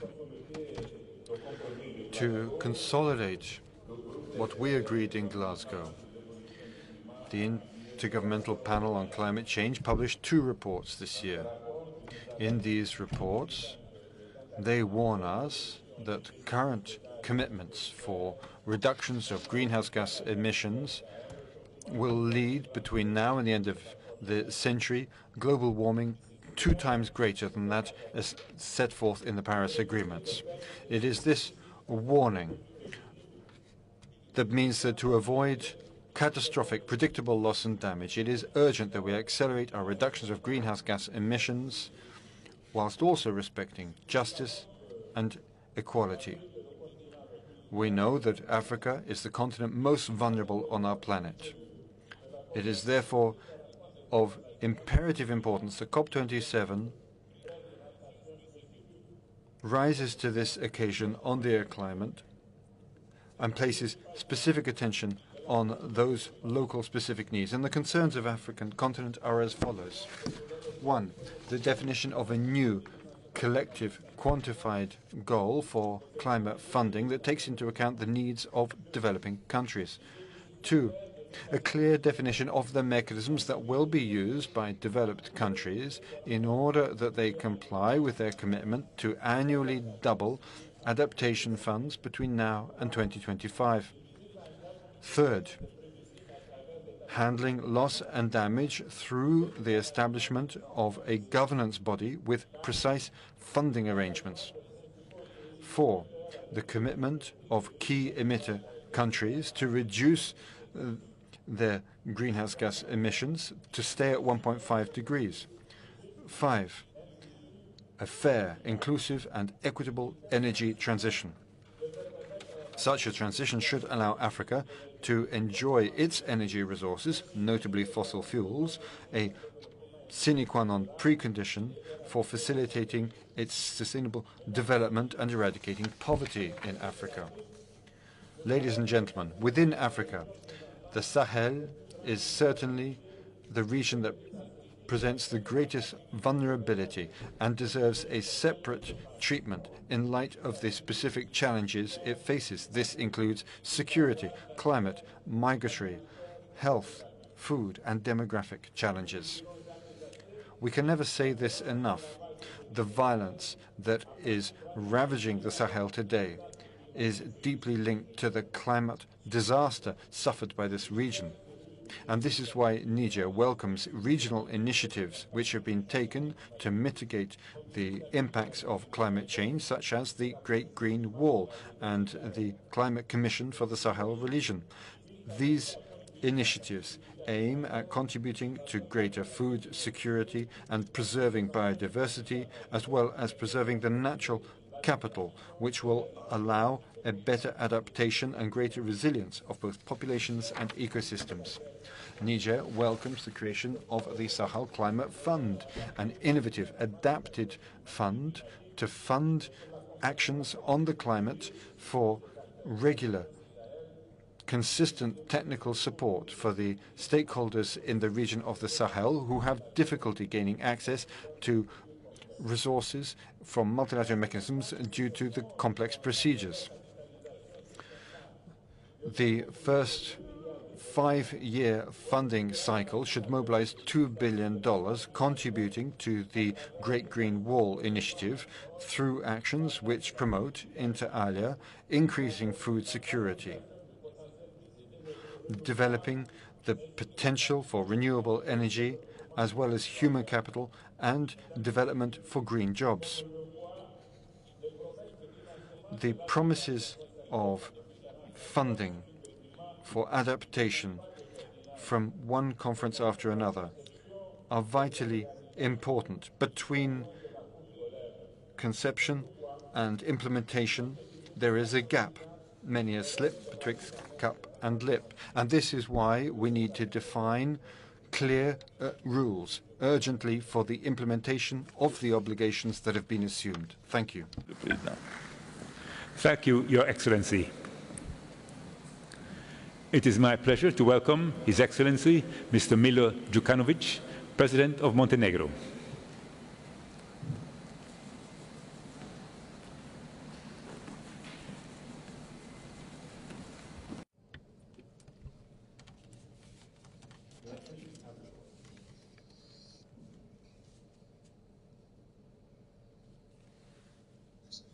Your Excellencies, I have the honor of addressing you on behalf of Montenegro.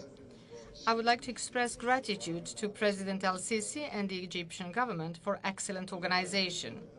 We are facing the key decade for transformation and transition, as the Egyptian presidency properly diagnosed, from negotiations and planning to implementation. In Glasgow, we clearly said we had to speed up the efforts, upgrade support, and strengthen resilience. Latest report of the Intergovernmental Panel confirmed that global political leadership would not be decisive for success if there is no determined multilateral action from all levels of social, economic, and technological system. Your Excellencies, the only way to achieve the Paris goal is to ensure simultaneous implementation and increase of climate ambition. Through the revision of its nationally determined contribution, Montenegro set the target of reducing emissions by 35% by 2030. In the Glasgow summit, Montenegro stepped up the ambition to 40% of emissions reduction, convinced that such a goal is achievable given the measures defined in the key national strategic and development plans. Activities of the new revision are in progress. Roadmap for implementation has been developed, as well as the scheme for monitoring and evaluating progress. Inventory of greenhouse gases emissions is updated in line with the new methodology of Intergovernmental Panel. Latest calculations indicate to potential further reduction of the emissions level of 45%, which has a realistic basis, but the challenges are strong and very expensive, particularly in the energy and agriculture, given the negative effects of the pandemic and global disturbances caused by the aggression against Ukraine. In addition to this, The lasting domestic political instability hinders the focus on development issues and a continuous upgrading of capacities for planning and implementing climate policy and its incorporation in all sectors, which would otherwise create preconditions for gradual reduction in the use of coal, long-term low-carbon development, and climate neutrality as the final goal. In spite of the small share in global emissions, Montenegro must continue undertaking all the required steps to comply with international commitments. We see green transformation as an opportunity to start the period of a dynamic and sustainable development that will guarantee growth of economic activities and thus also of the standard of living. Our greatest challenge will be to ensure just transition. That is why support of development and financial partners and a stronger inflow of foreign investment from technologically most advanced countries remain necessary. Your Excellencies, are we ready to speed up the climate action in the decisive decade and save the planet? We seem not to have any choice. Responsibility for the implementation of the promised and the accepted lies on all of us. It does not lie only on the global political leadership and partnership between the developed world and developing countries. It does not lie only on the urgency of concerted and climate-wise responsible action of the governments, investors, and business sectors. It lies on every citizen individually. We all can and must contribute to the Paris Accord goals becoming our reality. The time is running out, and the challenges and problems we face are becoming increasingly complex. Thank you. Thank you, Your Excellency. It is my pleasure to welcome His Excellency Mr. Rashad Mohammed Ali Al-Alimi, President of Yemen.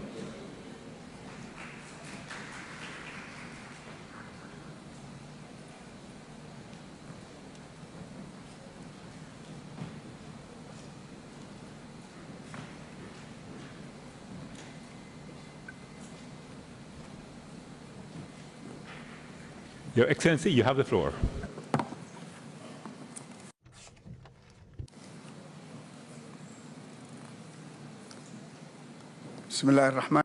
In the name of Allah, most gracious, most merciful. Your Excellency, President, ladies and gentlemen, peace be upon you all. I would like, first of all, to express my sincere appreciation and heartfelt wishes for Egypt, commending the excellent organization of this high-level summit. I would like also to thank the United Nations and its Secretary General for their efforts with the various stakeholders in favor of our planet.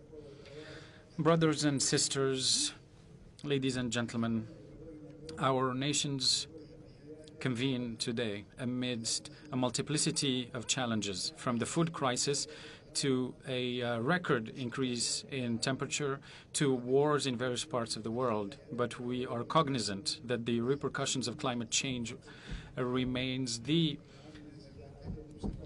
highest item on the agenda and challenge for countries in armed conflict. And although Yemen is the least responsible for emissions that are responsible for climate change, it still is one of the most affected countries by the negative impact of climate change. And the somber picture that is depicted in the various reports about the impact of climate change in Yemen will be even more detailed during the expansive deliberations and proceedings of this summit. But allow me here to indicate the following. Some inklings of that somber picture, which includes the depletion of water sources, including groundwater, and the increase of the sea levels in the coastal areas of the country, which extend for more than 2,400 kilometers, which consists in a real life risk and danger for the inhabitants and a problem for the economy. Our country has always been under the scourge of the threat of drought and thirst, which leads to armed confrontations. And 72% of the population rely on agricultural activity, which is becoming less and less productive. And the changes linked to the increased temperatures and the disruptions in rainfall have led to quagmires due to flooding, which also lead to the death of our citizens and also the spread of diseases. Also, our tourism potential has been disastrously hit due to those changes, given that the social network has been disrupted and undermined by the militias that are sponsored by the Iranian regime. And this is why we need further pledges for building capacity to counter these phenomena and also ensure that we have clear opportunities for peacemaking based on international frameworks, particularly the Gulf Initiative and its implementation process and the outcomes of national dialogue and the Security Council resolutions on the matter, particularly the resolution 2216. Ladies and gentlemen, we at the state and the government in Yemen, we are fully aware of the severe repercussions of climate change, and we are similarly cognizant of our responsibilities that are common in order to address those challenges. And we understand that you know very well what are the main guaranteed pathways to achieve progress in this regard. It is the pathway of peace and ending the toppling of regimes and working within the UN and making sure that we receive our fair share of development financing that goes in the direction of the least development countries. And we will also need to work against the plans of the terrorist militias trying to turn our country into the largest landmine field since World War II. And also, we need to be countering the targeting of the oil reserve Safer area. And here, we would like to indicate that our responsibilities are overlapping in supporting the Yemeni government in capacity building and reconstructing its institutions despite the threats of terrorist militias that are supported by the Iranian regime against the stability of the country, and we need to be securing the navigation and seafaring pathways.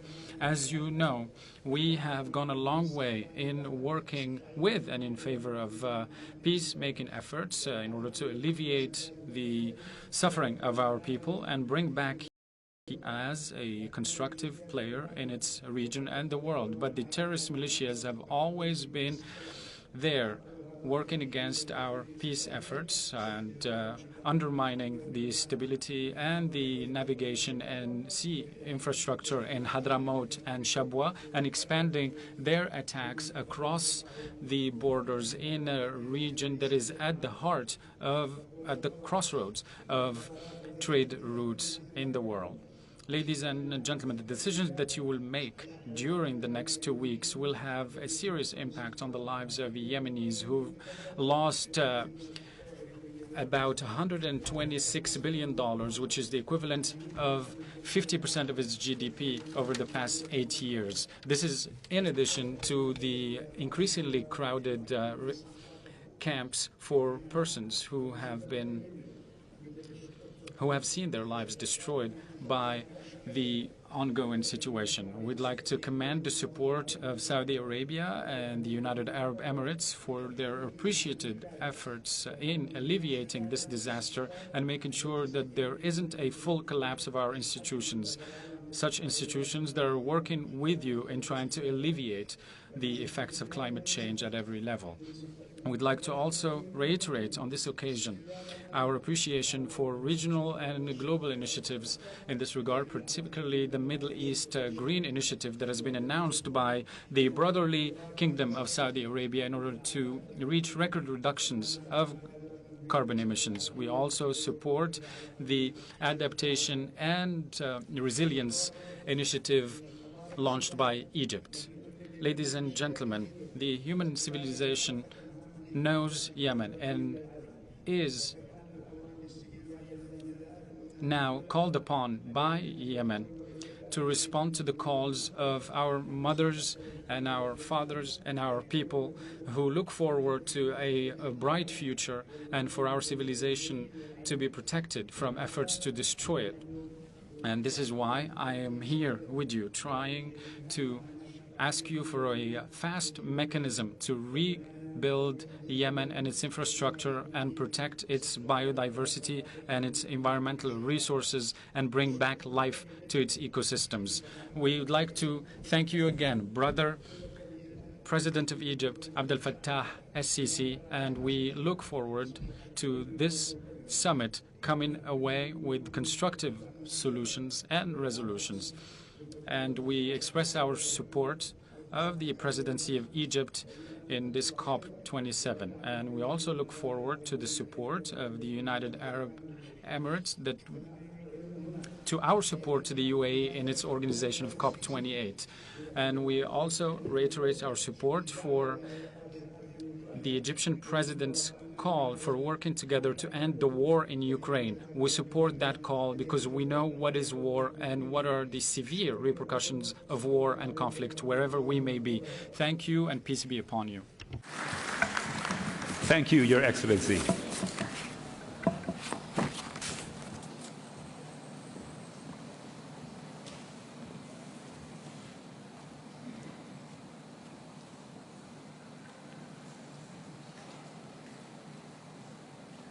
Yeah. It is my pleasure to welcome His Excellency Mr. Rishi Sunak, Prime Minister of the United Kingdom of Great Britain and Northern Ireland. Your Excellency, you have the floor.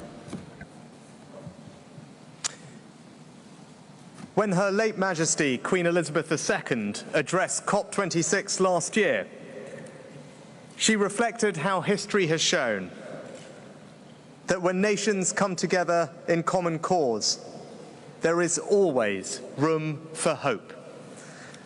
I believe we found room for hope in Glasgow, with one last chance to create a plan that would limit global temperature rises to 1.5 degrees. We made the promises to keep that goal within reach. And the question today is this: can we summon the collective will to deliver them? I believe we can. When we began our COP presidency, just 1/3 of the global economy was signed up to net zero. Today, it is 90%. And for our part, the UK, which was the first major economy in the world to legislate for net zero, will fulfill our ambitious commitment to reduce emissions by at least 68% by 2030. And because there is no solution to climate change without protecting and restoring nature, in Glasgow, more than 140 countries, which are home to over 90% of the world's forests, made a historic promise to halt and reverse forest loss and land degradation by the end of this decade. And just this afternoon, I co-hosted the first meeting of the Forests and Climate Leaders Partnership to ensure this is delivered. Central to all our efforts is honouring our promises on climate finance. I know that for many, finances are tough right now. The pandemic all but broke the global economy. And before coming here today, I spent last week working on the difficult decisions needed to ensure confidence and economic stability in my own country. But I can tell you today that the United Kingdom is delivering on our commitment of £11.6 billion. And as part of this, we will now triple our funding on adaptation to £1.5 billion by 2025. But let me tell you why. First, I profoundly believe it is the right thing to do. Listen to Prime Minister Motley of Barbados as she describes the existential threat posed by the ravages of climate change. Or look at the devastating floods in Pakistan, where the area underwater is the same size as the entire United Kingdom. When you see 33 million people displaced, with disease rife and spreading through the water, you know it is morally right to honour our promises. But it is also economically right too. Climate security goes hand in hand with energy security. Putin's abhorrent war in Ukraine and rising energy prices across the world are not a reason to go slow on climate change. They are a reason to act faster. Because diversifying our energy supplies by investing in renewables is precisely the way to ensure ourselves against the risks of energy dependency. It is also a fantastic source of new jobs and growth. In Glasgow, we began an approach globally, using aid funding to unlock billions of pounds of private finance for the development of new green infrastructure. So instead of developing countries being unfairly burdened with the carbon debt of richer nations and somehow expected to forego that same path to growth, we are helping those countries deliver their own fast track to clean growth. And the UK is making further commitments to support this today, including by investing £65 million in a range of green investment projects in Kenya and in Egypt. I'd like to pay tribute to President Sisi for his leadership in bringing us all together, and to thank the UK's President of COP26, Alok Sharma, for his inspiring work to deliver on the Paris Agreement and Glasgow Climate Pact. By honouring the promises we made in Glasgow, and by directing public and private finance towards the protection of our planet, we can turn our struggle against climate change into a global mission for new jobs and clean growth. And we can bequeath our children a greener planet and a more prosperous future. That's a legacy we could be proud of. So as we come together once again in common cause today, there really is room for hope. Let us fulfill it. Thank you. Thank you, Your Excellency. It is my pleasure to welcome His Excellency Mr. Vahan Khachaturian, President of Armenia.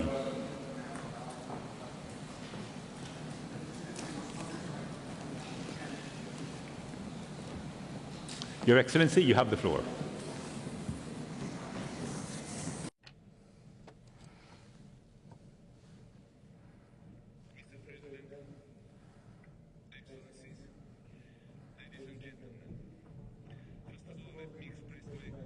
Gratitude to the President of the Arab Republic of Egypt, His Excellency Abdel Fattah el-Sisi, and the government of Egypt for an excellent organization of this conference. Mr. Chairman, combating climate change is important part of the international agenda, and it requires everyone's joint approach. As a developing country, Armenia has always expressed its consent to further integrate into the global processes for combating climate change, not only by declaring an ambitious climate agenda, but also by transmitting to a more sustainable, resilient, and low-carbon economic system.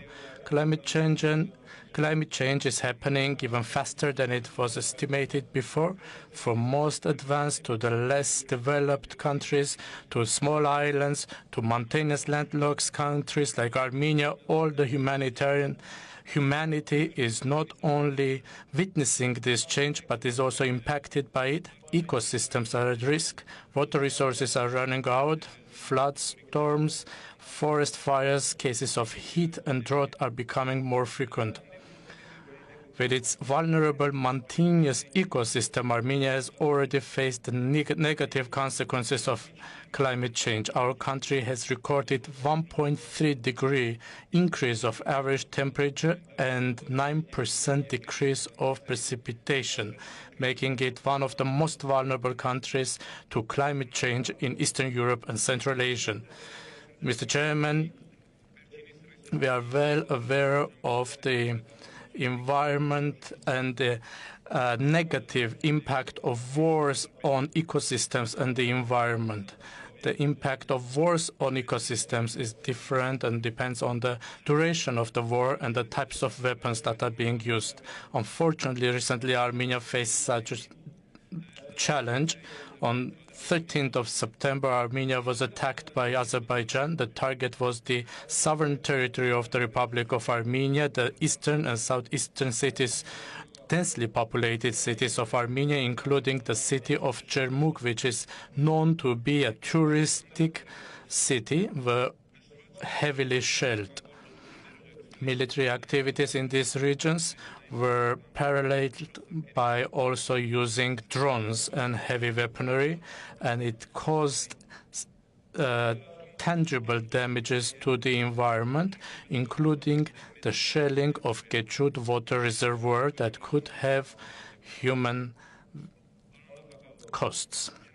Dear colleagues, Mr. Chairman, despite the challenges existing in Armenia, the climate change agenda remains priority for our government. Particularly, climate resilient and low-carbon development has been recognized as priority, which is based on the sustainable and long-term climate change adaptation strategy, on investments in large-scale afforestation, renewable energy and energy-efficient sectors, application of innovative and modern climate technology, promotion of electric mobility, and development of nuclear energy. Our country is determined to fulfill its commitments under the Paris Agreement, taking into consideration the importance of joint efforts in combating climate change. Last year, Armenia submitted a strategy for the 2021-2030 nationally determined contribution of the Republic of Armenia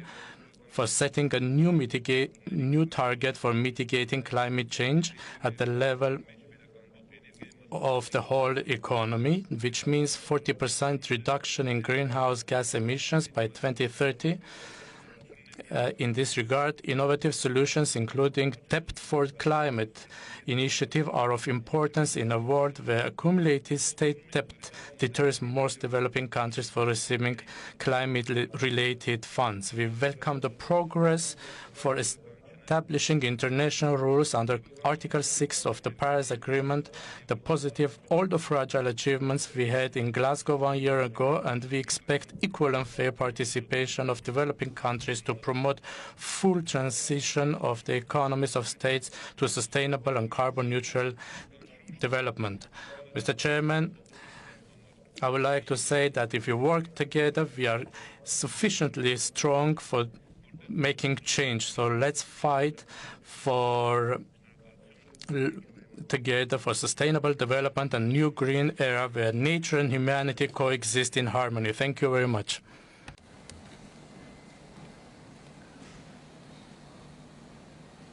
It is my pleasure to welcome His Excellency Mr. Borut Pahor, President of Slovenia.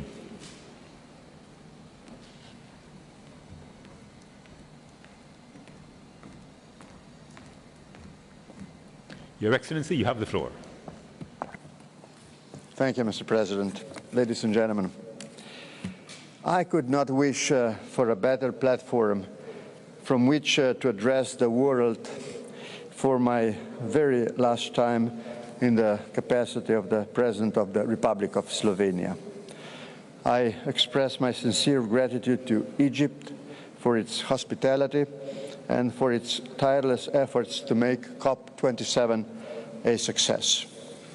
Ladies and gentlemen, climate breakdown is the essential issue of our times, both globally and locally. Personally, I am deeply committed to protecting our environment with my own Standing Committee for Climate Policy, all excellent experts on their field. I regularly recommend adoption of concrete measures to the Slovenian government and the House.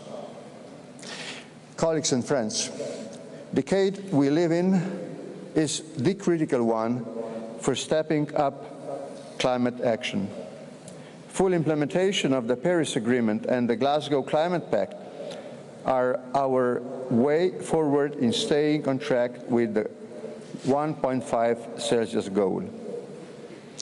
We are experiencing combined energy and food insecurity, also due to the Russian war against Ukraine. This, however, should not to come at the expense of our ambitious climate action. On the contrary, we should use the current energy crisis as an opportunity for out-of-the-box solutions for mitigating climate change.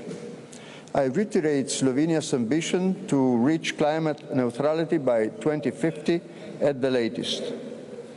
We are preparing our first national climate law, which will further promote meeting this target. At the same time, we are well aware of the great diversity of needs of developing countries and communities. We therefore wish to substantial progress on the global goal on adaptation. We support efforts to find solutions for founding arrangements for loss and damage. We also support the call of the United Nations Secretary General to expand early warning coverage throughout the world. Excellencies, climate breakdown is increasingly a factor of instability, violence, and war.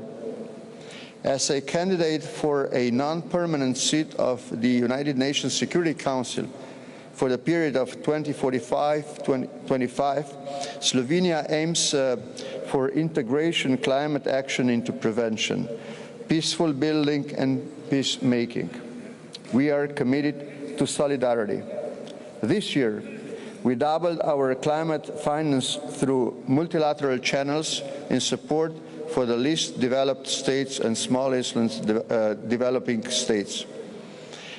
Ladies and gentlemen, climate breakdown is happening here and now. We shall either stand together or fall together. We only have this one motherland. Our generation has the possibility and duty to act and leave the planet in a better shape for our children. Again, failure is not an option. We are talking of a man-made problem. We have a man-made solution for it. So let's get to work together for implementation. Mr. President, thank you for your attention. Thank you, Your Excellency.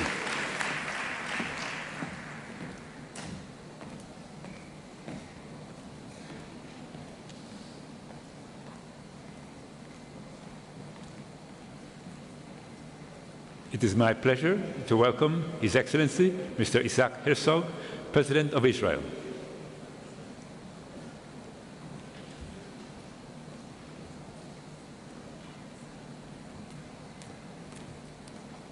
Your Excellency, you have the floor. Thank you, dear Excellencies, ladies and gentlemen. I'm so very honored to join you today from across the globe, so many friends at the COP27. I thank the President of the Arab Republic of Egypt, His Excellency Abdel Fattah al-Sisi, and his government for hosting us here in this beautiful Sharm el-Sheikh. As neighboring nations, Israel and Egypt are both fortunate to call this beautiful region, the Middle East, our home.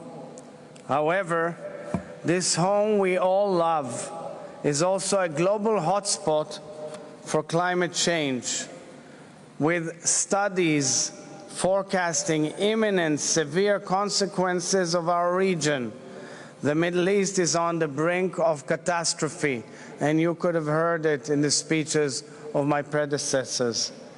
Here in Sharm el-Sheikh, I wish to reiterate the State of Israel's solid commitment, as relayed last year in Glasgow, to achieving net zero carbon emissions and to transitioning from fossil fuels to renewable energy by 2050. But Israel is prepared to assume far greater responsibility. Israel is prepared to lead the effort towards regional climate resilience. I intend to spearhead the development of what I term as renewable Middle East, a regional ecosystem of sustainable peace. I envision that in the foreseeable future, the solar energy produced in the deserts of the Middle East will be available for exportation to Europe, Asia, and Africa. If, for example, Israel and Greece are already working on electricity connectors to supply green electricity from Israel to Europe, I believe that the entire Middle East, all Middle East nations, abundant with sun and technology, will have the ability to connect the rest of the world to a magnificent source of renewable energy. In a region undergoing accelerated desertification, Israel also has the capability and know-how to deflect severe water shortages and to offer solutions for food insecurity. We are eager to share all our expertise and practical tools. That is what a renewable Middle East is all about. And I invite you all to visit our beautiful pavilion here at COP27 and see some of these brilliant ideas for yourselves. Dear friends, this crisis threatens the very existence of the future which we wish for our children. It transcends politics and geographic margins, and so must we. I say to all nations at the COP27, and particularly to our neighbors near and far, this state of emergency demands we work together, not tomorrow, today. Let us turn the climate emergency into an opportunity to address 20th century conflicts, thereby advancing desperately needed 21st century collaborations. Let us leverage vital regional partnerships as a path towards inclusivity, stability, and prosperity to form this shared renewable Middle East. The Prosperity Green and Prosperity Blue Partnership, reflecting Jordan's intention to supply Israel with green electricity, and Israel's intention to supply Jordan with desalinated water, with the direct involvement and support of the United States of America and the United Arab Emirates, is the ultimate example of creative win-win partnerships which will contribute to the stability of the entire region. In the spirit of our hosts in the region, I would like to teach from the Quran that, as said, to be good to others as Allah has been good to us, and to not seek to corrupt the land. As said in Arabic, وَأَحْسِنْ كَمَا أَحْسَنَ اللَّهُ عَلَيْكَ وَلَا تَبْغِي الْفَسَادَ فِي الْأَرْضِ. And as our Holy Bible says, may you work, toil, and protect the land. וَيِקَחْ أَدُونَי אלוהים את האדם ויניחהו בגן עדן לעובדה ולשומרה. Let us save the world God gave us, for we are all have been created in His image. Thank you very much.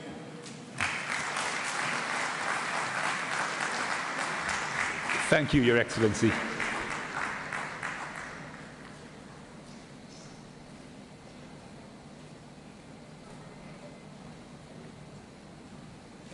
It is my pleasure to welcome His Excellency Mr. Umaro Sissoko Embalo, President of Guinea-Bissau.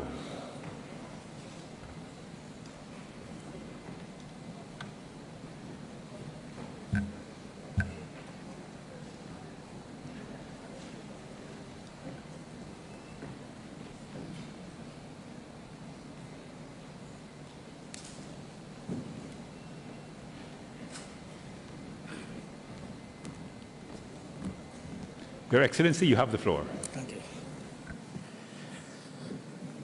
Señor Presidente Al-Sisi. President Al-Sisi from the Arab Republic of Egypt heads of state and government, President of COP27, Simon Steele, Executive Secretary of the United Nations Framework Convention on Climate Change, Honourable Mayor of the city of Sharm el-Sheikh, ladies and gentlemen, Guinea-Bissau is classified under the group of less developed countries and small island developing states. And our country does not contribute significantly to global emissions of greenhouse gases. But our commitment to the international community and the fight against global warming was expressed at COP26 in Glasgow, and also in our presentation of our updated nationally determined contribution in 2021. Guinea-Bissau committed itself to implementing mitigation actions corresponding to a deviation equivalent to minus 30% or more in relation to the scenario we had before by 2030, and to achieve carbon neutrality by 2050. Ladies and gentlemen, in order to achieve carbon neutrality by 2050, profound changes must be rapidly set on course in order to close the gap between the goals defined under the Paris Agreement and current trends in the evolution of greenhouse gas emissions. Multiple COVID-19 crises and the war in Ukraine must not render the climate financing agenda unfeasible. We must come to an agreement on the implementation architecture for long-term climate financing.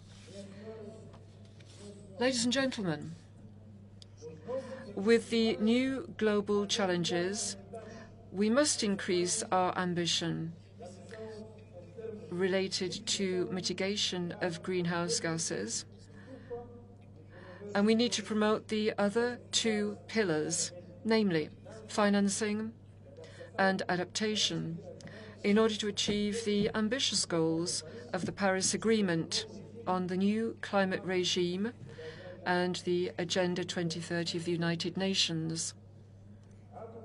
Africa needs additional support for these initiatives, particularly our Africa Renewable Energy Initiative and the Africa Adaptation Initiative, the goal of which is to help to achieve their development aspirations aligned with three main goals: 100% access to sufficient, modern and renewable energy for all citizens in less developed countries by 2030. Then 100% electricity from renewable energy sources in all less developed countries by 2050. This is something that would meet all the needs of their citizens, social services, and industries. And then 100% use of energy efficiency potential throughout the value chain through full implementation of best practices by 2040. Ladies and gentlemen, I'd like to emphasize that our country, Guinea-Bissau, is under the highest threat from sea level rise and coastal erosion, amongst other risks that are related to climate change. And we have many extreme vulnerabilities because we're an African country, we're a less developed country, and we are a small island developing nation. But our contribution to global emissions of greenhouse gases is insignificant, as reflected in our updated nationally determined contribution. And it's crystal clear that we have this commitment to a quantifiable emission reduction goal that covers the main sectors, namely agriculture, forests, land use, energy and waste. We have to leave Sharm el-Sheikh showing solidarity and being committed to the implementation of the Paris Agreement on the new climate regime, maintaining a continuous financial engagement and commitment, particularly on the part of the largest emitting countries, so that each can do their part to ensure a healthier planet for future generations. Ladies and gentlemen, to conclude, I'd like to reaffirm Guinea-Bissau's commitment to the United Nations Framework Convention on Climate Change and to the implementation of the goals established under the Paris Agreement on the new climate regime. This is an essential step in the fight against climate change. We also need to progressively increase our ambition and actions at a national, subnational and collective level in our future nationally determined contributions. Thank you very much. Thank you, Your Excellency.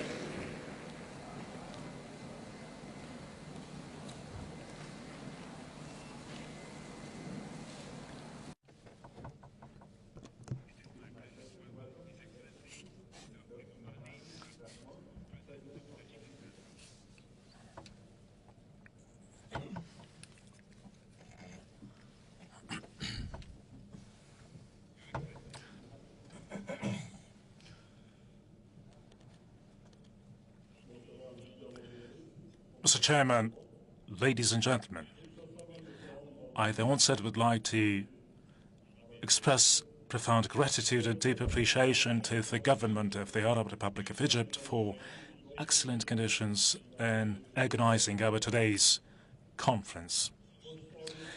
Unprecedented droughts and floods of this year across the many parts and corners of throughout the world, and particularly in Central Asia, have once again proved that climate change remains one of the most critical global challenges. Tajikistan, with its 93% of mountainous territory, is hardly vulnerable to climate change. Natural disasters associated with this process, water-related natural disasters annually cause hundreds of millions of dollars of damage to our national economy and in many cases cause casualties. It should be pointed out that the share of Tajikistan in the volume of greenhouse gas emissions is very small, and our country is ranked the 130s in global index, and due to the low amount of the greenhouse gas emissions, it is ranked among the countries with less effect on climate.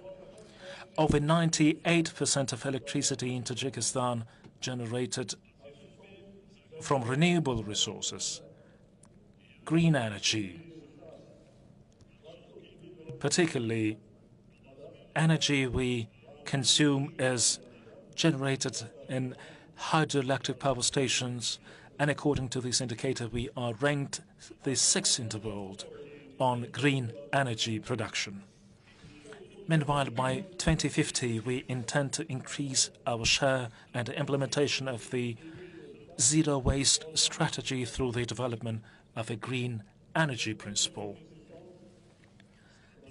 The government of Tajikistan has enacted the National Climate Change Adaptation Strategy to 2030 and a number of other documents facilitating Tajikistan's initiative and policy towards the green energy. Dear Mr. Chairman, water resources play a key role in the process of adaptation and resilience to climate change, as well as in mitigation of its impact. The increase in water-related natural disasters highlights the inextricable link between water resources and climate change. Today, water resources are seriously affected by climate change. We experienced the most obvious example of this development in the rapid melting of glaciers at the global level, including the glaciers of Tajikistan, which form about 60% of the water resources of Central Asia. Over the past few decades, out of 13,000 of our glaciers, we have completely lost 1,000 because of the rapid melting. And given that Tajikistan's glaciers and other water sources form 60% of Central Asia's water resources, this process will add additional challenges for the countries of the region in terms of their water consumption plans. In this context, within the framework of the Water and Climate Coalition, we proposed to declare 2025 as the International Year of Glaciers Protection. At the same time, as part of our efforts to prepare for the United Nations Water Conference, which is scheduled to be held in March next year, 2023, under the co-chairmanship of Tajikistan and the Netherlands, we have proposed water and climate change as one of the main topics of the conference. At the second Dushanbe Conference on Water Decade, we proposed draft action agenda in the field of water, which should bring together commitments and actions within the framework of the next year's water conference. And I do strongly believe that the United Nations member states and all stakeholders will support us through their active participation and contribution, solid commitment and acceleration of their actions in an implementation of these noble objective and great responsibility. I wish all of us successful result from today's conference and wish unity and solidarity on our way towards the next year United Nations Water Conference. I thank you very much for your kind attention. Thank you, Your Excellency.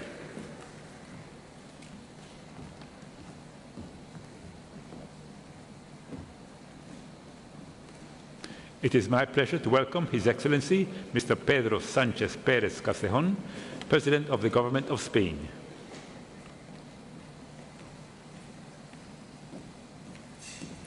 Your Excellency, you have the floor. Thank you, ladies and gentlemen.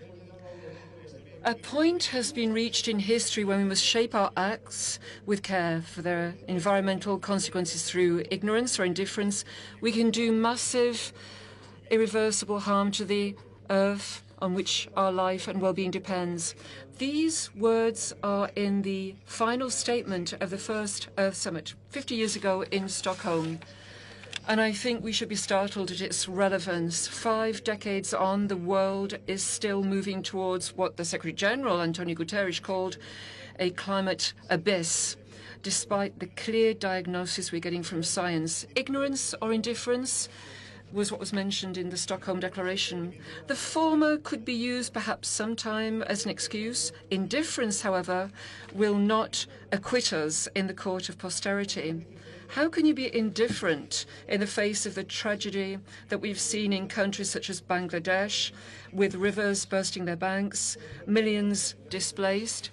What about the distress signals coming from entire communities in the Pacific who may well disappear? How can we be indifferent in the face of the extreme heat that we've seen? Heat waves in all of Europe and my own country, Spain, cannot stand by indifferent. Disasters such as what we're seeing in the Doñana wetlands, a sanctuary of biodiversity, one of a kind. This is not acceptable, be it due to indifference or neglect. Doñana is a place where We have local pressure, but also added to that, we have the impact of extreme, unprecedented drought, the salinization of the aquifers, the changes in our coastline. Combination of all these factors threaten its very existence. Only the highest level political compromise and commitment at every level can address all these challenges. Indifference is born from a conscious decision, in other words, looking the other way, averting one's gaze, as if we were to act that way, somehow we'll be immune to the imminent disaster and the devastation caused by climate change. It's vital that we shake off this lethargy and act determinedly with resolve, and young people want this. We need to have a new internationalism of progress going beyond all our borders. To govern is basically to make choices. We have made a commitment. We have elected, we've chosen life. That's why we're supporting the mobilization of large-scale private and public resources to speed up emissions reduction. It's vital that we have international governance and guarantee appropriate funding in order to address adaptation challenges and also loss and damage. Together with Senegal today, and with the support of the United Nations Convention to Combat Desertification, we have launched the International Alliance for Drought Resilience.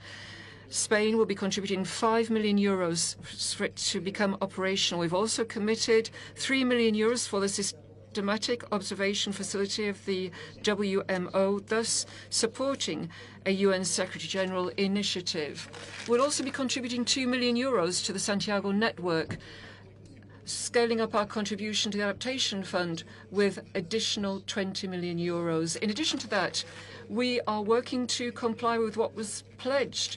We'll be soon approving our international climate funding strategy. We've been the first country to contribute to the IMF's Resilience and Sustainability Trust. In short, ladies and gentlemen, actions speak louder than words. Nowadays, Spain has a coherent normative framework on the basis of which we hope to achieve climate neutrality by 2050. 30% of the state budget is devoted to combating climate change. We really are banking on renewable energies, what we call self-consumption, electrification of the transport sector, rehabilitating and ensuring better energy efficiency for our housing stock. The energy crisis caused by the war in Ukraine cannot be an excuse to delay commitments, nor to break our word. On the contrary, it should be an additional motivation to speed up the ecological transition. This is what we are defending from Spain. Also, Europe has done the same. We've had to react to a shock and replace rapidly 40% of our gas supplies, but we've also restated the need to have fresh impetus for our energy transition. Dear colleagues, we need to counter ignorance and indifference with an ambitious agenda. Literally, our lives are at stake here, ours and also that of our children. We have the moral duty to do this. We will rise to this challenge and walk along this shared path alongside the rest of humanity. Thank you. Thank you, Your Excellency.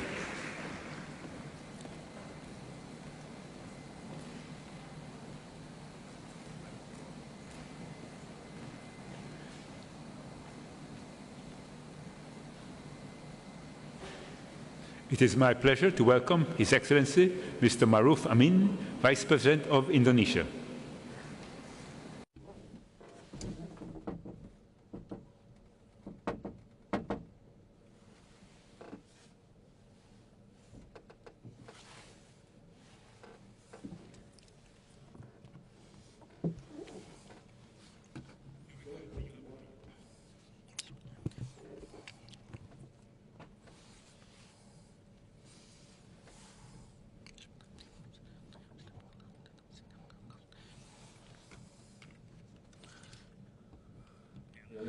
Excellencies, the world is currently facing the triple planetary crisis: climate change, pollution, and biodiversity loss. These three are interrelated and very urgent to overcome. Amidst such crisis, there is no other choice but to cooperate. Paradigm of collaboration must be put forward. Allow me to share three things. First, COP27 in Egypt must be the COP of implementation.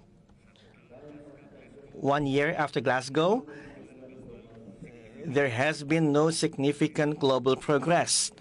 For this reason, COP27 must be used not only to enhance ambition, but also implementation, including the fulfillment of support from developed to developing countries. Second, we all must be part of the solution. Every country must contribute in accordance with their respective capacities, with a spirit of burden sharing instead of burden shifting. More capable countries should support and empower the other countries. Third, Indonesia continues its efforts to lead by example. 2 months ago, we have submitted enhanced nationally determined contribution, which consists of the enhanced target of Indonesia's emissions reductions to 31.89% with its own capacity and 43.20% with international support. Such increase is coherent with significant progress of our policies, including, among others, expansion of nature conservation and restoration, implementation of carbon tax, achieving full net sink 2030, development of electric vehicle environment, and initiation of biodiesel B40 program. To ensure the financing of energy transition, Indonesia has launched the country platform for energy transition mechanism.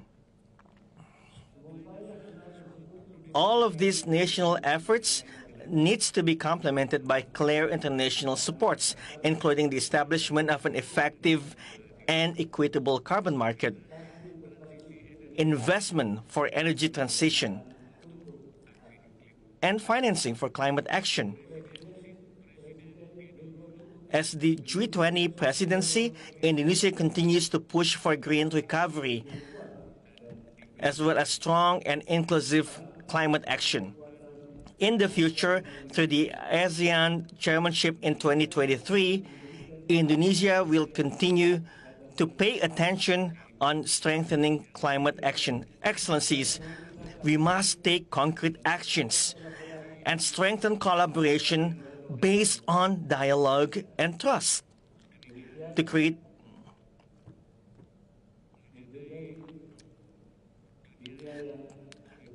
a better and more sustainable world. Thank you.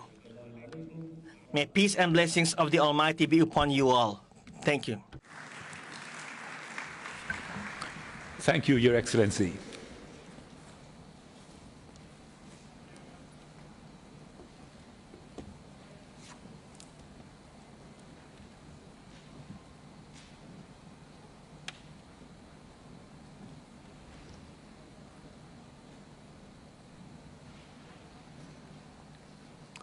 It is my pleasure to welcome His Excellency Mr. Tiemoko Meliet Kone, Vice President of Côte d'Ivoire.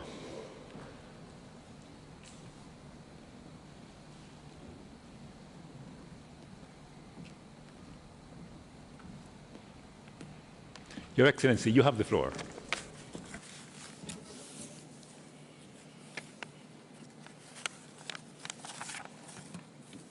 Merci, Monsieur le Président. Thank you, President.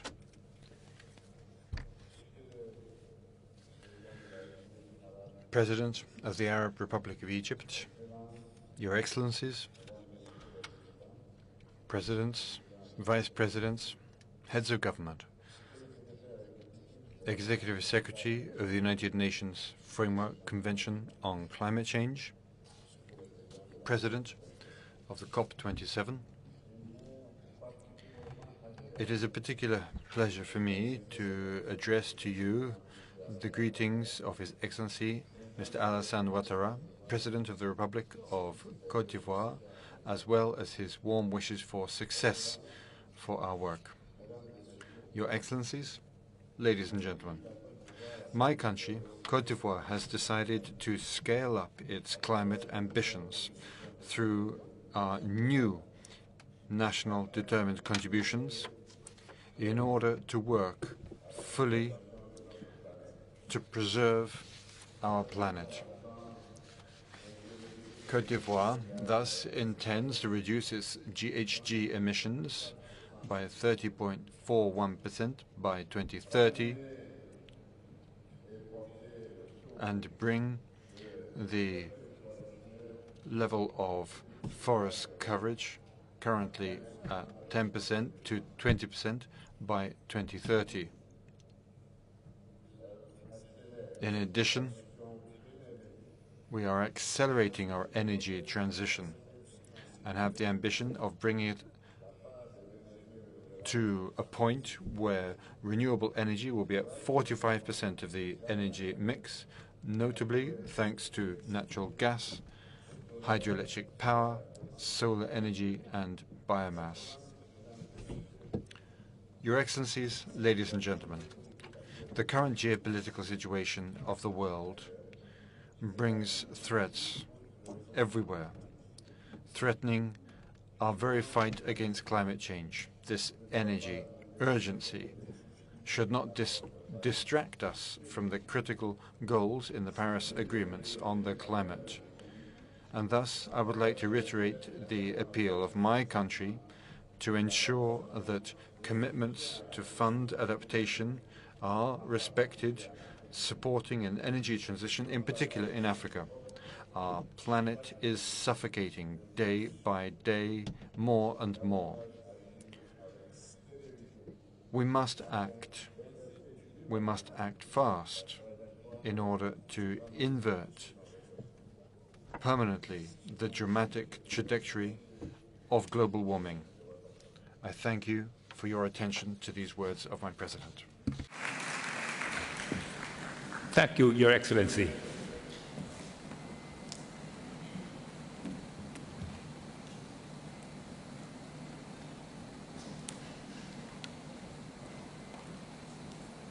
It is my pleasure to welcome His Excellency Mr. Faisal Nassim, Vice President of Maldives.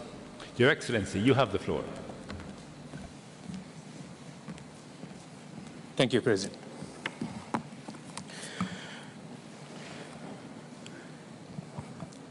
Your Excellency, Mr. Abdel Fattah al-Sisi, President of the Arab Republic of Egypt, Your Excellency, Mr. Antonio Guterres, Secretary General of the United Nations, Excellencies, ladies and gentlemen, I would like to thank the government and the people of Egypt for hosting COP27 in such a breathtaking location. All of us can learn from Egypt's rich history and ancient civilization about how humanity can create wonderful marvels with creativity and ingenuity. Once again, we gather here together to strengthen our commitment to climate action. The stake could not be higher. Climate change has already remade the world in ways that we could not imagine just a few years ago. We need to act decisively to fully address the climate emergency. If we look back just at the last 6 months, the floods in Pakistan have wreaked havoc, erasing years of development and causing over 1,000 deaths. Europe has experienced its worst heat wave ever. Here in the African continent, people have felt the combined effects of the Ukraine war and climate change, where 82 million people are now acutely food insecure. These effects are felt most strongly by the most vulnerable members of societies, especially women and children. In the Maldives, our lives are also affected daily by climate change, because the ocean is changing. The ocean is our nation's source of nourishment and income. Each year, our fishermen need to travel further and further to find abundant fisheries. Unpredictable monsoon shifts have risen in frequency and intensity, causing storm surges and flooding that have had irreparable damage to property and livelihoods. Our coral reefs, drawing tourists from around the world, are on life support. And every single island has lost its freshwater supply, so we are dependent on technology to provide fresh water. Yet our contribution to the cause of climate change is negligible, and so is, without global solidarity, our ability to respond to these changes. We come to COP to address this injustice. Our story is not unique to the Maldives, but echoes in all seafaring nations, indeed all nations of the world. As the ocean changes, so do we. We are truly at a crossroads. We have only 86 months to halve emissions and keep the temperature increase below 1.5 degrees. Time is very short. At this COP, we expect ambitious commitments on mitigation, including more parties aggressively phasing out fossil fuels and making the just transition to renewable energy sources. A clear path towards articulating the global goal on adaptation that focuses on key transboundary issues such as water, food security, health, and biodiversity. A bold and visionary outcome on loss and damage that provides a mosaic of solutions to address a complex set of problems.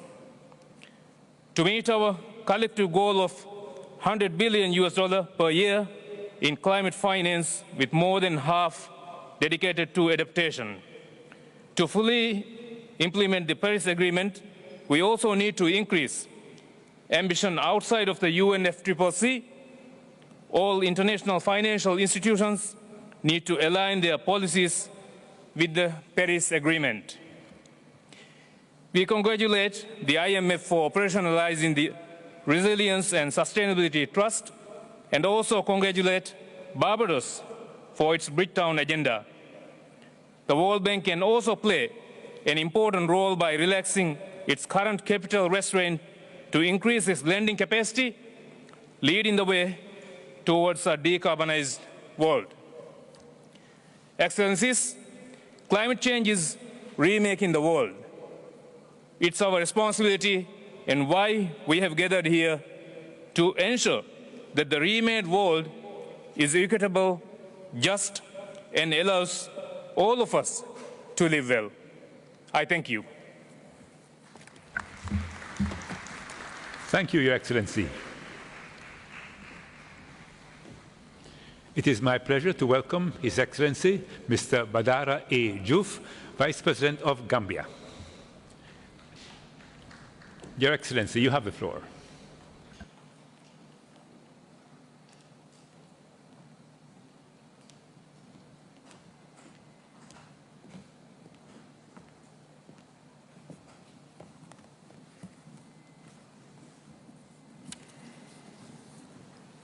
Thank you very much, Mr. President. Distinguished ladies and gentlemen, Your Excellencies, on behalf of His Excellency President Adama Barrow, the government and the people of the Gambia, we wish to extend our gratitude to His Excellency President Sisi and the people of Egypt and the government of Egypt for inviting the Gambia to this auspicious occasion, and also for the gratitude that is extended to the Gambian delegation. Mr. President, the Gambia is on track to meet SDG 13 on climate action. Our NDC 2 was acknowledged to be ambitious and in compliance with Article 4 paragraph 6 and 19 of the Paris Agreement. The Gambia has also submitted its strategy for becoming climate neutral by 2050, called the Gambia Long-Term Climate Neutral Development Strategy 2050 LTS, to the United Nations Framework Convention on Climate Change, available for viewing on their website. The LTS focuses on the country's 5 key greenhouse emitting sectors on both mitigation and adaptation actions, and require an estimated about $4 billion for implementation against 2050. To support the unconditional targets of our NDCs, the Gambia government has increased allocation in its national budgets and also working with private sector and development partners such as the World Bank, the EU, and others to address climate change, both in the areas of adaptation, resilience, mitigation, and renewable energy. By 2025, the Gambia will have more than 30 MV solar plants to reduce the cost of buying and using fossil fuel. The Gambia, being a small and low-lying country bisected by the River Gambia, our greatest risk is the sea level rise, posing potentially a great existential risk, particularly to the capital Banjul, which is below sea level. This year's floods and the windstorms of last year caused enormous destruction to life and livelihood and property, putting much pressure on our meager national budgets and also on achieving the SDGs. Pledges of financial support alone are not sufficient. We need practical financial commitments, easily accessible without much procedural difficulties and challenges.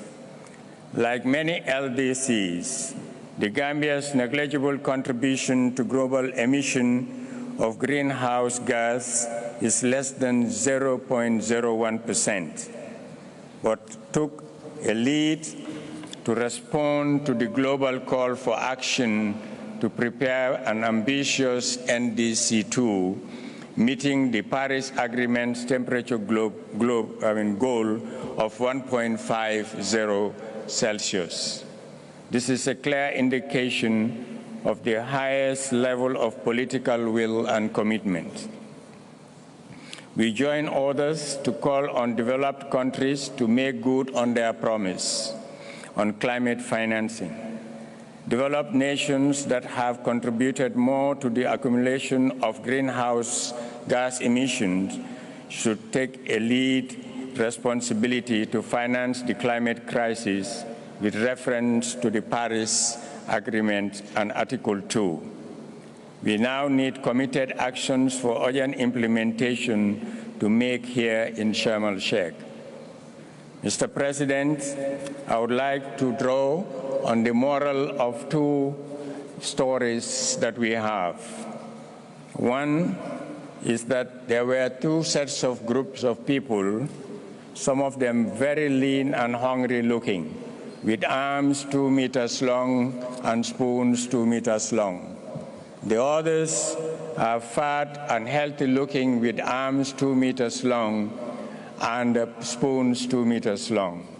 And the question was posed, why are you so thin? They said because they have arms 2 meters long and they could not feed.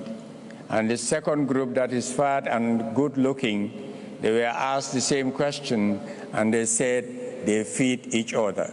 The moral of that story is together for the implementation of climate plan that we have, we can survive and save the planet. The other is Usain Bolt ran 100 meters in 9.5. The Jamaican 400 meters team ran it in 9.2. So Usain Bolt in the Jamaican team together ran 9.2, but alone he ran 9.5. So as a team, with commitment and collaboration and determination, working together for the implementation of the Paris Agreement, it means we are on course to win the climate gold medal, and we will prevail. Thank you. Thank you, Your Excellency.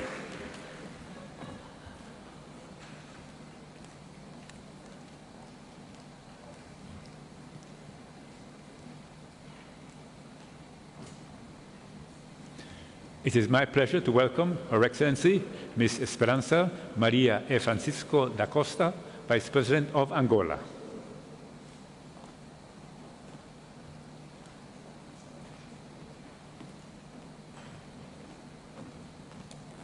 Your Excellency, you have the floor.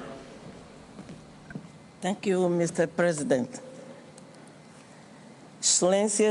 Excellencies, heads of state and government, distinguished guests, ladies and gentlemen, it's a great honor for me, on behalf of His Excellency João Manuel Gonçalves Lourenço, President of the Republic of Angola, to be able to address this great summit in order to contribute effectively to identifying lasting solutions that respond to the global challenges related to climate change. Allow me to thank the government of the Arab Republic of Egypt for the warm welcome extended to my delegation, and also thank the Convention Secretariat for its support to the parties. In addressing the climate agenda, it leads us to reflect on the alarming climate emergency that humanity faces. The 26th Conference of the Parties held in Glasgow in 2021 reinforced the idea that the combination of synergies and the coordination of joint strategies to combat the climate crisis, which is cross-cutting, is the only way to achieve the common good and save our planet. Excellencies, ladies and gentlemen, the Republic of Angola recognizes the fact that climate change has a negative impact on the implementation of different development plans, and because of that we approved the National Strategy for Climate Change, which establishes a vision up to 2030 aiming to promote the transition in our country to a low-carbon economy and allowing us to address the impacts of climate change. As part of this program to combat drought in the south of the country, we've implemented water storage infrastructures with the Cunene River water transfer system. It's the first of several structuring projects to combat drought, with the creation of conditions to develop agriculture, ensuring greater resilience to our communities. Angola is also aligned with the position of the African group that has been taking important initiatives with a view to honouring the commitments made during COP26. At the national level, we are committed to increasing renewable energy sources by up to 70% by 2025. As regards preservation of biodiversity, Angola has increased its conservation areas. I'd like to highlight the initiatives of Transfrontier Forest Protection of Mayombe, which integrates action plans as part of the efforts of the African Climate Initiative to preserve the Congo Basin. This is an initiative the heads of state and government of Central African countries, reaffirming its commitment and responsibility in fighting against climate change and deforestation in order to guarantee environmental protection and to avoid natural disasters. Excellencies, ladies and gentlemen, allow me to state that any strategy to combat climate change will not succeed if we do not strengthen international cooperation. This plays a central role in sharing knowledge and technological transfer, as well as transfer of financial resources from industrialized countries to the least developed countries. And we have to highlight Africa here, which is a continent that is the lowest polluter and suffers the most from the consequences of climate change. Therefore, I'd like to recall that last May, during the Extraordinary Humanitarian Summit and Donors Conference of the African Union held in Malabo, Equatorial Guinea, which also included the presence of the private sector, companies, partners and donors.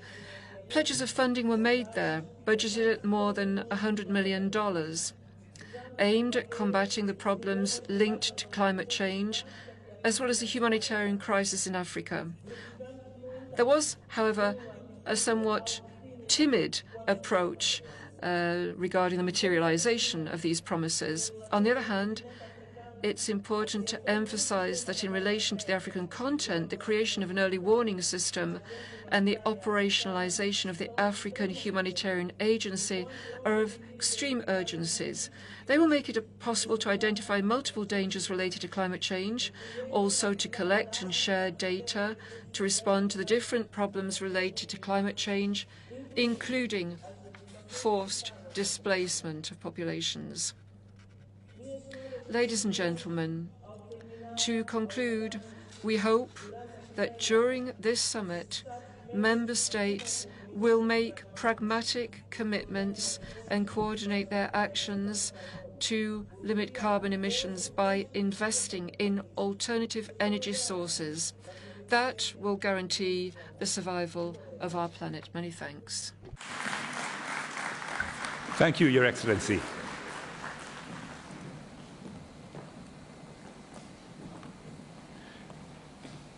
It is my pleasure to welcome Her Excellency Giorgia Meloni, Prime Minister of Italy.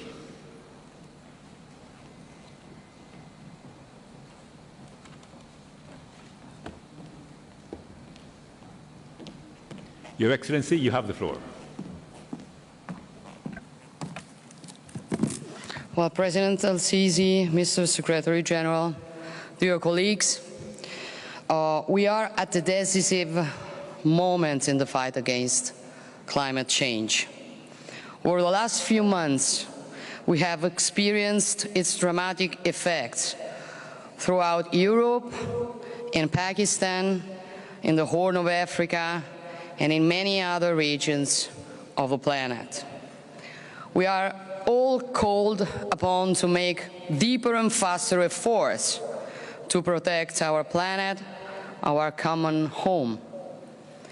In doing so, we will have to keep people at the heart and transform accordingly, combining environmental, economic, and social sustainability.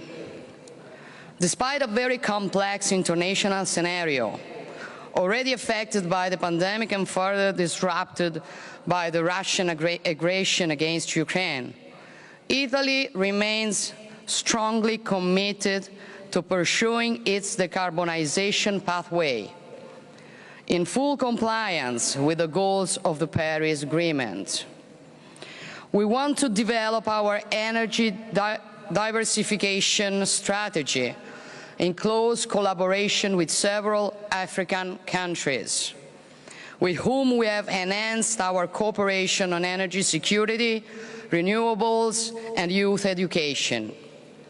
This will stimulate green growth, job creation, and the development of sustainable value chains. In the EU, we plan to reduce the greenhouse gas emissions by at least 55% by 2030, and to achieve climate neutrality by 2050 at the latest. In this perspective, Italy has recently strengthened its renewable power installed capacity and will accelerate this trend in line with the objectives of REPowerEU.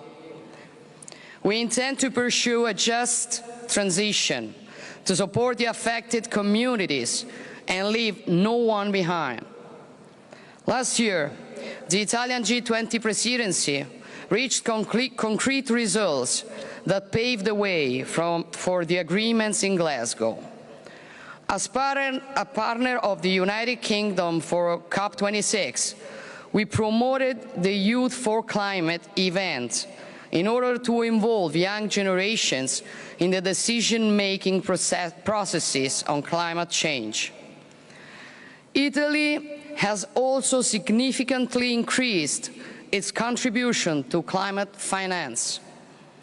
We have almost tripled our financial commitment to $1.4 billion for the next 5 years, including €840 million through the new Italian Climate Fund. This is the first Italian investment platform specifically dedicated to the deployment of clean technologies and to adaptation to climate change in developing countries. We remain committed to deliver on the $100 billion pledge to support developing countries through 2025 and to define an ambitious and sustainable target thereafter. To do so, we must bring together governments, private investors, and multilateral development banks to co-share investments and risks to accelerate a just energy transition. Italy is proud to be part of the Just Energy Transition Partnership, an ambitious G7 initiative that will provide substantial financial resources and technical assistance to partner countries. Recent climate disasters, especially hydrogeological disruption to our territory, show that mitigation and adaptation are the two sides of the same coin. Italy is therefore balancing its financial support to both priorities. In 2020, 56% of our overall climate finance has devoted to adaptation measures, while the remaining 44% went towards mitigation. Fighting climate change is a common endeavor, which requires the full engagement of all countries and pragmatic cooperation among all major global actors. Unfortunately, we have to admit that this is not happening.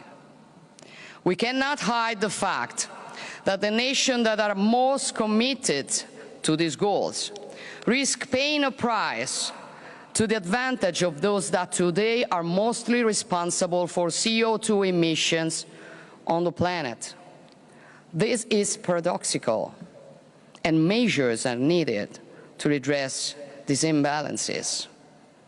Our efforts, otherwise, will be vain, and the very outcome of events such as the one we are attending today risks not to produce the results that history expects from all of us.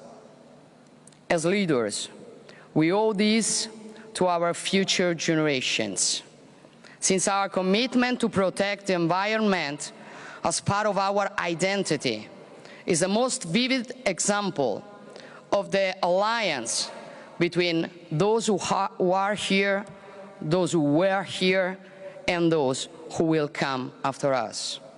Italy will provide its fair share. Thank you. Thank you, Your Excellency.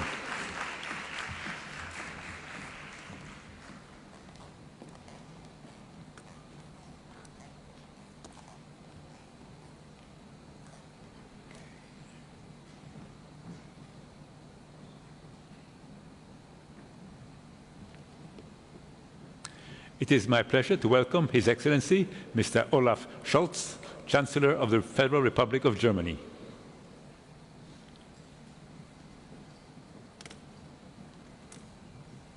Your Excellency.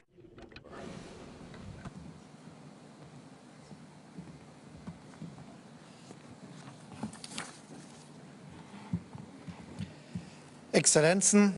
Excellencies, ladies and gentlemen, Russia's brutal war against Ukraine is challenging the European and international peace order in a fundamental way. Its impacts are felt globally by prices for energy and food that are shooting up. But there is another thing that this war of Russia makes very clear to us. The transition to renewable energy sources and saving fossil fuels, this is not only a necessity in forward-looking climate, economic, and environmental policy, it is also an imperative in terms of security policy. All this adds even more urgency to the pivotal task of our times, that is limiting global warming to 1.5 degrees. Every tenth of a degree less in global warming means fewer droughts and floods, fewer conflicts about resources, fewer failed harvests and less hunger, and therefore more security and prosperity for all. Our goal is firstly to reach agreement here in Sharm el-Sheikh on a robust work program for reducing emissions, a work program that includes concrete steps for reductions to close the implementation gap that is still wide open today. Only then can we make sure to reach the global peak of greenhouse gas emissions by 2025 at the latest, and almost halve emissions by 2030. Secondly, the states that are most affected by climate change but have contributed least to it rightly demand more international solidarity. We stand ready to support them even more. In the last 3 years, Germany has increased public funding for international climate financing by more than a third to reach 5.3 billion euros in 2021. For the first time, about half of that money was flowing into measures that helped states to adapt to new climate conditions. Also, in the future, we are striving for a well-balanced ratio between financing for emissions reductions and climate adaptation. By 2025, we will expand our public funding for international climate financing to 6 billion euros a year. And in parallel to this, we will mobilize additional private funds. We will also support those countries hit hardest by climate change in a targeted way in dealing with loss and damage. As G7 presidency, together with the vulnerable 20, we want to establish a global shield against climate risks. For this shield and climate risk funding, Germany makes available 170 million euros. It is important to address both the climate and the biodiversity crises together. This is why we will increase our contribution to the protection of biodiversity in the framework of international climate financing to 1.5 billion euros a year by 2025. Thirdly, we are firmly committed to our national climate goals. By 2045, Germany will become climate neutral as one of the first industrialized nations, and we want to reach that goal within the European Union by 2050. We will phase out fossil fuels without any ifs and buts. There must not be an international renaissance of fossil fuels. And for Germany, I can say there won't. Yes, Russia's brutal war of aggression against Ukraine forces us to use coal-fired power plants again for a short period of time. But we are firmly committed to phase out coal. Only a few days ago, we therefore decided to shut down some of our coal-fired power plants even earlier than had previously been planned. For us, it is clearer than ever that wind power, solar energy, and green hydrogen, that is the future. On your path to that future, Germany is offering you partnership, and that is my fourth and last point. By, for example, developing and scaling up the technologies, allowing citizens worldwide to live in prosperity without harming the climate. This goal of a worldwide cooperation in the transformation of our industries is also at the heart of an open and cooperative climate club. The G7 has laid the foundation for that. But the Climate Club is open to all who want to move forward together with us in a climate-neutral remodeling of our economies and especially our industry. Ladies and gentlemen, not less, but more speed, more ambition, more cooperation in the transition to renewable energy sources. That is the need of the hour. Our firm commitments to climate protection must, of course, be followed by robust action. We will be judged by our actions, and that is what Sharm el-Sheikh is about. Thank you very much. Thank you, Your Excellency.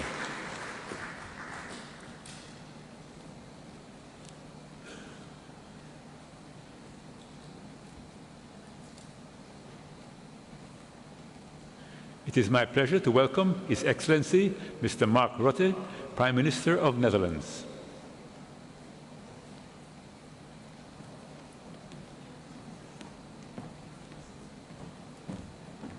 Your Excellency, you have the floor. Mr. President, Your Excellencies, ladies and gentlemen, 1.5 degrees. That was our legitimate ambition in Paris. But 7 years on, we are lagging seriously behind. The action we have taken so far has been way too little, way too late. We are far beyond the point of new ambitions and promises. We need to step up and rapidly deliver on the promises we have made. The Netherlands is taking its responsibility. My country will reduce its carbon emissions by 55 to 60% in this decade. This will not be easy, and we still have a great deal of work to make it happen. But we must do it.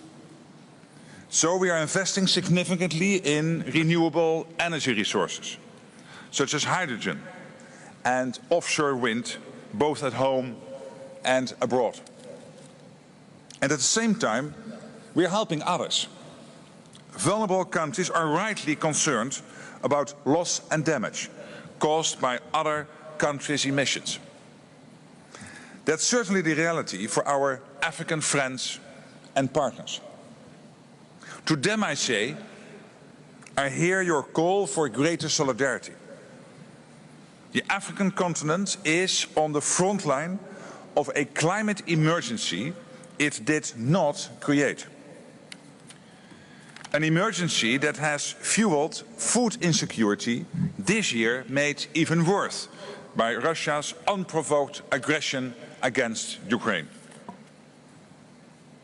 For the sake of Africa and for the whole world, we need to do more to deal with the lasting effects of climate change.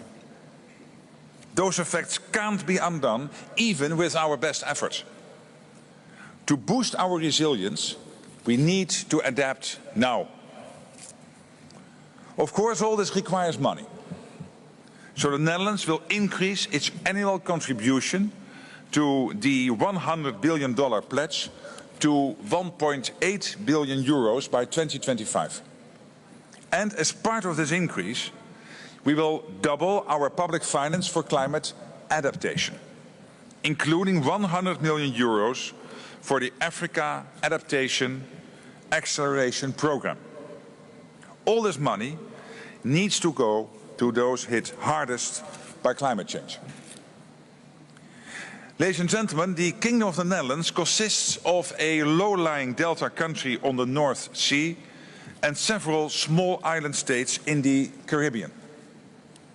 We know from long experience that water, whether too much, too little or too polluted, is the factor linking the great challenges of our time. What's more, 90% of all climate disasters manifest themselves through water, via flooding, drought or pollution. That's why the UN 2023 Water Conference next March is so important. This conference, which we are co-hosting with Tajikistan, will be all about water action. I urge you all to be there. And I urge you to deliver on every climate action promise you have made. I urge you to amplify the voices of women and young people worldwide, because they are still underrepresented when it comes to decision-making on climate change. We still have a long way to go. But I promise you this, you can count on the Netherlands, just as we are counting on you. Thank you. Thank you, Your Excellency.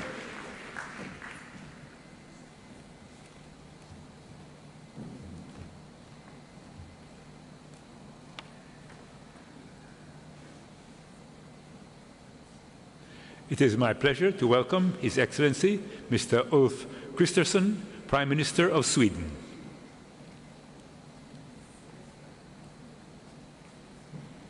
Your Excellency, you have the floor.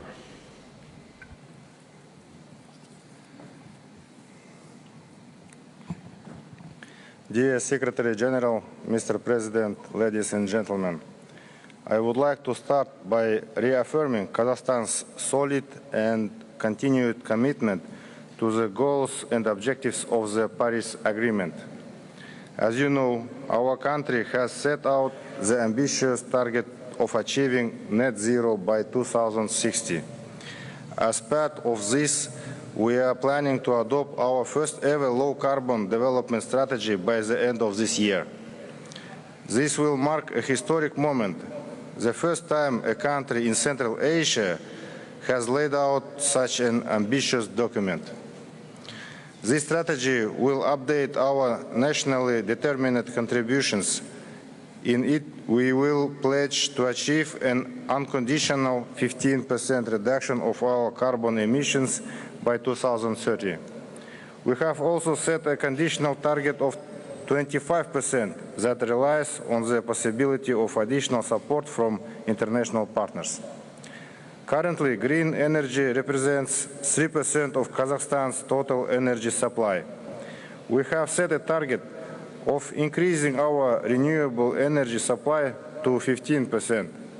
That is at least 7 additional gigawatts by 2030. Kazakhstan has the potential to be a global green energy powerhouse. Therefore, we are ready to act as a regional hub for renewables and to drive Central Asia's green transition. Green hydrogen will play a key role in this transition. International experts believe that our country can become one of the 10 largest hydrogen exporters. In addition, Kazakhstan has a unique role to play in the global energy transition thanks to its significant reserves of critical raw materials and elements. Our country holds more than 60 major deposits of precious and non-ferrous metals. We stand ready to offer these critical resources for exploration and development. As well as investing in the future of the energy transition, we are also taking urgent action to mitigate our carbon emissions. Underpinning this effort, the national emissions trading system has already proved to be an effective mechanism for stimulating innovations in both emissions reduction and energy efficiency. Separately, I would like to mention the importance of technological modernization. There is a critical need to leverage knowledge sharing and technology transfer, including within the Paris Agreement. Therefore, we are developing a framework which will help Kazakhstan to adopt the best available practices from around the world in green technologies. At the same time, we are devoting special attention to stimulating green investment. We are prepared to use the Astana International Financial Center as a unique regional investment hub for green finance. Dear participants, today the temperature in Central Asia is increasing twice as fast as the global average. To meet the urgent demands created by rapid global warming, we have significant adaptation efforts underway within our new environmental code. The focus is on the 4 most vulnerable sectors: water, agriculture, forestry, and disaster risk reduction. Last year, we joined the Declaration on Forests and Land Use and the commitment to education and youth involvement. We are also on track to meet our ambitious target of planting 2 billion trees by 2025. Ladies and gentlemen, to conclude, I would like once again to highlight the scale of the unprecedented challenges we face. In this regard, we require bold solutions and development models that are fair, equitable, and sustainable. Kazakhstan is ready to collaborate with all international partners across the entire climate agenda. Thank you. I thank His Excellency Mr. Alikan Smilov, Prime Minister of Kazakhstan, for his statement, and I apologize for the mistake in the announcement.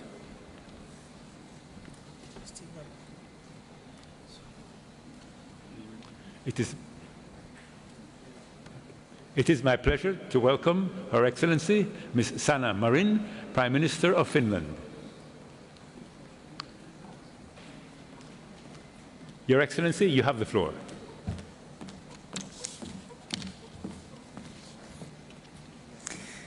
Mr. President, ladies and gentlemen, I would like to thank Egypt for hosting us here on the African continent, where many of the impacts of climate change are felt most dramatically. While all of us suffer the consequences of climate change, it is the poorest and most vulnerable who suffer the most. I assure you that we are determined to find joint solutions. The science is clear. If we do not act now, this is only a preview of what is to come. This is the critical decade. Each year and each action count. Climate change is the biggest global security challenge we face. However, ongoing wars and violence in different parts of the world are magnifying its impacts. Also in Europe, we are witnessing grave violations of international law and the UN Charter, which undermine international security and stability and erode our capacity to work together to find solutions to persisting global problems. Russia's attack on Ukraine is a serious breach of the UN Nation Charter. Russia's illegal war affects not only Ukraine, but also the entire rule-based international order, right when we should be acting together against the great challenges of our times. It is Russia's war of aggression that has caused the global food and energy crisis. Now more than ever, we need multilateralism to take quick and effective action against climate change and to assure food and energy security. A green energy transition away from fossil fuels is not only an answer to climate change, but also to energy security. We must make sure this transition happens in a just way, creating new jobs and better opportunities for people everywhere. I also want to stress that we cannot implement the goals of the Paris Agreement without a joint effort from both public and private finance. Therefore, this issue too deserves its place on the agenda. My own country, Finland, has set one of the most ambitious climate targets in the world. We aim to be carbon neutral by 2035. We have put our climate target into law. A new Sami Climate Council has set up at an initiative of the Sami Parliament to contribute traditional knowledge to the preparation of climate policy and measures.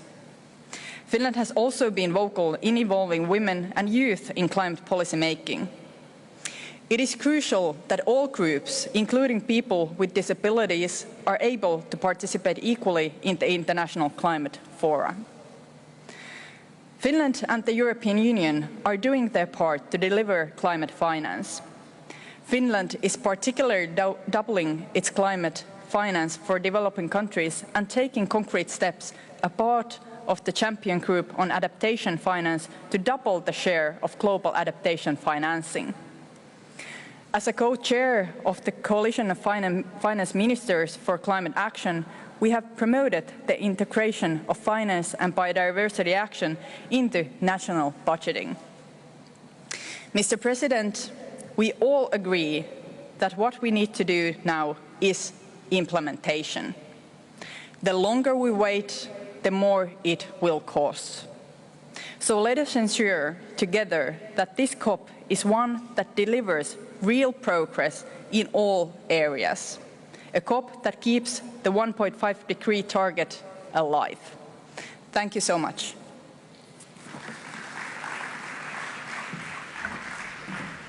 Thank you, Excellency.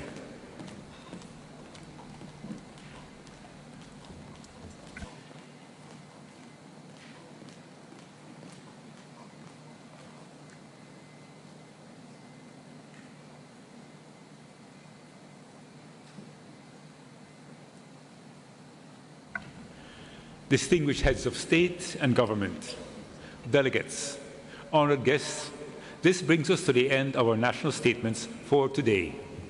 We will continue with the delivery of national statements tomorrow at 10:30 hours in this plenary. With this, I declare this joint meeting of the COP, CMP, and the CMA adjourned.